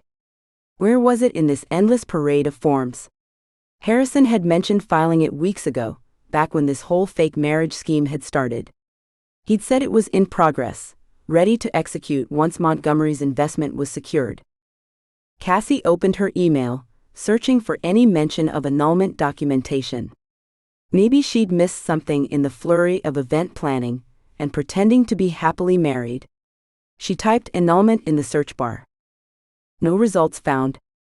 She tried divorce. Marriage dissolution. Legal separation. Nothing. A cold feeling settled in her stomach.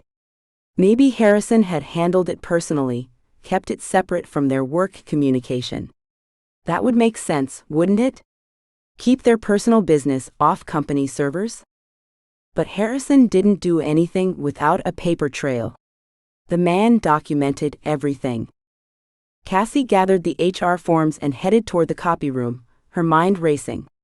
She needed more information, but asking Harrison directly after last night's kiss and run seemed impossible. She couldn't face him yet, not when she still felt this raw, this exposed. By some stroke of luck, Diane stood by the copy machine, cursing under her breath at a paper jam. Stupid piece of, oh Cassie.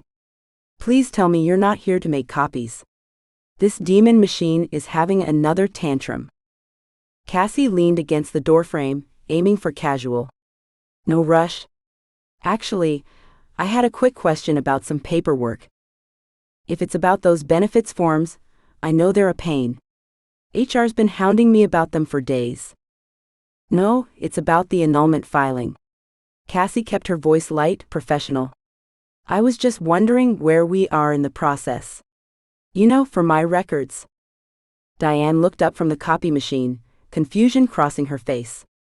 What annulment paperwork? The question hung in the air between them, heavy with implication. The annulment, Cassie repeated, her heart beginning to race. Harrison said he filed it weeks ago. It should have crossed your desk. Diane's eyes widened slightly. She abandoned the copy machine and lowered her voice. Cassie, I've handled all of Harrison's legal filings for 8 years. There hasn't been anything like that crossing my desk. The revelation hit Cassie like a physical blow, stealing her breath. Harrison had lied. He'd never filed the annulment he claimed was in progress. They were still legally, fully married, and he'd deliberately kept it that way. Are you sure? Cassie asked, hearing the slight tremor in her own voice. Positive. Diane frowned, concern evident in her expression. Is everything okay? Fine, Cassie managed, forcing another plastic smile. Just a miscommunication, I guess. She retreated from the copy room, her mind whirling. Why would Harrison lie about filing the annulment? The Montgomery investment was secured. Their fake marriage had served its purpose. There was no business reason to remain legally tied to her. Unless... Cassie returned to her desk in a daze, her fingers hovering over her keyboard, before quickly opening the shared calendar system. Harrison's schedule appeared on her screen, and there it was. A meeting with James Whitley, the company's legal counsel, just that morning. The same lawyer who would handle their annulment. She didn't realize she was moving until she was already halfway across the office floor, her body on autopilot. Colleagues glanced up as she passed, curiosity evident in their expressions. Cassie Taylor, usually the office sunshine, always ready with a joke or smile, storming across the floor with fury radiating from every step. Harrison's office door was closed. Cassie didn't knock. He was on the phone when she entered, his back to the door as he gazed out the floor-to-ceiling windows. He turned at the sound of the door closing, not slamming, though it had taken every ounce of her self-control not to do exactly that. Surprise flickered across his face, followed quickly by something that looked like wariness. "I'll call you back," he said to whoever was on the line, setting the phone down carefully. His movements were precise, controlled, the way he always got when anticipating conflict. Crisis management mode. Cassie stood just inside the door, arms crossed tightly over her chest as if holding herself together by sheer force. "You never filed the annulment paperwork," she stated flatly. "Not a question." Harrison's hesitation, so brief anyone else might have missed it, confirmed everything before he could speak. Guilt flashed across his face, quickly masked by professional composure. "I was waiting for the right timing with Montgomery's investment," he explained, his voice measured and reasonable. "Too reasonable. Filing now could jeopardize everything we've worked for." The perfectly crafted explanation. The rational business justification. Cassie might have believed it a month ago, before late-night conversations on hotel balconies, before shared jokes over dinner, before his lips had pressed against hers with unmistakable hunger. "That's bullshit and you know it," she responded, her carefully constructed professional demeanor cracking as hurt bled into anger. "Montgomery signed the investment papers 2 weeks ago. The deal is done." She moved closer to his desk, placing her palms flat on its polished surface and leaning forward. "Try again, Harrison. Why didn't you file the paperwork you promised me was already in progress?" Harrison stood abruptly, clearly uncomfortable with her physical advantage of leaning over him. He moved to the window, his typical retreat when emotionally cornered. "There were complications," he said, his back to her. "Legal considerations I needed to address first." The vague explanation hung in the air between them, so obviously inadequate that even he didn't seem to believe it. Harrison Chase, the man who could explain complex business strategies in precise detail, who demanded clarity in all communications, suddenly couldn't articulate why he'd kept her legally bound to him without her knowledge. "Legal considerations," Cassie repeated slowly. "Like what exactly?" Harrison's shoulders tensed. "It's complicated. Try me. I'm smarter than you give me credit for." He turned, frustration evident in his expression. "That's not what I meant. There are aspects of the Montgomery deal that remain sensitive." "Stop it." Cassie's voice was low, dangerous. "Stop hiding behind Montgomery. Stop hiding behind the company. For once in your life, just say what you actually mean." Something flashed in Harrison's eyes. Panic? "Cassie? You kissed me last night," she said, her voice dropping to a dangerous quiet. "Was that just another business strategy? Another way to make sure your valuable employee didn't leave for a competitor?" The hurt behind her words was raw and undisguised. "Is that why you didn't file the annulment? To keep me locked in?" Harrison turned fully from the window, alarm replacing his usual composure. "That's not," he started, but Cassie cut him off, her voice rising with each word. "You've been treating me like a business asset from the beginning. Calculating my value, determining how to best utilize me for company benefit." She laughed bitterly. "God, I'm such an idiot. I actually started to think there was something real happening between us." "There is," Harrison said quickly, too quickly, then immediately backtracked. "I mean, we have a valuable professional relationship that—" "A professional relationship?" Cassie's voice cracked.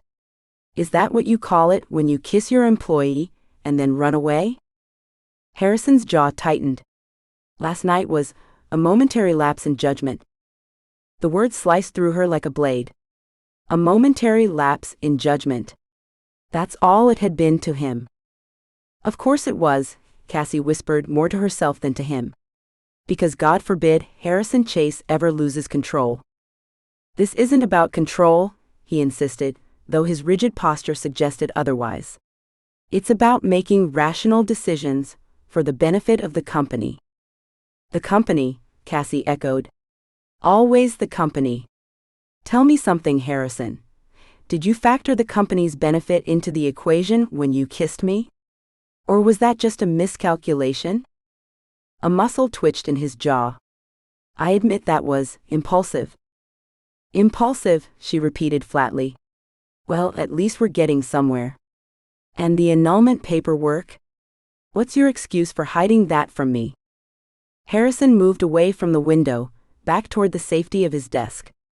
I wasn't hiding anything. Your professional value to the company factored into the decision to delay. My professional value. Each word fell like a stone. So you did calculate it. What am I worth, Harrison? How many billable hours does my talent justify? How many investors can I charm before the cost-benefit ratio no longer makes sense? That's not what I meant, he said, frustration edging into his voice. You're twisting my words. No, I'm finally hearing them clearly. Something inside Cassie shattered completely, a clean break that brought unexpected clarity. I quit. Harrison blinked, genuine shock crossing his features. What? I quit, she repeated, the words bringing surprising relief. I quit this job, I quit this fake marriage, and I quit trying to understand you. She pulled her wedding ring off and placed it deliberately on his desk with a small clink. File the damn annulment, Harrison. Or don't. I honestly don't care anymore. Cassie, you're being irrational? No, I'm being honest. Maybe you should try it sometime. Harrison moved around the desk, his composure finally cracking. You can't just quit. We have the Wellington event next week, and the charity gala after that. The company needs you. The company. Cassie shook her head, a sad smile touching her lips. Always the company. Never you, Harrison. You never say the company needs you. But that's what this is really about, isn't it? You need me, but you can't bring yourself to admit it. Of course the company needs you, he persisted, his voice tightly controlled. You're an invaluable asset. There it is again. An asset. She took a step back. That's all I've ever been to you, isn't it? An asset. A business advantage. A convenient solution to your investor problem. That's not true. Then what is true, Harrison? Why didn't you file the annulment? Why did you kiss me last night? Give me one honest answer, just one, and maybe I'll reconsider. The silence stretched between them, thick with all the things Harrison couldn't or wouldn't say. His eyes held hers, filled with something that might have been desperation if she'd allowed herself to believe it. The company's image, he began. Goodbye, Harrison. Cassie turned away, unable to watch him retreat into business speak one more time. Wait. His voice was sharper now, an edge of panic. You're under contract. You can't just leave. Cassie paused at the door, not turning back. Sue me. She walked out of Harrison's office with her head high, ignoring the stares of colleagues, as she grabbed her tote bag and the framed photo of her sister from her desk. Her hands moved on autopilot, gathering only what mattered, her planner, her favorite pen, a half-eaten bag of gummy bears she'd been saving for her mid-afternoon crash. Harrison appeared in his doorway, watching her go, his face a conflict of emotions he still couldn't express. Several employees quickly pretended to be working, though Cassie knew office gossip would be at fever pitch within minutes. As she reached the elevator, Cassie hesitated, her finger hovering over the button. Some foolish, romantic part of her waited for him to call her name, to ask her to stay, to finally say something real. The silence from his office was deafening. The elevator doors opened with a cheerful ding that felt at odds with the heaviness in her chest. Cassie stepped inside, her gaze locking with Harrison's across the office floor. For a moment, something raw and vulnerable flashed across his face. He took a single step forward, his mouth opening as if to speak. Then he stopped himself, retreating behind his professional mask as the elevator doors closed between them. In that moment, Cassie realized that despite everything, the kiss, the moments of vulnerability, the almost confessions, Harrison Chase truly would choose control over emotion every time, even at the cost of losing her. The elevator descended, and with each floor, Cassie felt something inside her settling. She'd been right to walk away. Right to demand more than calculated business strategies and cost-benefit analyses thinly disguised as human connection. She deserved better. She deserved real. As the elevator reached the lobby, Cassie took a deep breath and stepped out into the sunlight, leaving Harrison Chase and his carefully controlled world behind. Chapter 14. Harrison suffers, as he should. Harrison stared at the wedding ring on his desk, the platinum band catching the dim light of his office.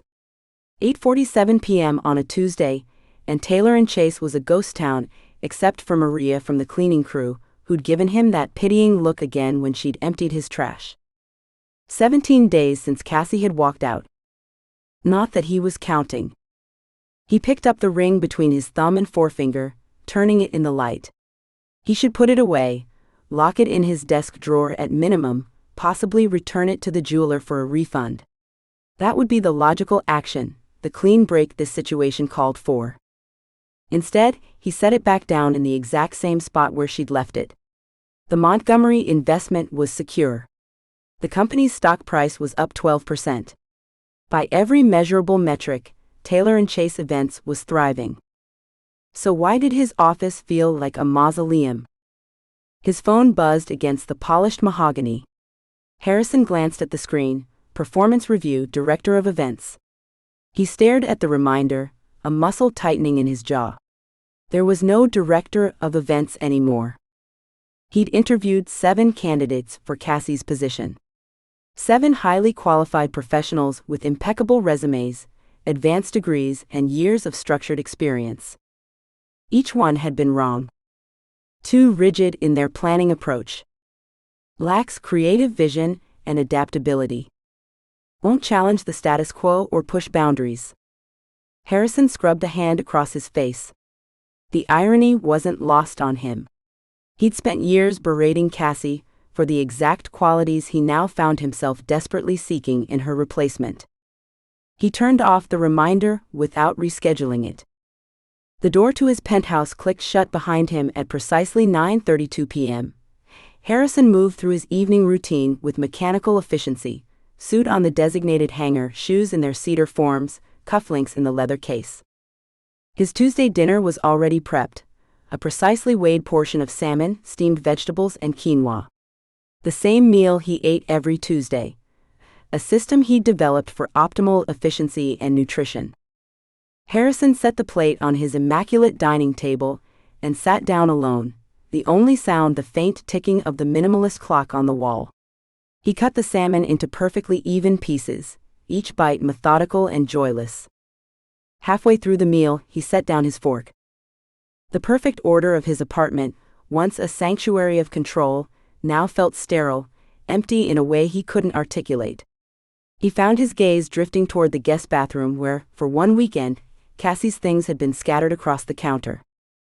A rainbow explosion of makeup products. 3 different hair tools plugged in simultaneously. A floral-scented lotion that had somehow gotten on his hand towel. He'd complained about every single item. Now the pristine countertops made something twist in his chest. When had silence become so loud? 2:13 a.m. Harrison sat at his kitchen island, the blue light from his laptop casting sharp shadows across his face. Work had always been his refuge, his solution to every problem. Numbers didn't lie. Data didn't leave. But tonight, instead of the quarterly projections he'd intended to review, a different document filled his screen, Cassie Analysis XLSX. He'd created a spreadsheet to map their relationship. Column A, date of interaction. Column B, type of interaction, professional, personal, ambiguous. Column C, his response. Column D, Her response. Column E, outcome. It was the most irrational thing he'd ever done. Trying to quantify human emotion. Trying to find the algorithm that would explain how they'd gone from fake marriage to something that felt painfully real before it all fell apart. Yet the pattern was glaringly obvious, even to him. Every time they moved closer, every time the lines blurred, he retreated behind professionalism and procedure. After their weekend in the Hamptons, he'd insisted on separate cars back to the city. After discovering how well they worked together at the Montgomery event, he'd criticized her report formatting for an hour. After that kiss, the one he couldn't stop replaying in his mind, he'd sent her an email about the Q4 budget. Harrison stared at his data-driven confession until his vision blurred. Then he closed the laptop without saving. So as you can see from slide 15, our market positioning has strengthened considerably with the Montgomery account. We're projecting a 20% increase in. Harrison suddenly stopped mid-sentence, his train of thought completely derailed. Someone in the back of the conference room had made a joke about the font choice on his presentation, something about corporate typography purgatory. It was exactly the kind of irreverent comment Cassie would have whispered, eyes dancing with mischief while somehow simultaneously taking perfect notes. The silence stretched for an excruciating 3 seconds. Trouble focusing, Harrison? Bianca's voice cut through the room, honey sweet with malice. Perhaps you're distracted by your marital problems. The room went deadly still. Every executive at the table suddenly found their notepads fascinating. For the first time in his professional life, Harrison Chase, the man who'd once talked his way into $1 million investment during a fire alarm, had no ready response. No calculated comeback. No way to deny what was becoming increasingly undeniable. He was, in fact, having marital problems. Only the marriage had been fake, and the problems were painfully real.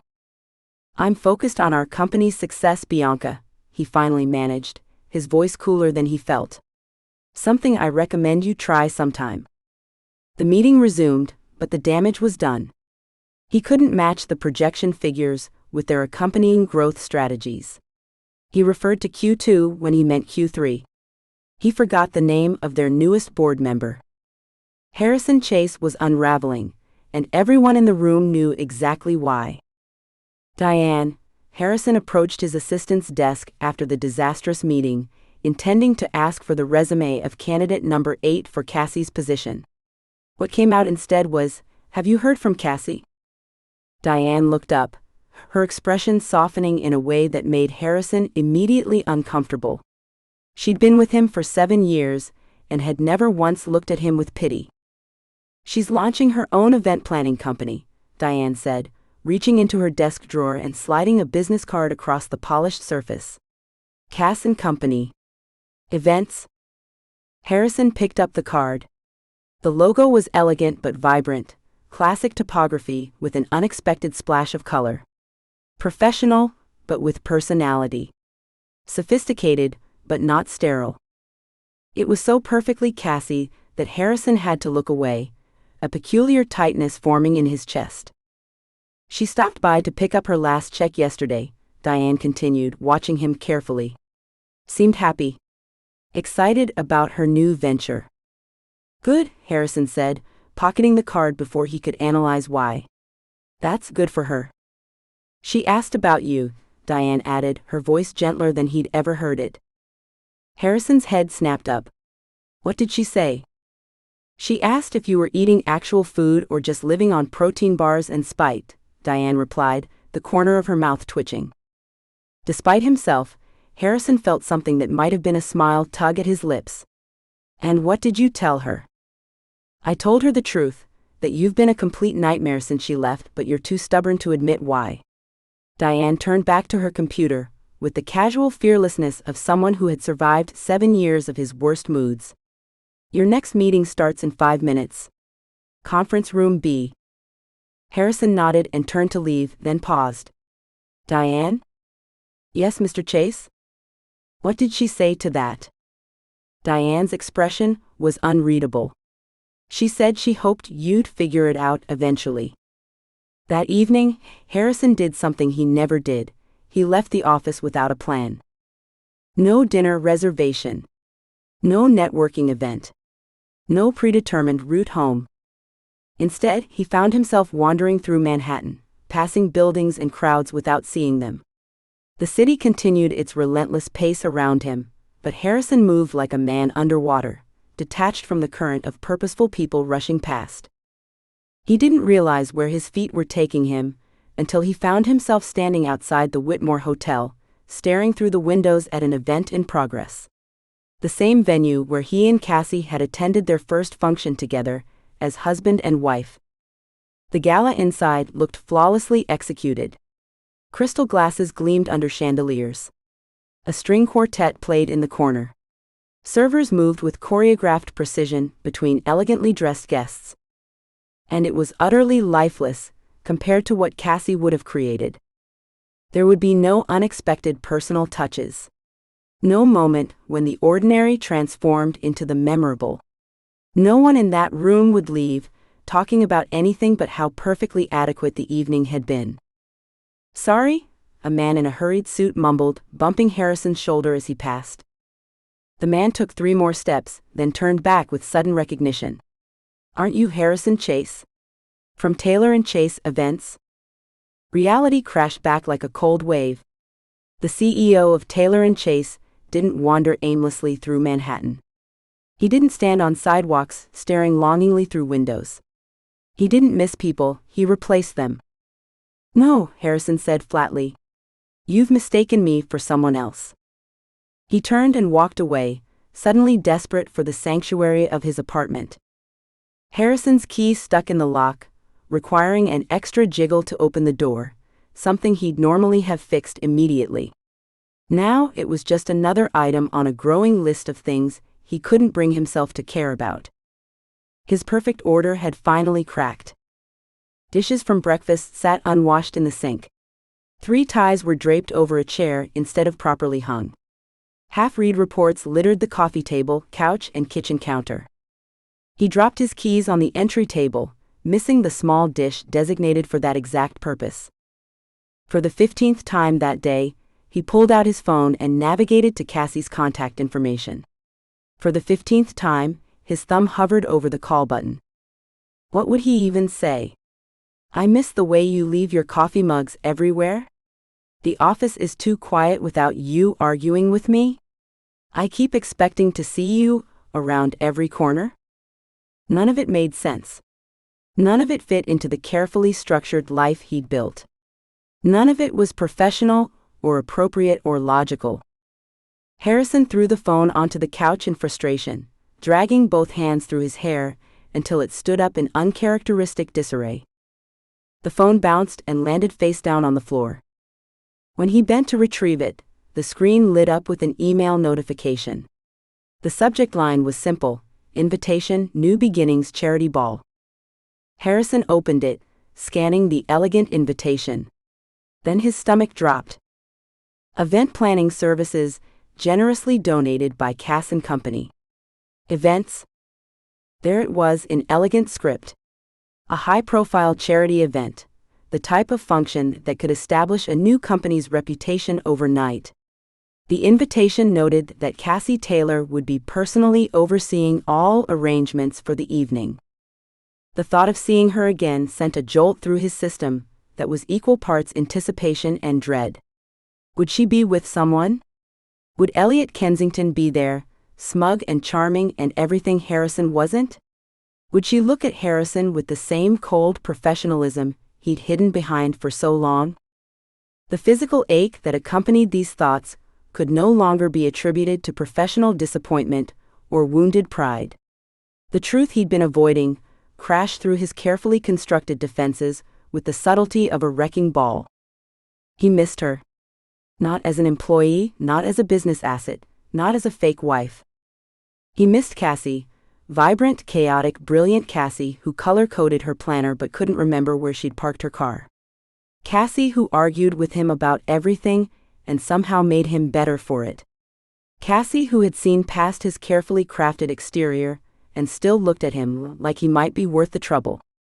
Harrison sat down heavily on his couch, the invitation still glowing on his phone screen. "Fuck," he whispered to his empty apartment. 3:27 a.m. found Harrison at his laptop again, but not with spreadsheets this time. An email draft to Cassie glowed on the screen.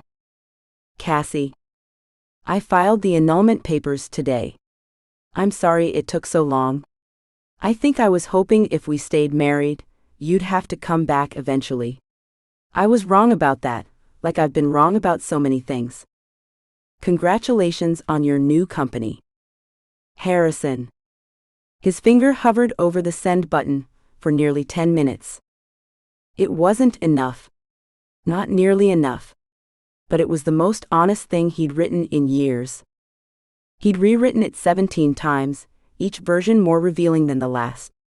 Earlier drafts had included phrases like, "I miss your chaos," and "The office doesn't make sense without you," and even in one moment of complete derangement, "I think I might be in love with you." He'd deleted them all. This version was safe, professional, appropriate, and completely insufficient. Harrison closed the laptop without sending it. "Cancel everything," Harrison said the moment Diane answered his call the next morning. "Everything?" She sounded justifiably suspicious. Harrison Chase didn't cancel meetings. Harrison Chase scheduled meetings to discuss other meetings. All of it. Today, tomorrow, next week if necessary. "Are you dying?" The question was only half joking. "No," Harrison replied, already pulling on his jacket. "But I think I might start living." He ended the call before she could respond, grabbing his keys and heading for the door. Through the glass walls of his office, he could see Diane's expression of absolute shock as she watched him walk toward the elevator without his briefcase, without his calendar, without any of the tools he'd always used to navigate life. He stopped at her desk. "Find out where Cassie is right now." "Right now?" Diane repeated, actually setting down her coffee in surprise. "Right now," Harrison confirmed. "And cancel my meetings for tomorrow too." Diane studied him for a long moment, then nodded slowly. "She's overseeing setup for the charity ball. Convention Center on East 47th. They start at 9. It was 8:47 a.m. If he hurried, he could catch her before the day got too busy. "Thank you," Harrison said, and meant it.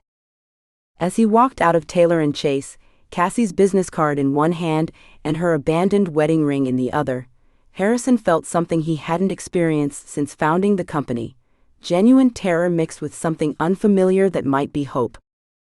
The rational part of his brain, the part that had built a multi-million-dollar company from scratch, the part that meticulously planned every aspect of his life, listed all the reasons this was a terrible idea. For once, Harrison silenced that voice completely. The only certainty in his mind was that if there was even the slightest chance Cassie might forgive him, no business strategy, no investment, no professional reputation was worth losing her again. Chapter 15. He finally uses his words. Cassie weaved through the prestigious Phillips Gallery, clipboard in hand, surveying her first major solo event as owner of Cass & Company. Events? The charity art auction for pediatric cancer research represented everything she'd worked toward: creative freedom, professional respect, and proving she could succeed without Harrison or Taylor & Chase.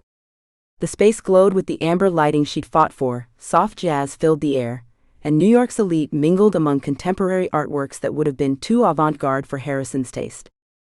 "Ms. Taylor, the silent auction bidding is up 30% from last year's event," her assistant Marcus whispered, appearing at her elbow with an iPad displaying colorful graphs. "And 3 people asked for your business card while you were adjusting the lighting in the East Wing." Cassie smiled, checking off another item on her list.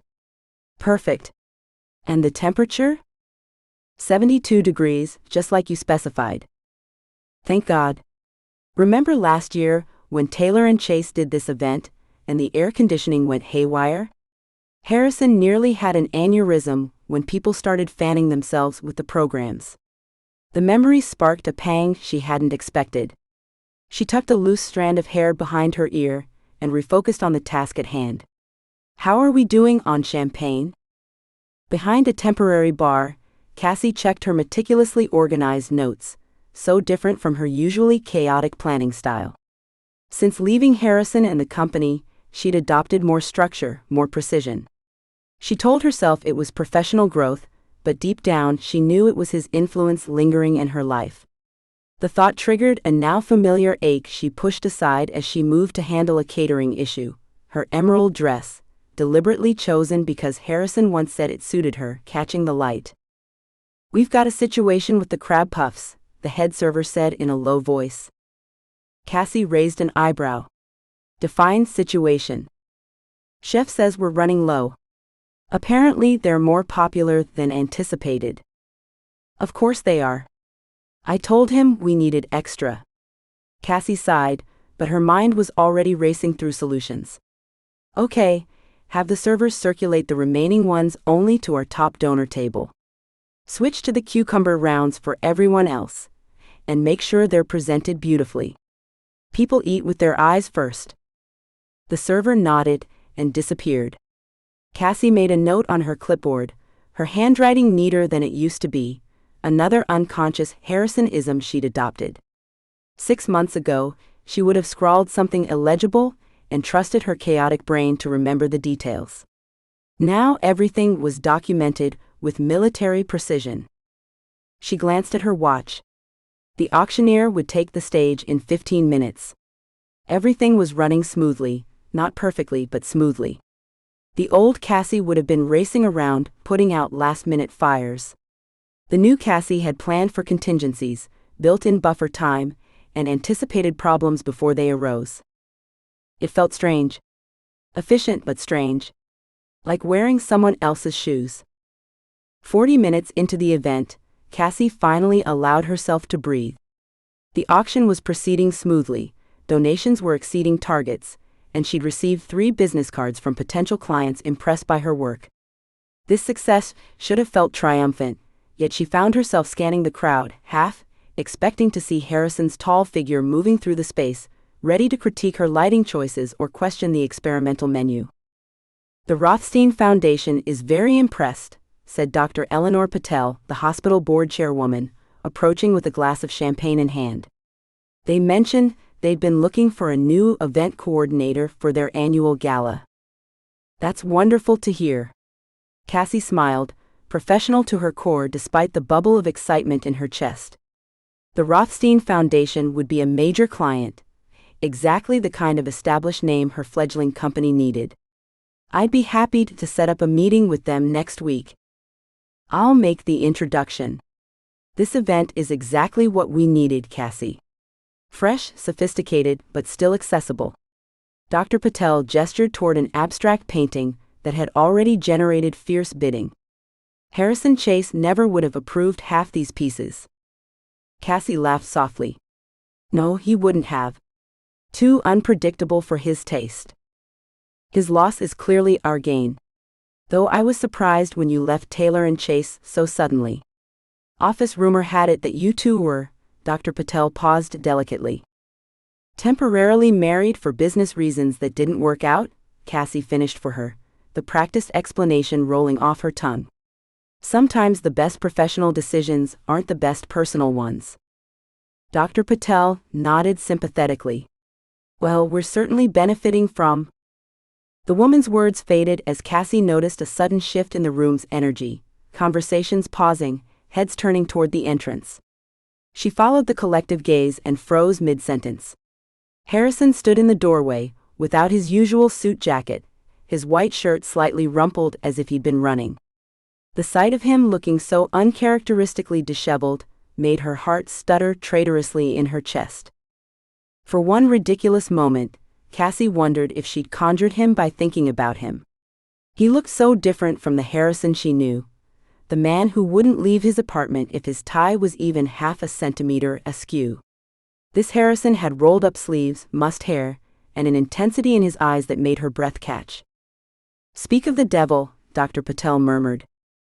Harrison moved through the crowd with purpose, his eyes never leaving Cassie despite guests attempting to engage him in conversation. She excused herself from the chairwoman and retreated toward the back office, equal parts furious at his intrusion and terrified of the conversation that was about to happen. Before she could escape, Harrison reached her, slightly out of breath and looking more uncertain than she'd ever seen him. Cassie. Just her name, but the way he said it, like he'd been saving his breath just to speak it, made her stomach flip. "You can't be here," Cassie said, her voice low but intense, painfully aware of curious onlookers. "This is my event. My company. My fresh start." Harrison nodded, acknowledging her anger without challenging it. "I know," he said simply. "That's why I'm here." The unexpected response momentarily threw her off balance. Before she could recover, he added, "I need 5 minutes, Cassie. Please. After that, if you want me to leave, I will." She should say no. She should call security and have him escorted out. She should protect herself from whatever new scheme he'd cooked up. Instead, she found herself glancing toward a small storage room off the main gallery. 5 minutes, she said, already regretting her weakness. "And then you leave." Against her better judgment, Cassie led Harrison to the small back room used for storage, away from prying eyes. The space was cramped, forcing them closer together than she'd like, her back nearly against the wall as she crossed her arms defensively. "Your 5 minutes started the moment we walked in here," she said, fighting to maintain her composure when all she wanted to do was either slap him or kiss him. She wasn't entirely sure which. The storage room smelled like cleaning supplies and old packing materials. A single overhead bulb cast harsh shadows across Harrison's face, emphasizing the dark circles under his eyes and the tension in his jaw. He looked terrible. And somehow still unfairly handsome. Harrison ran a hand through his usually immaculate hair, a gesture so uncharacteristic it momentarily distracted her. "I didn't file the annulment papers when I said I did," he began, his voice strained. "I lied to you." Cassie let out a short, humorless laugh. "I know that already. That's why I left, remember?" She turned to leave, but Harrison's next words stopped her cold. "I didn't file them because I didn't want to stop being married to you." The confession hung in the air between them, as Cassie slowly turned back to face him. "What?" she whispered, searching his face for any sign of the calculated businessman she'd come to expect. Instead, she found raw vulnerability that made her own carefully constructed walls begin to crumble. "I told myself it was about Montgomery's investment, about business strategy," Harrison continued, his voice growing stronger. "But that was a lie too. I didn't want to let you go." Her heart hammered against her ribs, but she'd been down this road before, getting her hopes up only to discover there was a spreadsheet and profit margin behind every seemingly emotional decision Harrison made. "So what changed?" she asked carefully. "I did." He took a half step closer, close enough that she could smell his cologne and see the faint stubble on his jaw, another departure from the meticulously groomed Harrison she knew. "You changed me, Cassie." Cassie fought the hope rising in her chest, years of experience with emotionally unavailable men making her wary. "So you deceived me? Kept me legally bound to you without my consent? That's not love, Harrison. That's control." The words hit their mark. Harrison visibly flinched but didn't retreat. "You're right," he acknowledged, stepping closer. "I've spent my entire life believing control equals success. Then you walked into my office with your chaos and your color-coded, but completely disorganized planner and your ridiculous tote bag, and suddenly control didn't matter anymore." His words struck something deep inside her, the very heart of their differences, the push-pull that had defined their relationship from day one. She'd spent so many hours at Taylor & Chase trying to be more like him, more structured, more efficient, more professional. And here he was, saying he'd fallen for the exact things she'd tried to suppress. "That first day in Vegas, when I woke up married to you, I was terrified," Harrison continued, the words rushing out now. "Not because of the mistake, but because for the first time in my life, I didn't immediately know how to fix something. And the truly scary part of me didn't want to fix it." Cassie's mouth went dry. She remembered that morning. Harrison hunched over his laptop, already researching annulment laws before she'd even fully woken up. "You seemed pretty eager to get rid of me." "I was running away from how you made me feel." He laughed bleakly. "I've been running ever since." The tension built as Harrison continued, words pouring out as if a dam had broken. "I've been miserable without you. My apartment is a disaster. I've canceled meetings. I haven't updated a spreadsheet in 3 days."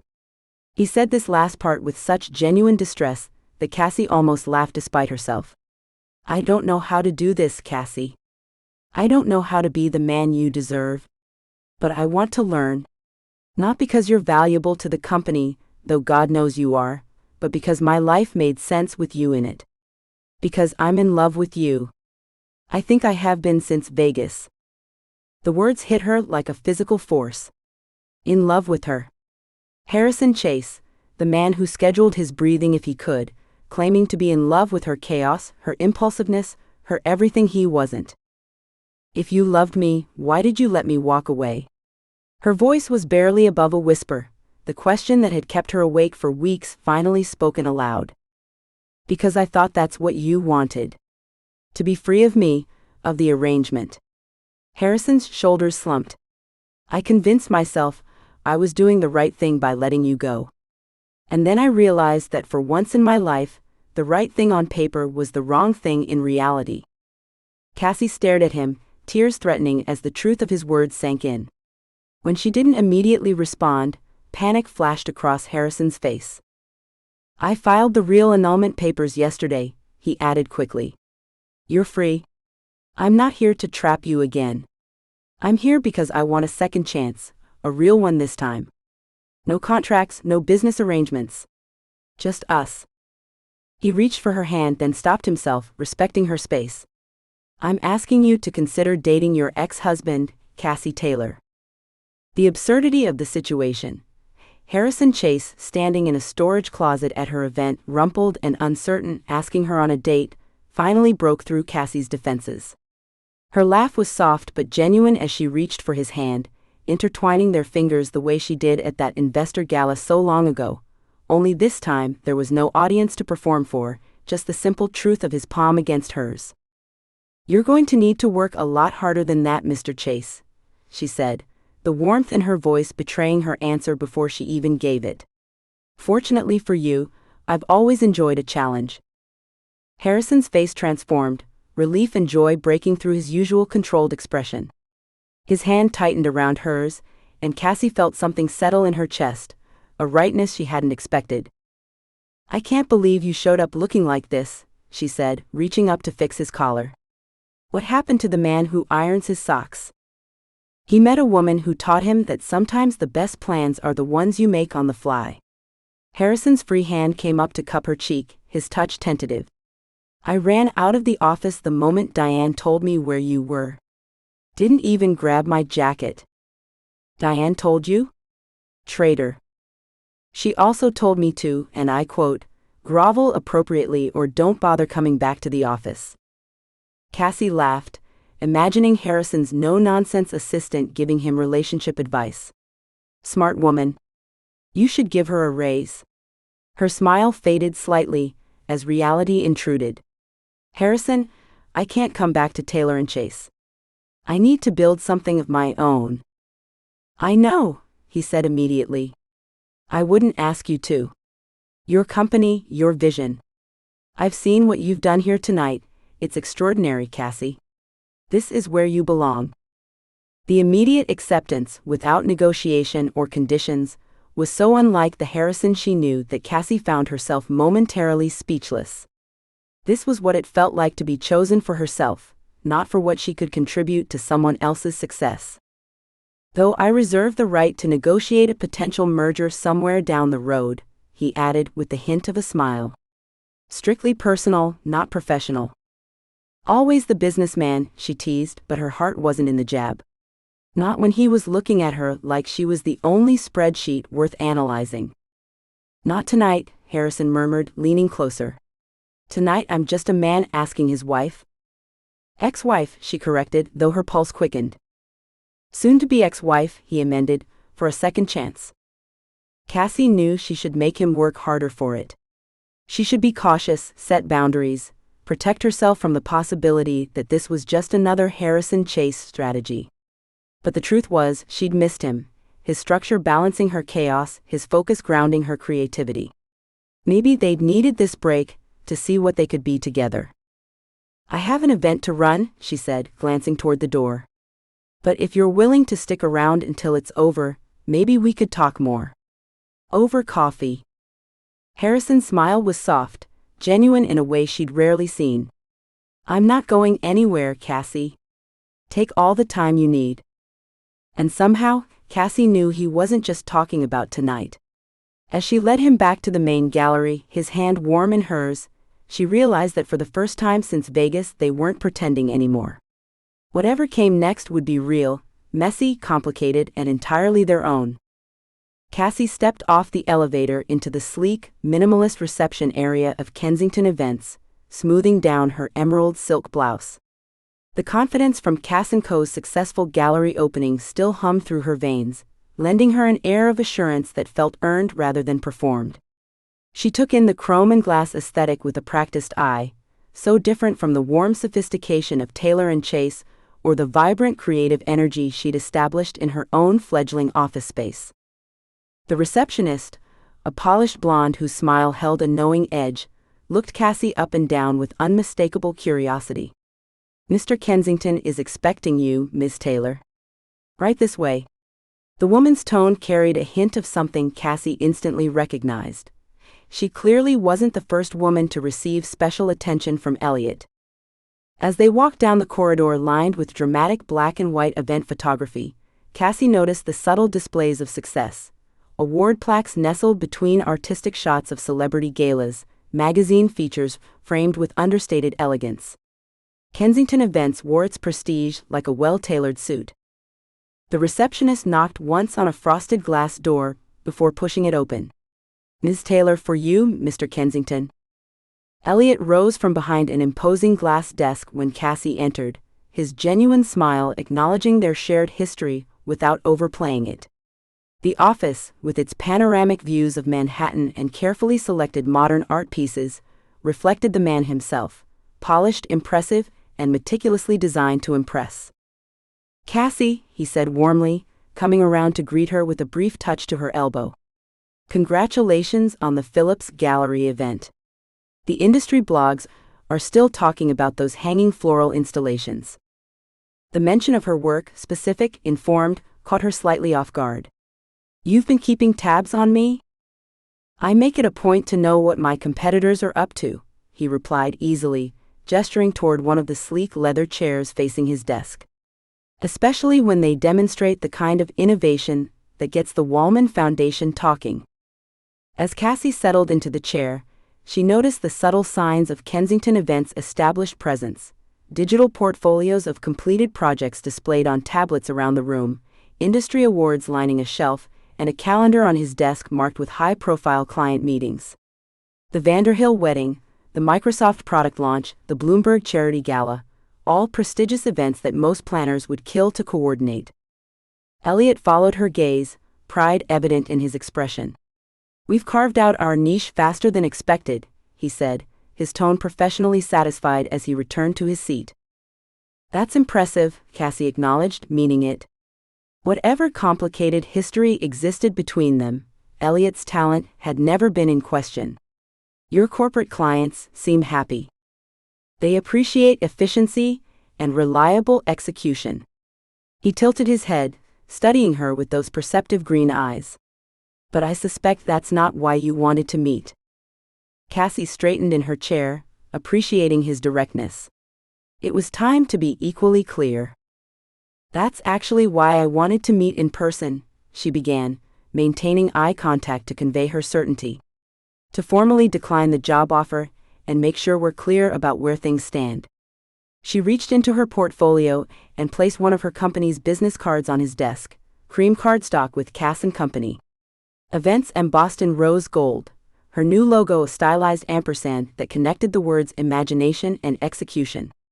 They both knew he was already familiar with her brand, but the gesture cemented the professional nature of their meeting. Cass and Company is doing well, and I want to make sure our professional relationship isn't complicated by other factors. Elliot examined her card briefly, running his thumb over the embossed lettering before meeting her gaze. His expression shifted from charming host to one of professional respect. I heard through the grapevine that you and Harrison are making things official, for real this time. He tapped her business card against his desk thoughtfully. The society pages were quite impressed with his dramatic interruption at the gallery. Very un-Harrison-like behavior. The mention of that night sent a flutter through Cassie's stomach. The memory of Harrison standing there, rumpled and raw, asking for a second chance, still felt slightly surreal. She'd spent so many years being the passionate one, the one taking risks, that seeing Harrison Chase abandon his carefully constructed control had shifted something fundamental between them. Harrison is. Cassie paused, searching for words that wouldn't sound trite. The events since that night, his confession, their reconciliation, the careful dance of rebuilding trust while maintaining their separate professional identities, defied simple explanation. He's surprising in ways I never expected, she finally said, unable to contain a smile. It turns out our marriage is real in the ways that matter. The statement hung between them, addressing his previous romantic overture without directly referencing it, a gentle but clear boundary. A moment of silence stretched between them, not uncomfortable but weighted with the closing of possibilities.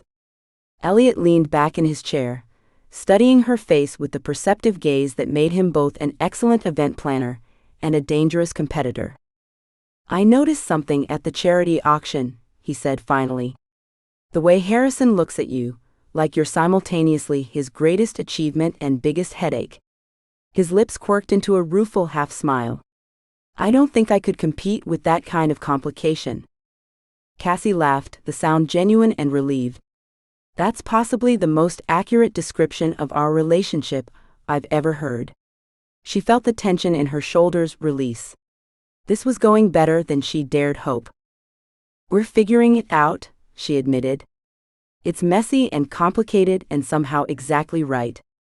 Rising from his chair, Elliot moved to a small bar cart tucked into the corner of his office. Well, this calls for a toast then, he said, his tone gracious despite the implied rejection. To worthy competitors and clear boundaries.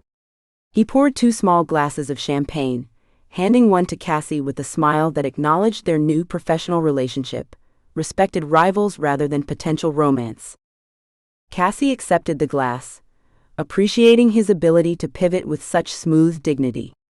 It was one of the things she'd liked about him in college, his emotional intelligence and adaptability.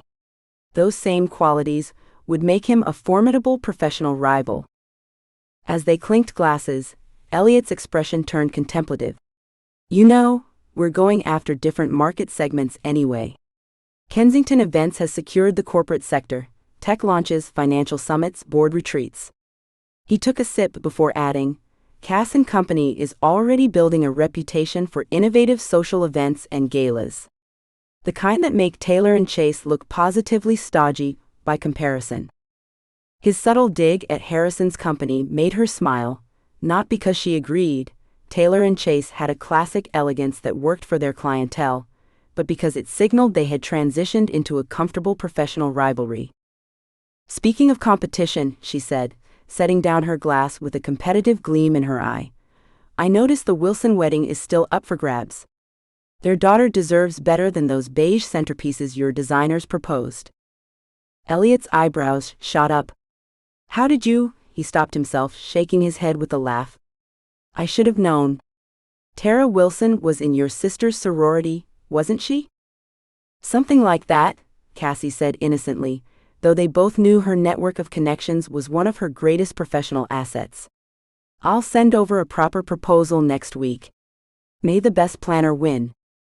After finishing her champagne, Cassie rose to leave, the meeting having accomplished everything she needed, clean closure, professional respect, and a clear path forward.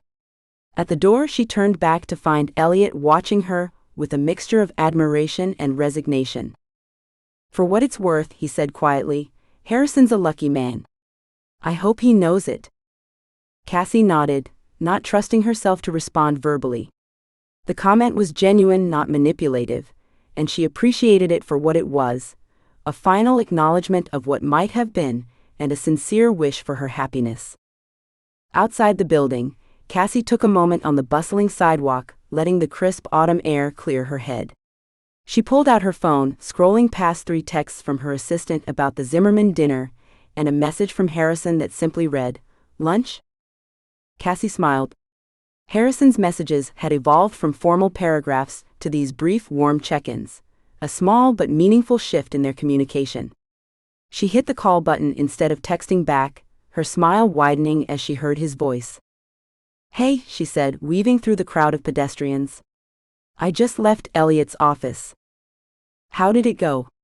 His tone was carefully neutral, no jealousy, no prying, just genuine interest. Professional. Clear. Exactly what I needed. She paused at a crosswalk, watching the lights change. "I'm choosing this, Harrison. All of it." The brief silence on the other end told her he understood exactly what she meant, and the depth of it.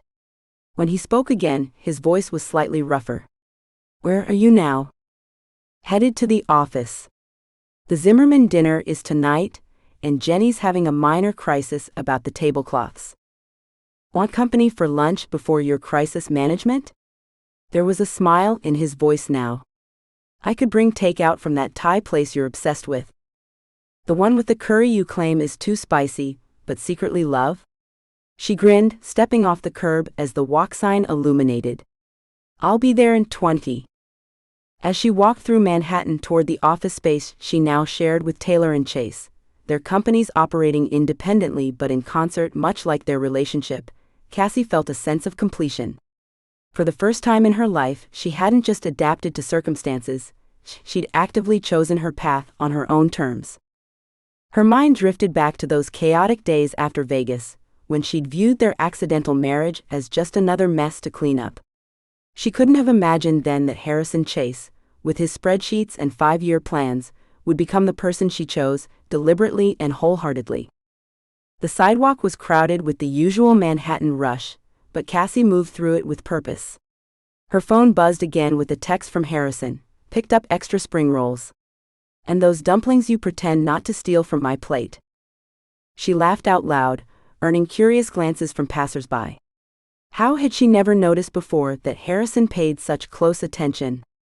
That behind his seemingly rigid exterior was a man who remembered her favorite dishes and anticipated her needs? Maybe she'd been too busy maintaining the chaos that had always defined her life, keeping everyone at a safe enough distance that they couldn't get close enough to leave. Maybe Harrison had been too afraid to show that he cared, terrified of rejection or disruption to his carefully ordered existence.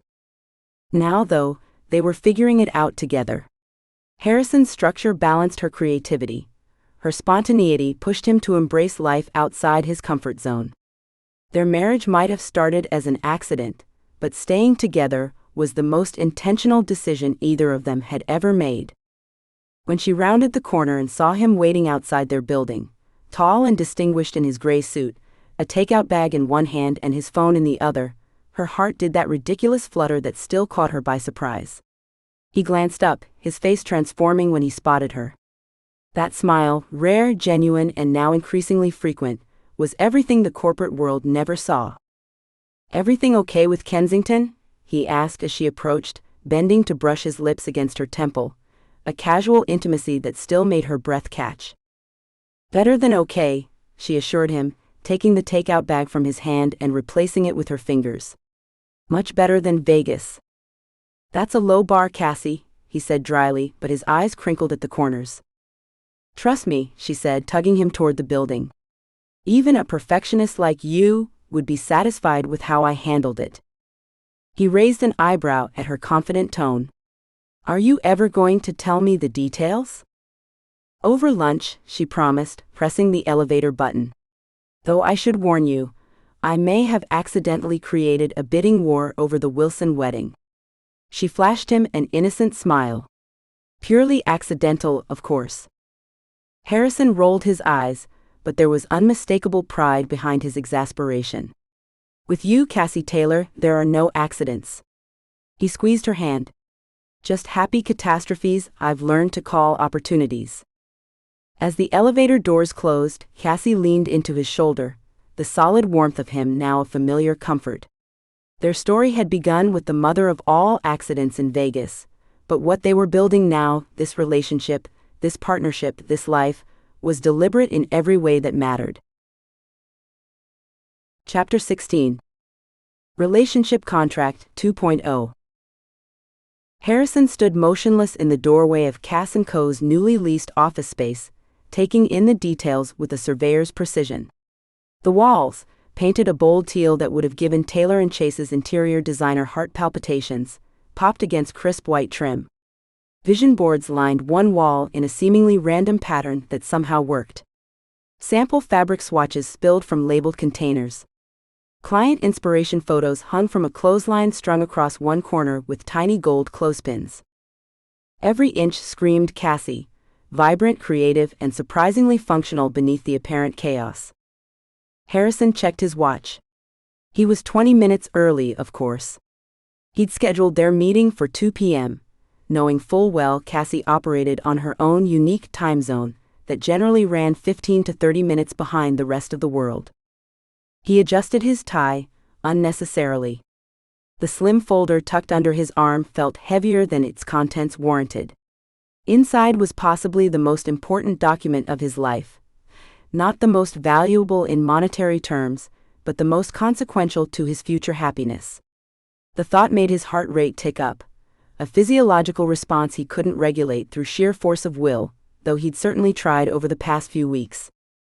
3 weeks since he'd walked away from a board meeting to track Cassie down at the gallery. 3 weeks of carefully reconstructing something that had started as a convenient lie and somehow became the only truth that mattered. Harrison moved toward Cassie's desk, automatically straightening a stack of invoices as he passed. Her workspace was the epicenter of the controlled chaos. Sample books piled into towers, colorful sticky notes forming a sunburst pattern around her computer monitor, 3 half-empty coffee cups creating ring stains on loose papers. A crooked picture frame caught his eye. He picked it up, immediately recognizing the photo booth strip from their first date at Coney Island. The first shot showed him looking stiff and uncomfortable. The second caught him mid-eye roll as Cassie made faces. The third revealed his reluctant smile, and the fourth captured something unguarded, Cassie beaming at the camera while he looked at her instead, his expression unmistakably tender. Harrison started to straighten the frame, then caught himself. The urge to control, to perfect, to organize was still there, perhaps would always be there. But he was learning to channel it differently. Instead of fixing the frame, he deliberately tilted it further askew and stepped back. The deliberately imperfect angle made him smile. Progress. He settled into one of the cheerful yellow visitor chairs across from Cassie's desk, placing the folder carefully on his lap. The office hummed with distant voices, and the occasional burst of laughter from the small team Cassie had assembled. So different from Taylor & Chase's carefully modulated professional atmosphere. Harrison adjusted his position, crossing and uncrossing his legs. He checked his watch again, though only 3 minutes had passed.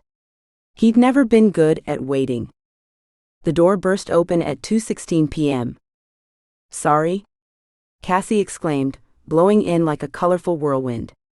She wore a floral dress he'd never seen before, blues and yellows that matched her office decor, which couldn't possibly be coincidental, and juggled an armful of fabric swatches along with 2 coffee cups.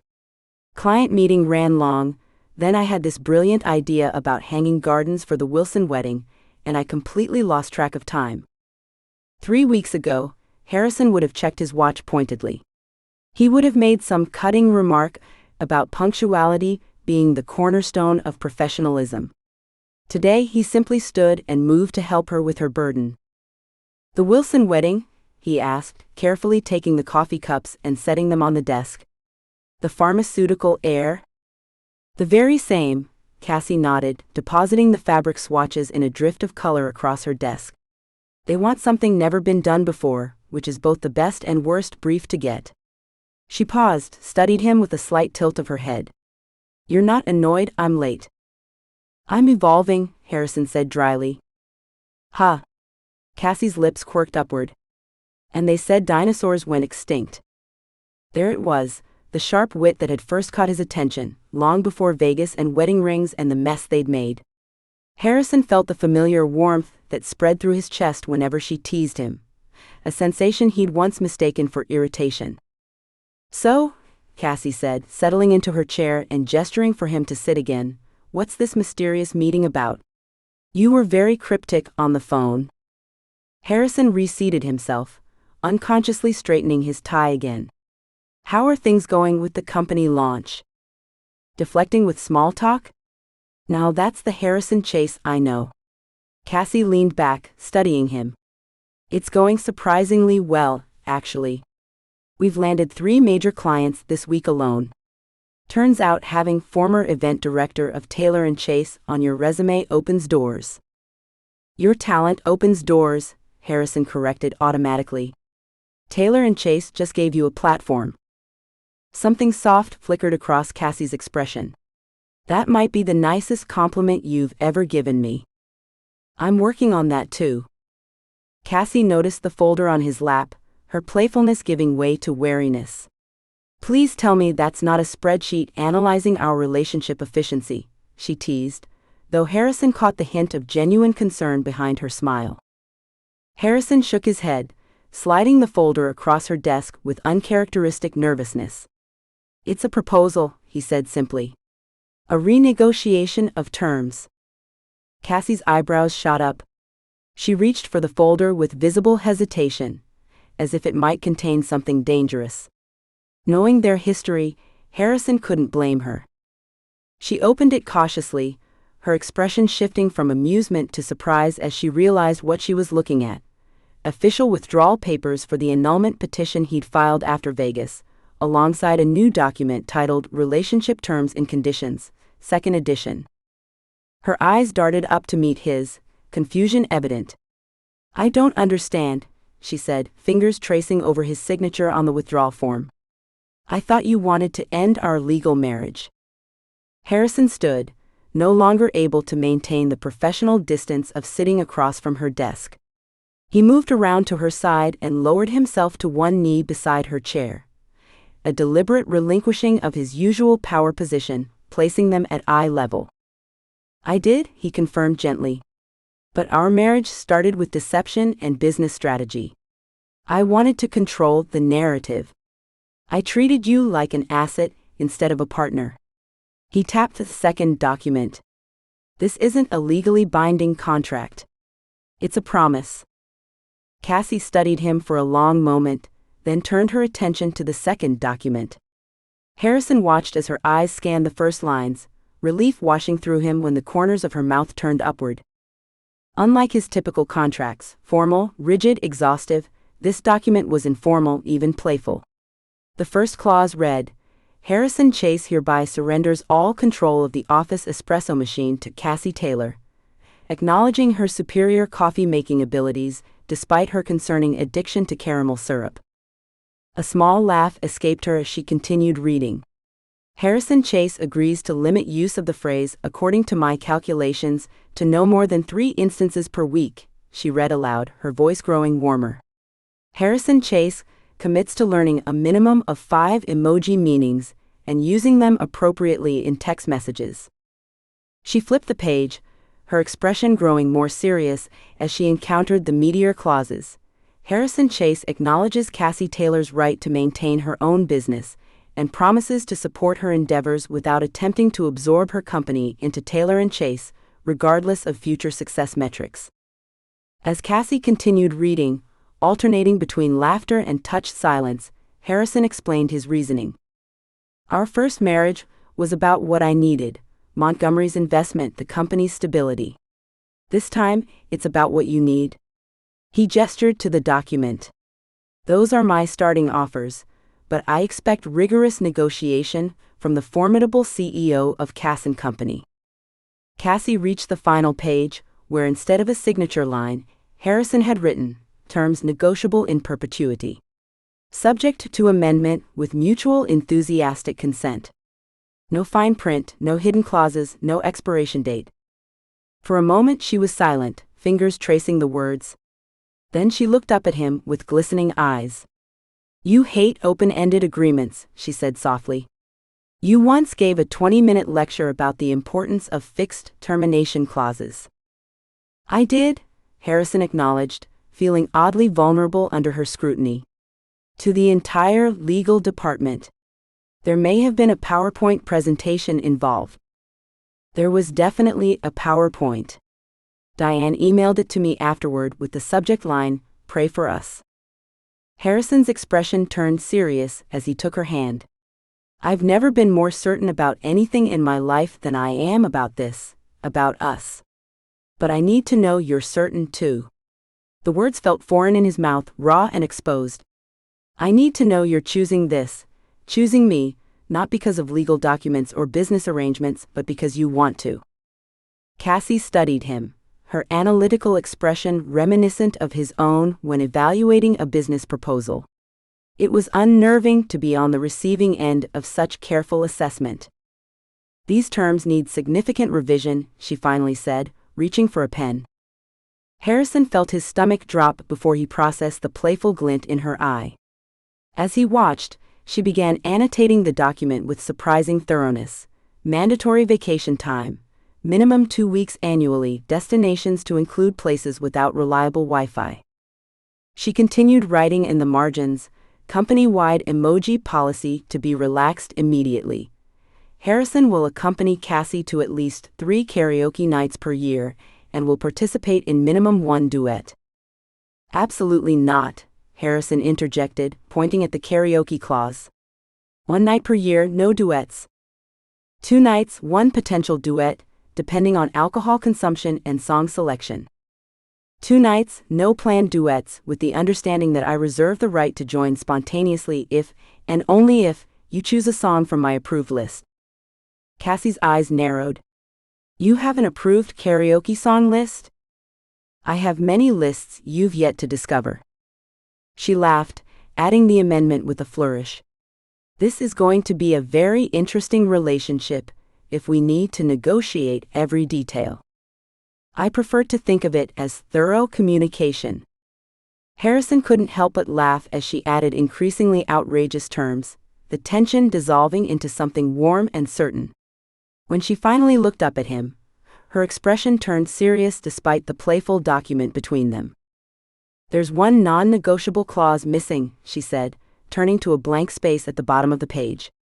She wrote in her looping handwriting, "Harrison Chase agrees to tell Cassie Taylor he loves her, not just when it's convenient or when he's about to lose her, but randomly, frequently, and with embarrassing sincerity." She capped the pen, watching him carefully. "Can you agree to those terms?" The question carried all the weight of their complicated history, his emotional reticence, his tendency to retreat behind professionalism, his struggle to voice feelings instead of strategies. Harrison took the pen from her hand, signed his name beneath her addition without hesitation, then gently pulled her to her feet. "I love you, Cassie Taylor," he said, the words no longer difficult to voice. "Randomly, frequently, and with embarrassing sincerity, for as long as you'll let me." As he leaned down to seal their new agreement with a kiss, Harrison realized that for the first time in his meticulously controlled life, he had no strategy, no backup plan, and absolutely no regrets about it. Cassie broke the kiss first, leaning back with a thoughtful expression. "So if we're withdrawing the annulment petition, and we've agreed to these new terms." She tapped the folder on her desk. "What does that make us?" "Legally." "Still married," Harrison said. "But perhaps we could consider it dating with unusual paperwork." "Dating while married?" Cassie repeated as if testing the phrase. "Seems so backwards." "After everything." Harrison lifted a shoulder in a half shrug.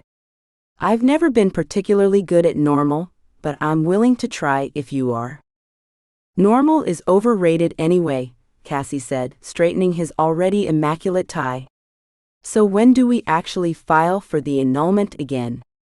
Since you're withdrawing the petition for now." "Whenever you're ready. There's no rush."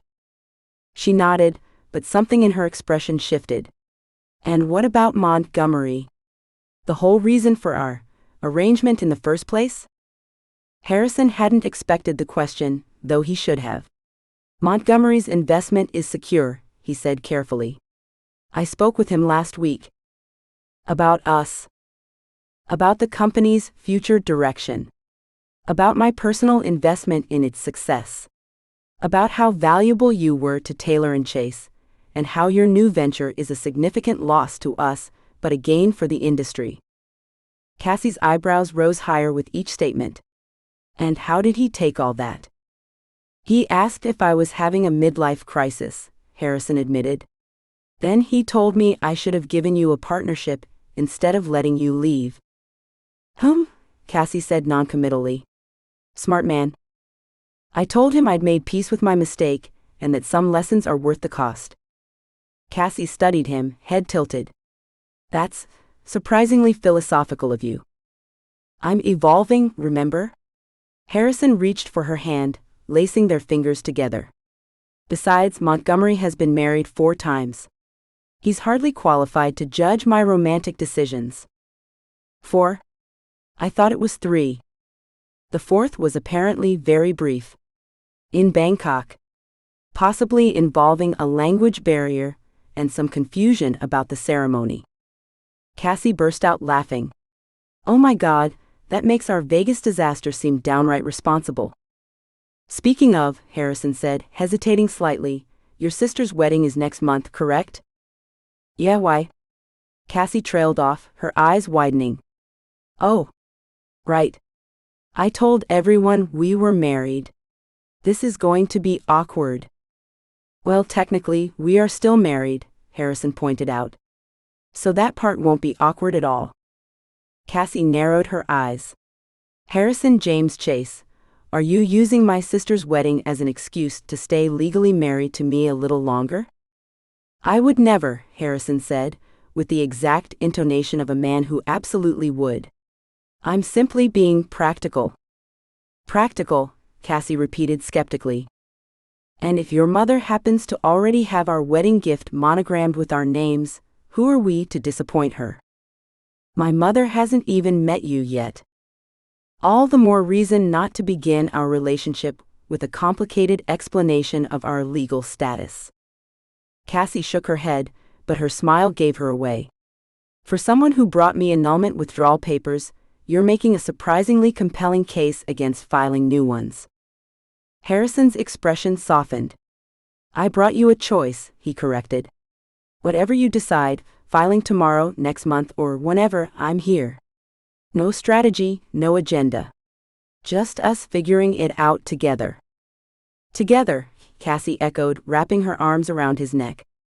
I like the sound of that. Good. Harrison pulled her closer, resting his forehead against hers. Because I do have one final clause to propose. I'm listening.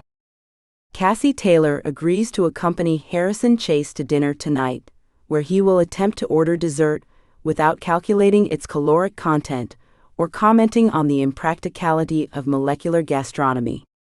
Cassie's whole face lit up with one of her sunshine smiles, the kind that had first broken through Harrison's carefully constructed defenses. 2 desserts, she counter-offered. And you have to try both. You drive a hard bargain, Ms. Taylor. That's Mrs. Chase, technically. At least until after my sister's wedding. Mrs. Chase, Harrison repeated, something warm and possessive unfurling in his chest. I could get used to that. Don't get too comfortable, Cassie warned, her eyes dancing. I haven't decided if I'm keeping the name when we eventually do file those papers. I suppose you'll just have to keep me in suspense. I suppose I will. She stretched up on tiptoes to kiss him again, brief but full of promise. 7 o'clock? For dinner? Harrison nodded, reluctantly releasing her. I'll pick you up. I'll be on time, she promised. No, you won't. You're right, I won't. She grinned. But you'll wait for me anyway. Harrison smiled, feeling lighter than he had in months, maybe years. Yes, he agreed simply. I will. Chapter 17. Third time's the charm. Cassie stood in front of the bathroom mirror in her apartment, not in a white dress or veil, but in her favorite emerald green wrap dress, the same one she wore the night of the investor gala when Harrison first held her hand like he meant it. She smoothed the silky fabric over her hips, appreciating how the color made her hazel eyes pop. Her wedding day outfit was completed with comfortable heels and the sparkly hair clip Harrison bought her last week, just because, a small but significant deviation from his usually practical gift-giving. "You're not wearing white to your own wedding?" her sister had asked over the phone 20 minutes ago, sounding scandalized. "Already did that once," Cassie had replied with a laugh. "In Vegas? With an Elvis impersonator. Didn't take. No elaborate preparations this time, no bridal jitters, just quiet certainty as she applied one final coat of lipstick. The woman in the mirror looked back at her with clear eyes. No champagne-induced flush, no hangover, no confusion about what she was about to do. Cassie tapped her finger against the lipstick tube, remembering that morning in Vegas 6 months ago, the blinding headache, the unfamiliar weight of a ring, Harrison's horrified face as he'd announced they'd gotten married. How far they'd come from "this is a disaster" to "I can't wait to marry you again properly this time." She tucked a strand of hair behind her ear, secured it with the sparkly clip, and took a deep breath. The butterflies in her stomach weren't anxiety, they were anticipation. When Cassie emerged from the bathroom, she found Harrison waiting in her living room, wearing a tailored suit but no tie, another small rebellion against his usual formal attire. He was absent-mindedly rearranging the throw pillows on her couch into perfect symmetry, a habit she now found endearing rather than controlling. 6 months ago, she would have deliberately messed them up just to see him twitch. Now she enjoyed watching his methodical movements, understanding them as his way of processing emotion. The moment he saw her, his hands went still, that rare genuine smile spreading across his face, the one that crinkled the corners of his eyes and transformed his entire demeanor from untouchable CEO to the man only she got to see. "You look," Harrison stopped, seemingly unable to find the right word. "Dressed? Alert? Not hungover?" "All vast improvements from our first wedding," Cassie offered helpfully, twirling once to give him the full effect of the dress. "Beautiful," he finally managed, his voice softening in a way that still made her heart skip. "The same dress from the investor gala?" "Good memory for a man who once forgot my birthday was on the calendar," he checks, obsessively. She moved closer, noticing how his eyes tracked her movement. "I didn't forget. I just didn't realize it was." He trailed off, recognizing the trap. "You're never going to let me live that down." "Never," she agreed cheerfully. "I've got at least 40 years of teasing material stored up already." The corners of his mouth twitched upward. "Only 40? I'm being conservative in my estimates. Wouldn't want to overpromise and underdeliver." She reached out to straighten his collar, not because it needed straightening, but because she wanted to touch him, to ground herself in this moment that felt simultaneously surreal and more real than anything in her life. "You're sure about this?" Harrison asked, the question delivered without his former businesslike detachment. In the 6 months since his gallery confession, he'd learned to voice his vulnerabilities rather than burying them beneath corporate jargon. His blue eyes searched hers with an openness that had been hard-won. Cassie crossed to him, deliberately knocking a pillow out of alignment as she took his hand. "More paperwork with you? It's practically my dream scenario," she teased, the lightness in her voice carrying the weight of their shared certainty. He raised an eyebrow. "I believe your exact words when I presented the first contract were, 'bureaucratic nightmare.'" "Well, that was before I knew how hot you look when you get flustered over fine print." She squeezed his hand. "Yes, Harrison? I'm sure. Are you?" Instead of answering, he pulled her closer, his free hand coming up to cradle her face. "I've been sure since that night at the hotel, when you locked yourself out of the bathroom in a towel, and somehow managed to make me forget every single coherent thought in my head." "That early?" She blinked in surprise. "Even with all the complaining about my organizational system and how I make you late to meetings? Especially then. His thumb traced her cheekbone. You made me late and I realized I didn't mind. The highest form of Harrison Chase affection, tolerating scheduled disruptions, she murmured, leaning into his touch. Harrison Taylor Chase, he corrected seriously. Cassie's heart did a ridiculous little flip. Right? Almost forgot about that detail. They walked to the courthouse hand in hand, choosing to take the 15-block journey on foot, rather than in Harrison's usual town car. The spring morning unfolded around them. Street vendors setting up carts, hurried commuters power walking with coffee cups, delivery trucks double parked, the rhythm of the city they both loved. Absolutely not, Harrison was saying, as they passed a particularly beautiful brownstone. The facade is clearly Italianate, not Greek Revival. Look at the cornices. Cassie squinted up at the building. I have no idea what that means, but I trust your architectural expertise.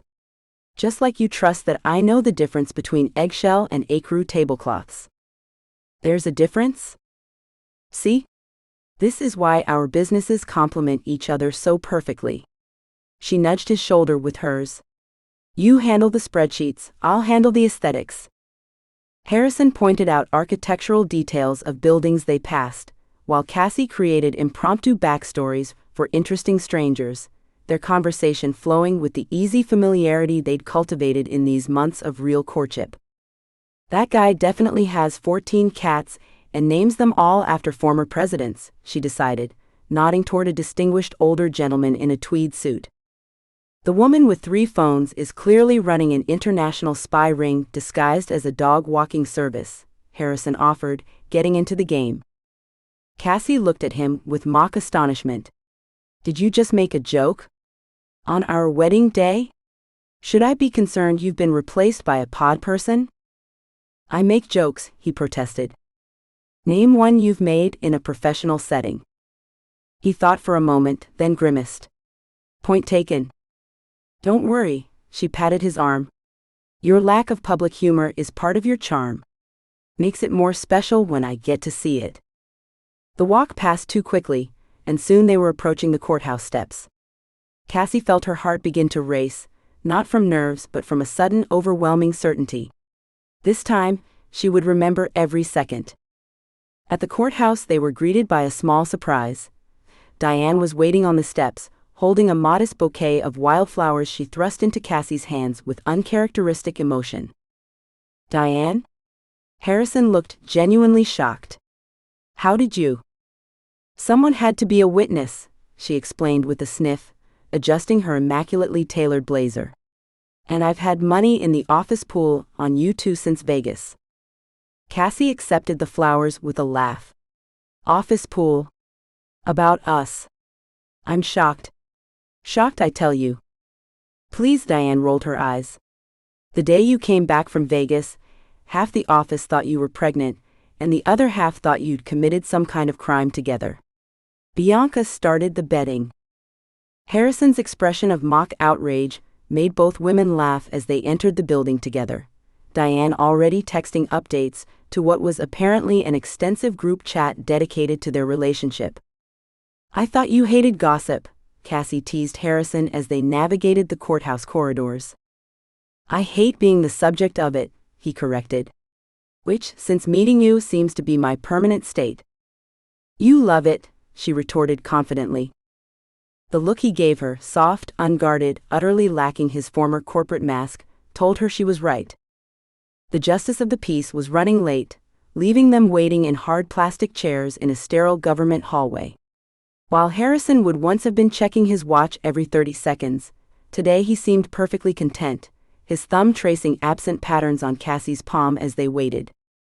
Remember when I made you wait 45 minutes in my office before our first meeting? He asked suddenly. Cassie grinned, remembering her fury. You did it on purpose. Harrison nodded, sheepish. Power play. Completely backfired when you reorganized my desk calendar by color instead of priority. You counted the exact minutes I was late the following week, she recalled. I believe your exact words were, "Ms. Taylor, you've wasted precisely 17 minutes of billable company time." Then you started bringing me coffee when you were late, he mused. Terrible coffee. It was perfectly good coffee. It had cinnamon in it. Because you needed something spontaneous in your life, even if it was just a spice. Harrison's eyes crinkled at the corners. Maybe I did. Diane, who'd been pretending not to eavesdrop, muttered something that sounded suspiciously like, "You two are nauseating," while furiously typing on her phone. Cassie caught a glimpse of the phone screen, a group chat titled Boss Wedding Updates with approximately 30 participants. Their ceremony was brief and no nonsense, just the way they both wanted it. No elaborate vows, no audience beyond Diane sniffling quietly in the corner. Cassie felt an unexpected wave of emotion as they exchanged simple rings. Neither of them wanted to use the ones from Vegas, the gold bands deliberately free of diamonds or embellishment. "I used to think you were the most infuriating man I'd ever met," Cassie admitted quietly as they faced each other. "Used to?" Harrison raised an eyebrow. "Still do," she amended with a grin. "But now it's one of my favorite things about you." When the justice pronounced them married, Harrison's kiss was gentle, reverent, and completely real, worlds away from the performative displays they once put on for investors. No audience to impress, no business deal hanging in the balance. Just two people who had accidentally stumbled into the best mistake of their lives. Diane's sniffling grew more pronounced, and Cassie was pretty sure she saw her snap a photo. "That's definitely going in the group chat," Cassie whispered against Harrison's lips. "Let them talk," he murmured back. "For once, I don't mind being the center of attention." Instead of a reception, they headed to their joint office space, a compromise they'd reached when Cassie refused to dissolve her company but agreed to share a headquarters with Taylor and Chase. The modern building housed both businesses, a physical manifestation of their relationship, independent entities flourishing side by side. As they entered the lobby, Harrison's hand rested on the small of her back without any pretense, the gesture now as natural as breathing. "Think anyone will notice we got married for real this time?" Cassie asked as they rode the elevator to their floor. "Considering Diane has been live texting the entire ceremony, I'd say yes." The office was suspiciously quiet when they arrived, making Cassie immediately suspicious. Sure enough, when they opened the door to the shared conference room, they were greeted by cheering colleagues, champagne, and a surprisingly tasteful cake decorated with a spreadsheet design and colored post-it notes, a perfect visual metaphor for their relationship. "Who did all this?" Cassie asked, genuinely touched as she surveyed the room. Someone had strung fairy lights along the ceiling, definitely against Harrison's usual office decor policies, and there were framed photos of them from various company events throughout the past year. "Don't look at me," Diane protested when Cassie's gaze landed on her. "I was with you." "This was all them?" She gestured to the staff, who looked exceptionally pleased with themselves. Harrison looked momentarily overwhelmed by the spontaneous celebration before relaxing into it, accepting congratulations with uncharacteristic ease. 6 months ago, he would have retreated to his office within minutes. Now he stood beside her, slightly uncomfortable but making an effort. "There's something to be said for a boss who marries his worst employee," joked one of the junior event planners, lifting his champagne glass. "Best employee?" Harrison corrected automatically, then caught himself with a self-deprecating smile. "Though also the most challenging." "He means that as a compliment," Cassie stage whispered. "Took me months to figure that out." Bianca approached them during the impromptu reception, her expression carefully neutral as she offered congratulations that sounded almost sincere. She'd been subdued ever since Harrison had publicly shut down her attempt to sabotage Cassie, but the office rivalry had gradually shifted to something approaching professional respect. "I have to admit, I didn't think it would last," she said, eyeing their clasped hands. Harrison isn't exactly known for prioritizing relationships over business. Before Cassie could form a diplomatic response, Harrison surprised her by chuckling. "You were right about that," he acknowledged to Bianca. Fortunately, I married someone who refused to let me get away with it. The genuine warmth in his voice left Bianca momentarily speechless before she retreated, clearly recalculating her office strategy. Did you just admit to being wrong?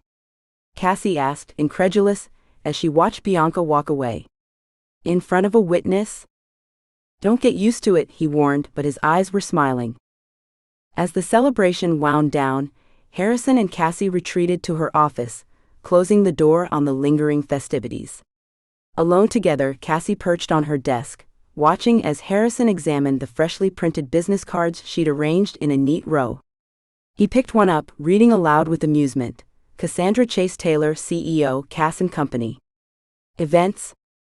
Raising an eyebrow, he reached for his own newly designed card. Harrison Taylor Chase, CEO, Taylor & Chase Events. The hyphenated names, a compromise they'd debated extensively, made them both smile. Do you think people will get confused? She asked. With our matching but reverse last names? Definitely, he replied, setting down the cards and moving closer to her. HR is already complaining about the payroll complications. Cassie laughed, remembering how terrified she'd once been of the HR department. Remember when they sent us those marriage counseling pamphlets after Vegas? Think they'll send divorce prevention materials now? I'd rather not think about HR on my wedding day, Harrison said, stepping between her knees as she sat on the desk. Though I am considering giving Diane a raise for keeping that betting pool from reaching my ears for 6 months. You know, Cassie said thoughtfully, leaning back on her elbows in a deliberately casual pose, this means you have to start using emojis in company memos. It was Clause 17B in our agreement. Harrison moved closer, positioning himself between her knees, his hands coming to rest on either side of her on the desk. I sent a smiley face to accounting yesterday, he confessed, his serious tone belied by the mischief in his eyes. 2 interns fainted. Cassie laughed, wrapping her arms around his neck and pulling him closer.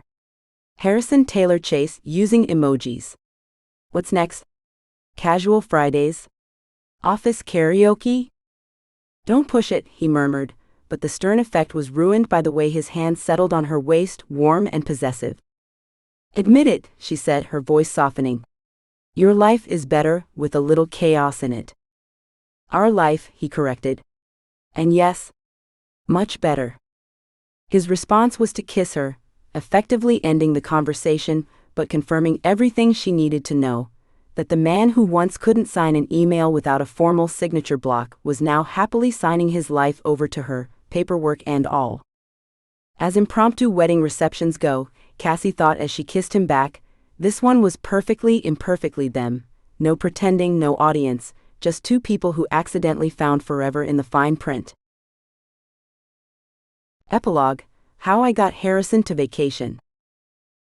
The Italian sun bathes the terrace of their Amalfi Coast villa in golden light, catching in Cassie's auburn hair as she lounges on a daybed, deliberately positioned to maximize both the view of the sparkling Mediterranean and her husband's increasingly visible discomfort. Harrison sits upright in an adjacent chair, his fingers tapping at his phone screen with familiar intensity, the same concentration he applies to quarterly reports and investor presentations. That's the 14th time you've checked your email in an hour, Cassie observes, lowering her sunglasses to peer at him over the rims. I've been counting. I also have a spreadsheet tracking your size whenever Diane forwards you something from the office. Her tone is playful, but carries a hint of genuine concern beneath the teasing. Harrison glances up, caught. I'm just making sure the Wilson account, his explanation dies mid-sentence, as Cassie springs from her lounger with surprising agility, crossing the terrace in 3 quick steps. Before Harrison can react, she plucks the phone from his hands and holds it behind her back. We agreed. No work on our honeymoon, Cassie reminds him, dancing backward as he reaches for the device. This is a violation of Section 4, Paragraph 2 of our relationship agreement. Harrison will fully disconnect during designated vacation time, maintaining a maximum of 1 email check per day. This isn't technically a honeymoon, Harrison points out, his lips twitching as he rises to pursue her. We've been married for months. This is a postponed vacation with matrimonial associations. He stalks toward her with deliberate steps, his predatory approach at odds with the amusement in his eyes. Cassie backs against the stone railing, the confiscated phone still held behind her. Is that corporate speak for, "I love my wife so much, I want to spend uninterrupted time with her instead of emailing Diane about font choices for the quarterly report"? Her smile widens as Harrison reaches her, effectively trapping her between his arms as he braces his hands on the railing.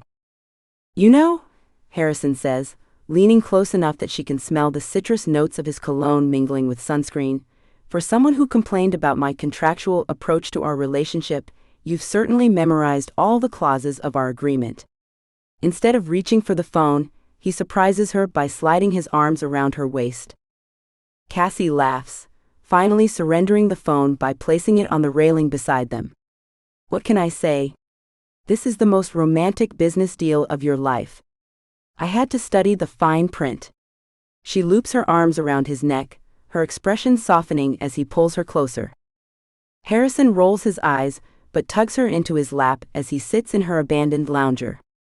"Only you would describe our marriage as a business deal, while simultaneously criticizing me for treating it like one." His tone holds no sting, only fond exasperation as he tucks a strand of hair behind her ear. Cassie leans into his touch, still sometimes amazed at how naturally affectionate he'd become once they dropped the pretense. For a man who'd once scheduled spontaneous romantic gestures into his calendar, she'd seen the notifications pop up on his phone, Harrison had developed a surprising talent for genuine tenderness.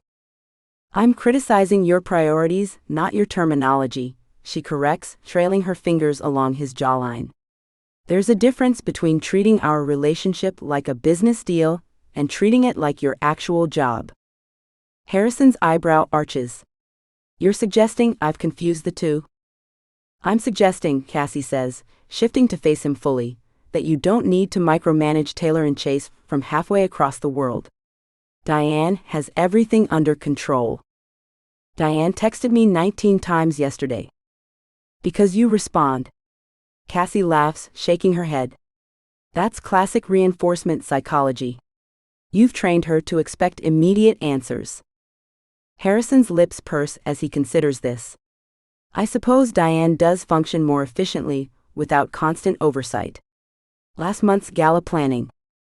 "Harrison," Cassie interrupts, pressing a finger to his lips. "We are on the Amalfi Coast. The literal paradise of honeymoon destinations. Please, for the love of color-coded spreadsheets, stop talking about work." His expression softens as he captures her finger, kissing the tip before lowering her hand. "Fair point. What would you prefer to discuss?" Cassie pretends to consider this, tapping her chin. "Well, I'm particularly interested in discussing whether you packed the blue swim trunks I bought you, and if so, why you're still wearing dress shorts to lounge by our private pool." "They have flamingos on them, Cassie." "That's the point. You're supposed to look like you're on vacation, not attending a business casual pool meeting." She slides off his lap, tugging him to his feet. "Come on. I'm implementing mandatory shorts changing protocol, followed by scheduled relaxation activities." Harrison allows himself to be led toward the villa's interior, a small smile playing at his lips. Scheduling relaxation. Now who's treating the honeymoon like a business? "Strategy is strategy," Cassie tosses over her shoulder with a wink. "And I plan to be very thorough with today's agenda." The next morning, Cassie wakes to find Harrison's side of the bed empty. Sunlight streams through the gauzy white curtains, casting patterns across the rumpled sheets. She stretches, feeling pleasantly languid after their thorough evening activities. A smile curves her lips at the memory. Wrapping herself in a silk robe, she pads through the villa, following the scent of coffee to the kitchen. Harrison stands at the counter, already dressed in lightweight linen pants and a crisp white shirt with the sleeves rolled up. 2 cups of coffee sit prepared, one black, one lightened with cream and sugar, hers. Despite his early rising, there's no phone in sight. "Morning," she murmurs, sliding her arms around him from behind. "Please tell me that's not a work shirt." Harrison turns in her embrace, handing her the coffee. Is there such a thing as a non-work shirt? Clothing is just fabric, designed to cover the human body in socially appropriate ways. Cassie takes a sip, eyeing him over the rim. Exactly what a workaholic would say to justify packing Oxford shirts for an Italian getaway. This, Harrison says with exaggerated patience, is not an Oxford. It's linen. Specifically purchased for warm weather vacationing at your insistence. She reaches out to touch the fabric, checking his claim. I'll allow it. Though I notice you're still fully dressed at, she glances at the clock, 8 in the morning on vacation. What's your explanation for that? I thought we might explore the coast today. There's a town about 20 minutes away that's supposed to have exceptional views. Cassie narrows her eyes playfully. Suspicious. Are you secretly meeting with Italian business contacts? Yes, Cassie. I've orchestrated an international merger from our honeymoon villa without using my phone, which you've hidden somewhere in this house. His deadpan delivery is betrayed only by the slight twitch at the corner of his mouth. I've been sending carrier pigeons. Very discreet. She laughs, setting her coffee down to wrap both arms around his neck. You know, sarcasm is a sign of personal growth for you. I'm very proud. I learned from the best. His hands settle at her waist, warm through the thin silk. Fine. I accept your town-exploring proposal, she declares. Let me shower and change, and we can head out. Just promise me one thing? What's that? No discussing quarterly projections or asking locals about their event planning needs. Harrison's expression turns serious. I would never. Their market is completely incompatible with our business model. Cassie rolls her eyes, shoving his chest lightly. You're impossible. And yet you married me. Twice. His smile grows. What does that make you? An optimist with questionable judgment, she quips, pressing a quick kiss to his lips before disappearing toward the bathroom. The coastal town is everything a postcard promises. Narrow cobblestone streets winding between buildings painted in sun-washed pastels, flowering vines cascading from wrought iron balconies, and glimpses of the brilliant blue sea at the end of steep alleyways. Cassie insists they explore without a map or plan, a concept that visibly pains Harrison despite his agreement.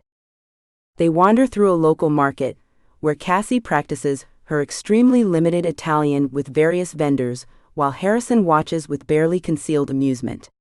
She buys locally made limoncello, a hand-painted ceramic plate she absolutely doesn't need, and a ridiculously large hat that Harrison refuses to let her photograph him wearing. You know, she says as they pause at a gelato stand, 6 months ago, you would have vetoed at least 3 of these purchases as impractical acquisitions with no strategic value. Harrison considers this, as he hands over euros for their gelato. 6 months ago, I didn't understand your economic philosophy. I have an economic philosophy?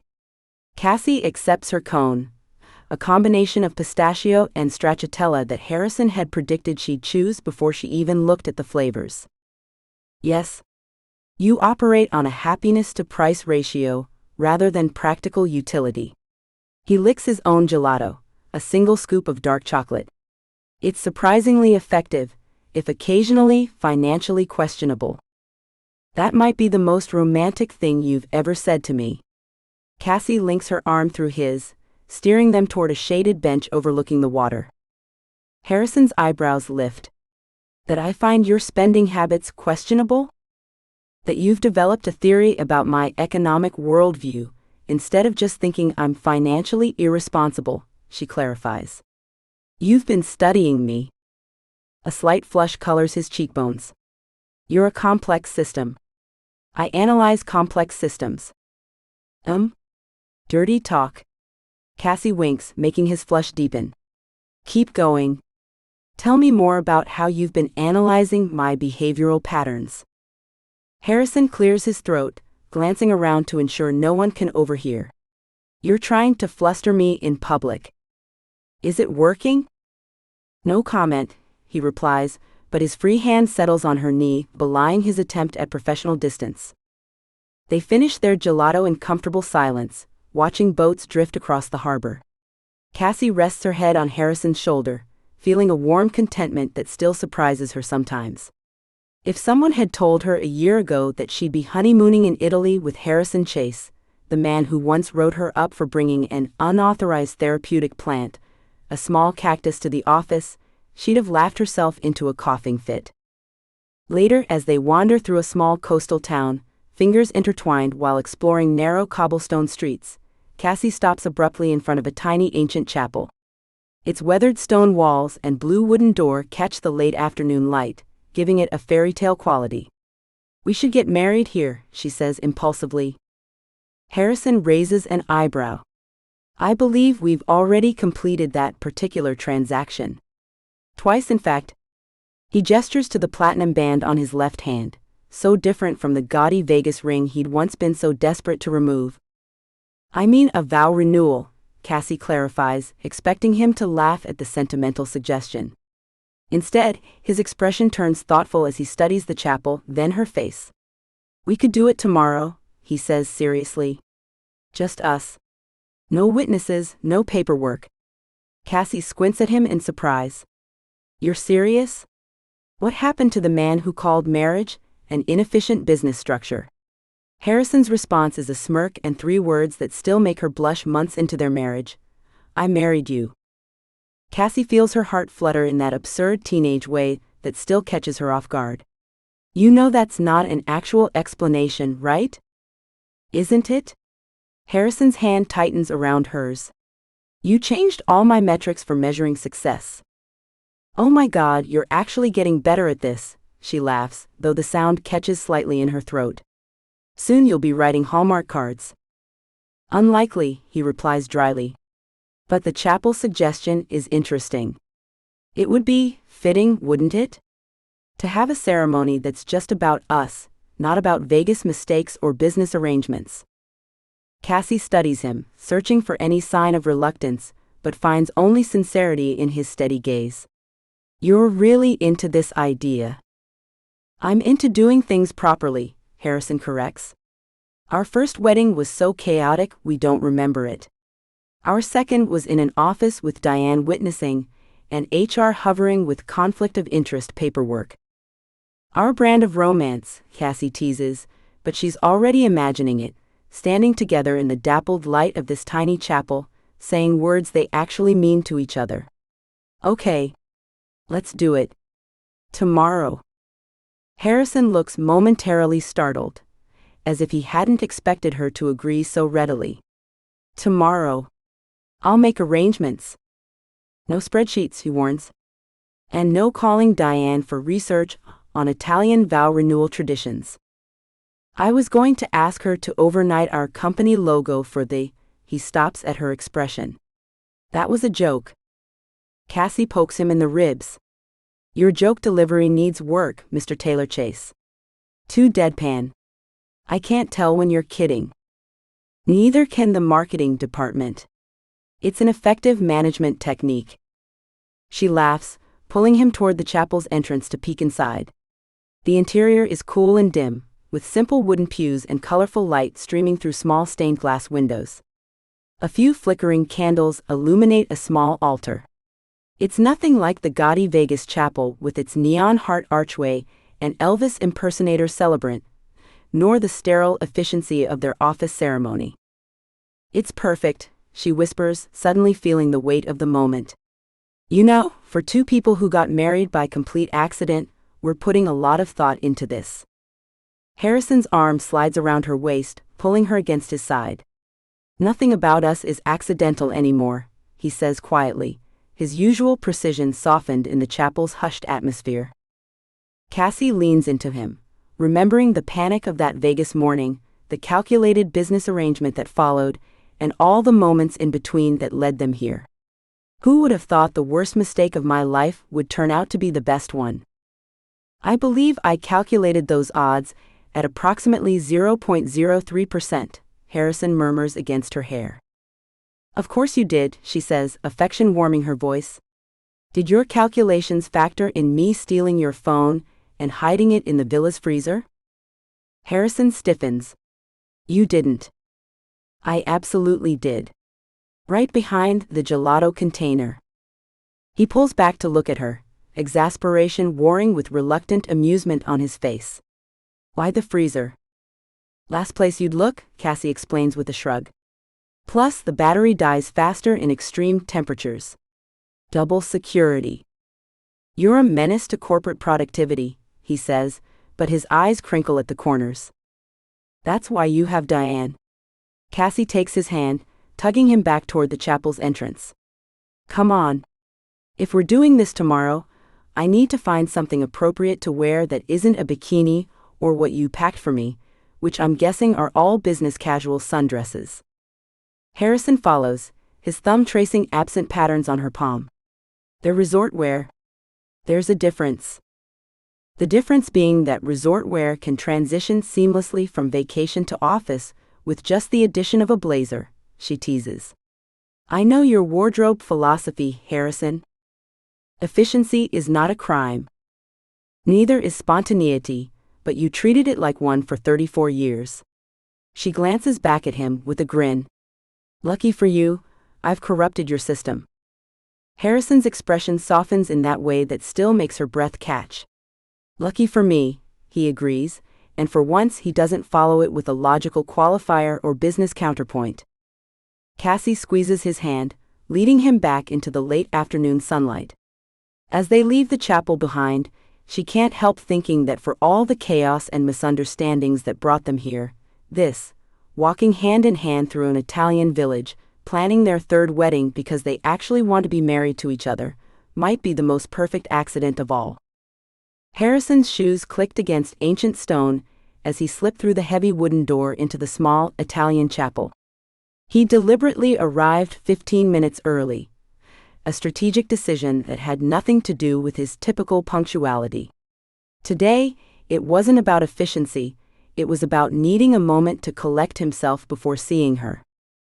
The door creaked shut behind him, sealing him in the timeless sanctuary. Centuries of whispered prayers and promises seemed to linger in the cool air. Harrison had left his suit jacket at the villa, wearing only a crisp white shirt with the sleeves rolled precisely to mid-forearm. It was his version of casual, a small concession to vacation mode that had taken Cassie weeks to negotiate. And then he saw her, standing in a pool of amber light filtering through stained glass. Cassie's fingers traced the intricate carvings on the altar rail, her profile illuminated by flickering candles. The sight of her made his carefully planned entrance falter, his feet suddenly unsure of their next step. She turned at the sound, her face brightening. You're early. I wanted to be here first for once, Harrison admitted, continuing toward her with uncharacteristic hesitation. I wasn't sure I could do this if you were watching me walk in. The simple truth of it surprised him, how easily he now admitted these vulnerabilities to her. 6 months ago, he would have manufactured some practical reason for his early arrival. Cassie reached for his collar as he approached, straightening it with familiar ease. I thought we were meeting at 6. Her fingers against his neck made focusing difficult. Harrison had faced down hostile investors without breaking a sweat, but Cassie's casual touch still short-circuited his thought process in alarming ways. Your collar's crooked, she murmured, her hands lingering. It's Italian craftsmanship, he countered, the joke falling from his lips more naturally than it would have months ago. I'm supporting the local economy by letting them style me. Cassie's laugh echoed softly in the empty chapel. Right? Because Harrison Chase would definitely wear an asymmetrical collar on purpose. The teasing in her voice loosened something in his chest. Harrison reached into his pocket, fingers closing around the folded paper that had been his secret project for weeks. The edges were soft from handling, creased from multiple revisions. He'd started over 17 times, he'd counted, before settling on the final version. He pulled out the paper, and Cassie's hand stilled on his collar. You prepared notes? Her voice caught, surprised emotion making her words wobble slightly. Harrison nodded, feeling uncharacteristically self-conscious. This wasn't a quarterly report or a pitch to investors. This was something infinitely more terrifying. "I've had this for weeks," he confessed, carefully unfolding the paper. "I started writing it the day after we signed our new marriage certificate." His fingers weren't quite steady, a detail that would have mortified him in any other context. Harrison Chase didn't tremble. He didn't falter. Except, apparently, when standing in front of the woman who had systematically dismantled every defense he'd spent years constructing. Cassie was watching him with bright eyes, tears gathering at the corners even as she smiled. That smile had become his new benchmark for success, more valuable than any deal he'd ever closed. Harrison cleared his throat. His voice, which commanded attention in boardrooms across Manhattan, momentarily abandoned him. The perfectly crafted opening line suddenly seemed inadequate, despite the 17 revisions. "I've renegotiated many contracts in my life," he began, glancing up from the paper to meet her gaze before dropping his eyes back to his notes.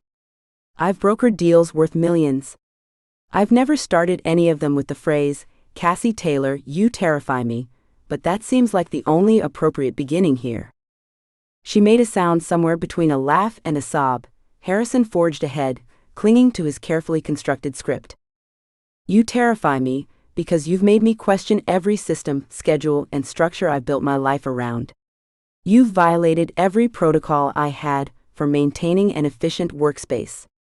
You're chronically 7 minutes late to meetings. You leave half-eaten snacks in my desk drawers, evidence of integration I never knew I needed."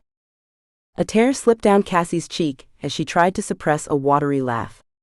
Harrison felt a peculiar twist in his chest at the sight. "Before you, I measured success in stock valuations and growth projections. I had 15 identical Navy suits and a meal plan that repeated weekly for optimal nutrition and time management." His voice grew steadier as he continued, finding rhythm in the words he'd painstakingly assembled over countless late nights. "You disrupted everything. You rearranged my calendar without permission. You inserted yourself into my meetings with nonsensical animal emojis that somehow made clients feel more comfortable. You tracked glitter into my office for 3 weeks after the Jacobson wedding. And every single day, I found myself looking forward to whatever chaos you would bring next." Candlelight played across Cassie's features as she listened, her eyes never leaving his face. Harrison had memorized most of these words, but he kept his eyes on the paper anyway, afraid that looking at her too long would derail his carefully planned speech. "I've spent my entire career avoiding unpredictability. Then I wake up in Vegas married to the human embodiment of spontaneity, a walking organizational disaster with a talent for forcing me out of my comfort zone." Harrison turned the paper over, acutely aware of Cassie's quiet sniffles. "When you left, my life returned to its proper order. No more surprise lunch meetings. No more last-minute changes to presentations. No more finding your coffee cups in strange places around my apartment. Everything was exactly as structured as I'd always wanted." He looked up, meeting her eyes directly for the first time since he'd started. "And I hated every minute of it." The words hung between them, raw and honest in a way that still felt foreign on his tongue. "I don't make impulsive decisions, Cassie," Harrison continued, his voice softening. "It's against everything I've built my life around. But marrying you, first by accident, then by choice, was the smartest thing I've ever done." His voice wavered slightly on the final words, betraying the emotion that sat uncomfortably in his throat. Harrison Chase didn't get emotional in business meetings, but this wasn't business. This was Cassie, standing before him in a centuries-old chapel, looking at him like he was something precious. He didn't get to finish. Cassie closed the distance between them in 2 quick steps, rising on her toes to press her lips against his. His prepared conclusion crinkled between them, as his arms instinctively wrapped around her waist, drawing her closer. When they finally separated, Harrison reached up to tuck a strand of hair behind her ear, his fingers lingering against her cheek. "You didn't let me finish," he pointed out, though he couldn't muster any actual complaint. "Did you have much more?" Cassie asked, her voice husky. 3 more paragraphs and a conclusion with appropriate actionable next steps." She laughed, the sound filling the small chapel. Of course you did. She took the crumpled paper from his hand, folding it carefully before tucking it into her dress pocket. Save it for our 5th anniversary. I want to be surprised again. Harrison raised an eyebrow. Bold of you to assume I won't have prepared an entirely new presentation by then. With charts. I'm sexy, Cassie teased, lacing her fingers through his. Will there be a spreadsheet? There's always a spreadsheet, Cassie. They made their way out of the chapel hand in hand, stepping from the candlelit sanctuary into the warm glow of an Italian sunset. The village was washed in shades of amber and gold, the ancient stone buildings soft in the fading light. As they walked through narrow streets back toward their villa, Cassie nudged his shoulder playfully. So now that we've been properly married 3 times, I think I should plan our real honeymoon adventure. The immediate wariness that tightened Harrison's features made her laugh. He'd learned to read her too well, there was mischief in her eyes. Don't worry, she added, squeezing his hand. It won't involve any unexpected legal documents. Do I get a vote in this planning process? He asked, already knowing the answer. Cassie's smile widened. Nope. They paused at a viewpoint overlooking the coast, the Mediterranean stretching endlessly before them. The sun was sinking toward the horizon, painting the water in shimmering gold. Harrison found himself staring not at the spectacular view, but at Cassie's profile as she gazed outward. If we ever go back to Vegas, we're not letting Lena book the hotel, right? She quipped, turning to catch him watching her. Harrison groaned, memories of their disastrous first wedding flashing through his mind. I think we've fulfilled our lifetime quota for Vegas weddings. 3's our lucky number, Cassie agreed. Vegas, New York, and now Italy. She tilted her head. Why did you want to do this? The vows, I mean. We're already legally married. Twice. Harrison considered his answer carefully. The first time was an accident. The second time was a business decision. With benefits, Cassie interjected with a smirk. With significant benefits, he acknowledged. But this time, I wanted something that was just for us. Not legally binding, not witnessed, not part of any contract. Harrison Chase, sentimental romantic. Cassie's teasing had no bite to it, her eyes soft as she looked up at him. Don't tell anyone, he warned. I have a reputation to maintain. Your secret's safe with me. She pretended to zip her lips. Except I'm definitely telling Lena. Cassie? And probably my sister. That's... Oh, and definitely putting it in our Christmas letter. Harrison silenced her the only way he'd found reliably effective over the past 6 months, pulling her close and capturing her lips with his. Cassie melted against him, her hands sliding up to rest on his shoulders. When they broke apart, she was smiling. You know that only works temporarily, right? I'll take the temporary win, Harrison murmured, his forehead resting against hers. The sun dipped lower, casting long shadows across the ancient stone streets.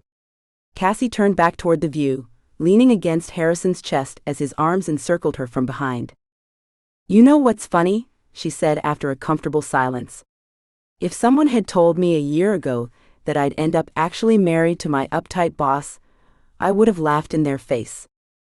If someone had told me I'd willingly sign multiple marriage certificates with the woman who once brought a puppy into our corporate headquarters, I would have had them escorted from the building, Harrison countered.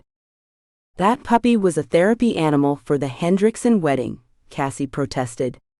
And you have to admit, having him in the status meeting boosted morale. He chewed through my charging cable. Details. Cassie waved dismissively. The point is, this is weird, right? In the best possible way, but still weird. Harrison considered this, his chin resting lightly on the top of her head. I don't think weird is the right word. No. Unexpected, certainly. Statistically improbable. Such a romantic. But not weird, Harrison continued, tightening his arms around her. When I look back, it seems inevitable. Cassie twisted in his embrace to look at him. Inevitable? You, Mr. I need control of every variable. Think us ending up together was inevitable? Harrison's lips quirked upward. I've reviewed the data. From the moment you walked into my office interview wearing mismatched shoes. That was a fashion choice. And somehow still convinced me to hire you. The outcome was predetermined. It just took me longer to recognize the pattern. Cassie's expression softened. You really believe that? I do. The words carried weight in the golden light. I've analyzed it extensively. Spreadsheets? Multiple tabs. Cassie laughed, the sound carrying over the quiet village streets. I'm going to need to see this analysis. It's proprietary information, Harrison deadpanned. Highly sensitive. I'm your wife. 3 times over. Which means you have certain access privileges, but this particular dataset requires additional clearance. Cassie narrowed her eyes, a playful challenge in her expression. I bet I could convince you to share. I don't respond to threats, Cassie. Not threats? She rose on her tiptoes, pressing a kiss to the underside of his jaw. Negotiation tactics. Harrison's breath caught. I'm a notoriously difficult negotiator. I've heard. Her lips brushed his neck. But I'm very persuasive. Harrison cleared his throat. That's true. The sun touched the horizon, casting them in golden light. Harrison Chase, who once scheduled his life in 15-minute increments and maintained color-coded filing systems, found himself completely unconcerned with time. The woman in his arms had systematically dismantled his careful structures and rebuilt them into something far more interesting. We should head back to the villa, Cassie murmured against his neck. Before we scandalize the locals. Harrison reluctantly loosened his hold, but kept her hand firmly in his as they turned away from the viewpoint. Lead the way, Mrs. Chase. Still Taylor Chase, she corrected with a grin. The hyphen was non-negotiable. How could I forget? It was item 17 in our second marriage contract. Right after your concession on the office espresso machine. They walked hand in hand through the winding streets, passing locals who smiled at them knowingly. Harrison found himself returning these smiles, another change he could attribute directly to Cassie's influence. So, Cassie said as they rounded the final corner toward their villa, about that honeymoon I'm planning. Harrison braced himself. Should I be concerned? Definitely. Is it within our agreed-upon budget? Cassie's innocent expression wasn't remotely convincing. Define agreed upon. Harrison sighed, but the exasperation was purely for show. Will I need to take time off work? 2 weeks minimum. Will I enjoy it? At this, Cassie's expression softened. She stopped walking, turning to face him fully. Yes. Because you'll be with me. Something warm expanded in Harrison's chest. In that case, I approve the preliminary proposal. Without seeing the details? Who are you, and what have you done with my husband? Harrison tucked a strand of hair behind her ear, his fingers lingering against her cheek. I'm evolving my management style. Into what? Something a bit more flexible. Cassie's eyes widened in mock shock. Harrison Chase, embracing flexibility? Alert the media. Don't push it, he warned, but there was no heat in it. The villa appeared ahead, its warm lights glowing invitingly against the deepening twilight. Cassie leaned against him as they walked the last few steps, her head resting on his shoulder. Harrison found himself mentally calculating how many moments like this they might have in a lifetime together, then immediately stopped. Some things he was learning were better left unmeasured. Thank you, Cassie said quietly as they reached the villa's entrance. For what? For today. For the vows? For? She gestured vaguely. All of it. Harrison looked down at her, this chaos agent who had upended his perfectly ordered life and somehow made it immeasurably better. I should be thanking you, he said simply. Cassie raised an eyebrow. For marrying you 3 times? For the first time, Harrison clarified. The rest was inevitable. Thank you for listening. Please visit me at winvalentine.com to stay up to date. Please subscribe, leave a comment, and review on Amazon.